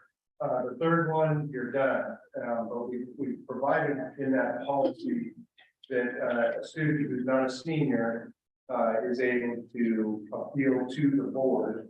And the way we've always handled those, we haven't had that many. We've had a couple in the last few years, but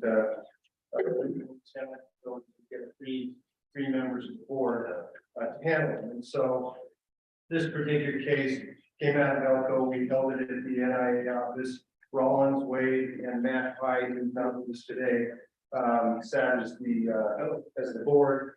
I kind of just sat and directed the matter and wrote the opinion. But it was an interesting case, nice girl with some serious issues, but she was approved to come back for another opportunity, which I think was a correct decision to be made. The biggest thing that occurred since our last board meeting is what I call I've got it written down as the Boulder City forfeitures, but the Boulder City fiasco that occurred during the end of the winter sports season. I don't know if everybody knows it, but I'd like to just discuss a few of the facts on that. We had a situation there, and this has happened to us before, where Boulder City had played an ineligible player on their varsity boys basketball team the entire year. And I think they finished like roughly 3rd or so in the league. They were definitely seeded into the regional tournament at a fairly high level.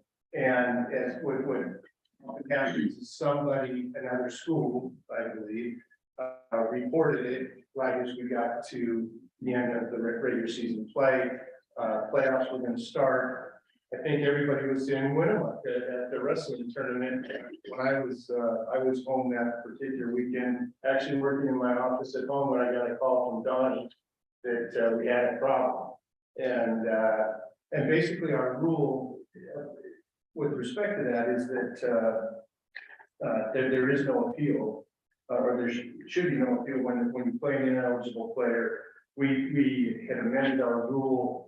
It used to say that if the player, a school could appeal based on contribution to victory. So if you had an ineligible kid on your team who played very little and didn't really contribute to the wins that you're now forfeiting, then you could keep those wins and move on. We had a major issue with that a few years ago when this board chose to amend that to basically say there's no appeal. I got a call from the principal and basically told her that was the situation. And the next thing we knew, that was Saturday afternoon, like 4 in the afternoon. By Monday, I think it was Monday morning, I got a call and said, we gotta have it. We're gonna, we gotta do something. They want an appeal. The mayor's on the principal's case. The whole town's up in arms. So we had a hearing that afternoon, and that's kind of how this stuff sometimes works. And we did it by video with our hearing officer, Ira Dean, and basically we won the appeal. Or we would have won the appeal had it gone to a decision. Following that hearing, I got a call from our hearing officer who said, you know what, you're gonna win, but you're gonna lose. Because you've got a situation with the people who are representing the school, have such clout that they'll go to a judge. Doesn't matter that you can't get a TRO, they're gonna get one. And it's gonna disrupt everything, et cetera, with respect to our playoffs. You're gonna be down here fighting, a losing battle based on the court system and the way things would be in light of who they had as their lawyer. So we settled the case. Whether that's right or wrong, it's subject to some debate, but that was my recommendation.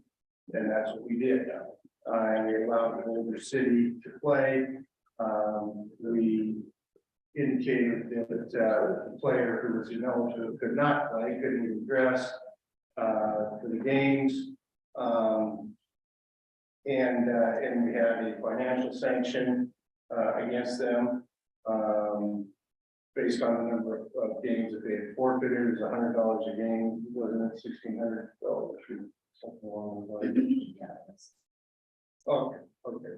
And that was basically it. And then they went forward in the playoffs.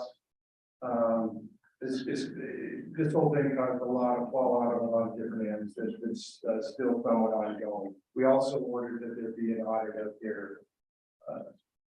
their athletics department in terms of how they determine how players or the students are determined to be eligible and that sort of thing. So that was kind of a major mess that happened in February. And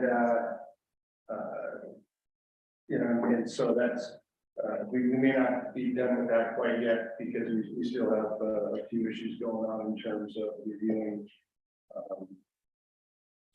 how they're handling clearance of students. That goes through all next fall. I think we're going to be able to audit them on that.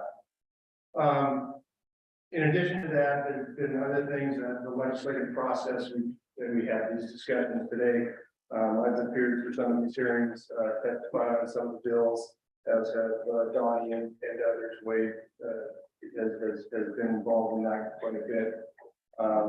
I've never seen, as Donnie indicated earlier, so many bills being presented involving the NIAA as there have in this session. And the thing that's really kind of frustrating about all of this is that they never contact us. We're the stakeholder. But they don't view it that way. They view it as though it's the family or the student, that's the stakeholder, and suddenly they become, they being whoever's sponsoring the bill, they become the champion for those people. And I can say, The Senate Judiciary Committee, I emailed various senators on, that committee following hearings saying, yeah, I'd like to get together with you to discuss this, et cetera, et cetera. Haven't heard word back. They don't even have the courtesy to reply. So it's kind of a frustrating process. And I want to comment on Donnie had made mention in his report that, and he and I discussed this last week. We have so much going on right now, and the fact that realignment got kicked back a year and falls the same time that the legislative session is going on is something we really do need to be correct, so that we're not having to do all those things at the same time. And that's, so I would recommend that when you get that on the agenda, we approve that. So that, what that's gonna mean, will be, we're gonna have to have, I guess, a realignment year that's either gonna go a 3-year cycle or a 1-year cycle, just to get back to an even year period. So I don't know how we look at that, but I think that's something we need to do. Finally, I'll conclude. This usually longer than I usually go here, but I did speak at the NIAA conference. I want to thank Xavier for asking me to come down and do that. Next week is the NFHS legal conference, which is a really great conference. It's in Indianapolis. They hold it every year. There's 51 associations, we have 50 states plus Washington, DC. Pretty much all the lawyers and executive directors show up, and it's very good because the things we're talking about here are all going on everywhere else. Especially the big issues, the NIAA, the transfers. I was asked to present on transfers, and so I'll be doing a presentation, I think the week from tomorrow, on that. I showed Lori my outline just so she could get a chart like it's entitled something to PowerPoint. It's transfers after COVID, or have we all gone a little bit crazy? And I got a few more stories to tell on that with some of the ones we've had. Other than that, and I guess we have the Section 7A conference, which is the Western states. It's going to be in Anchorage this year, and I think I've been asked to present there too, right? So anyway, that's about it. All right, we're gonna do one more. I promise we'll get you out of here. The great parts and once here for love and life. We're gonna do about 3 more. Let's go down to 27 name, image and likeness. I'm gonna turn this over to Don. Yeah, no, Mr. Anderson, why don't you start with the name, image, likeness? This is gonna be something that will certainly be addressed next week in Indianapolis. Let's get started. I'll kind of fill in the blanks as to where we are with our state. Obviously, we already addressed SB 70, not relating to interscholastic activities and athletics. It's only intercollegiate only.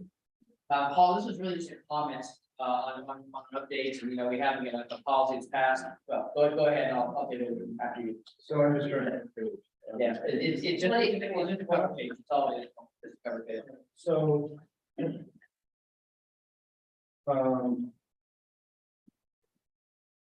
So as far as the Wade mentioned to me that bill died, correct? Yeah. The last bill that I think we had on the other item where it was an assembly bill, basically was a bill that was coming out from a rural assemblyman that basically was stating which is kind of a position that a lot of states are taking. On this, or no, I'm getting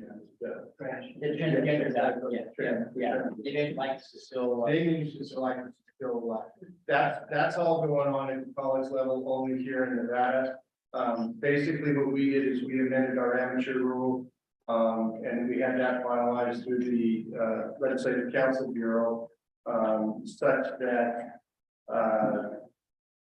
student basically cannot use their school, any school logo, uniforms, or any NIAA related type logo with respect to name, image, and likeness. We don't prohibit a student, if they were to have the opportunity to enter into some type of a contract based on name, image, and likeness in light of their fame or whatever, but it cannot be associated with their school or with our association.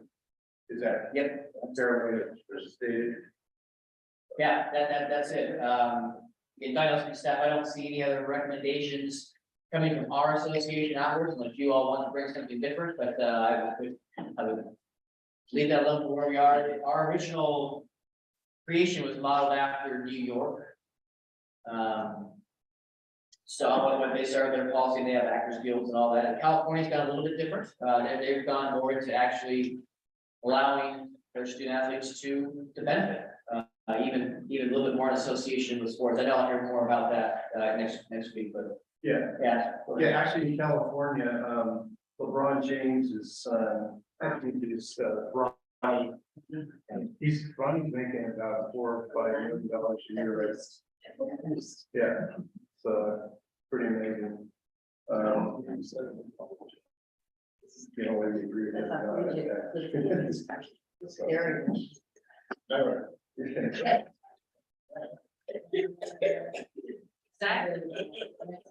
All right, Any questions on 27? all right. With that said, I think tomorrow we reconvene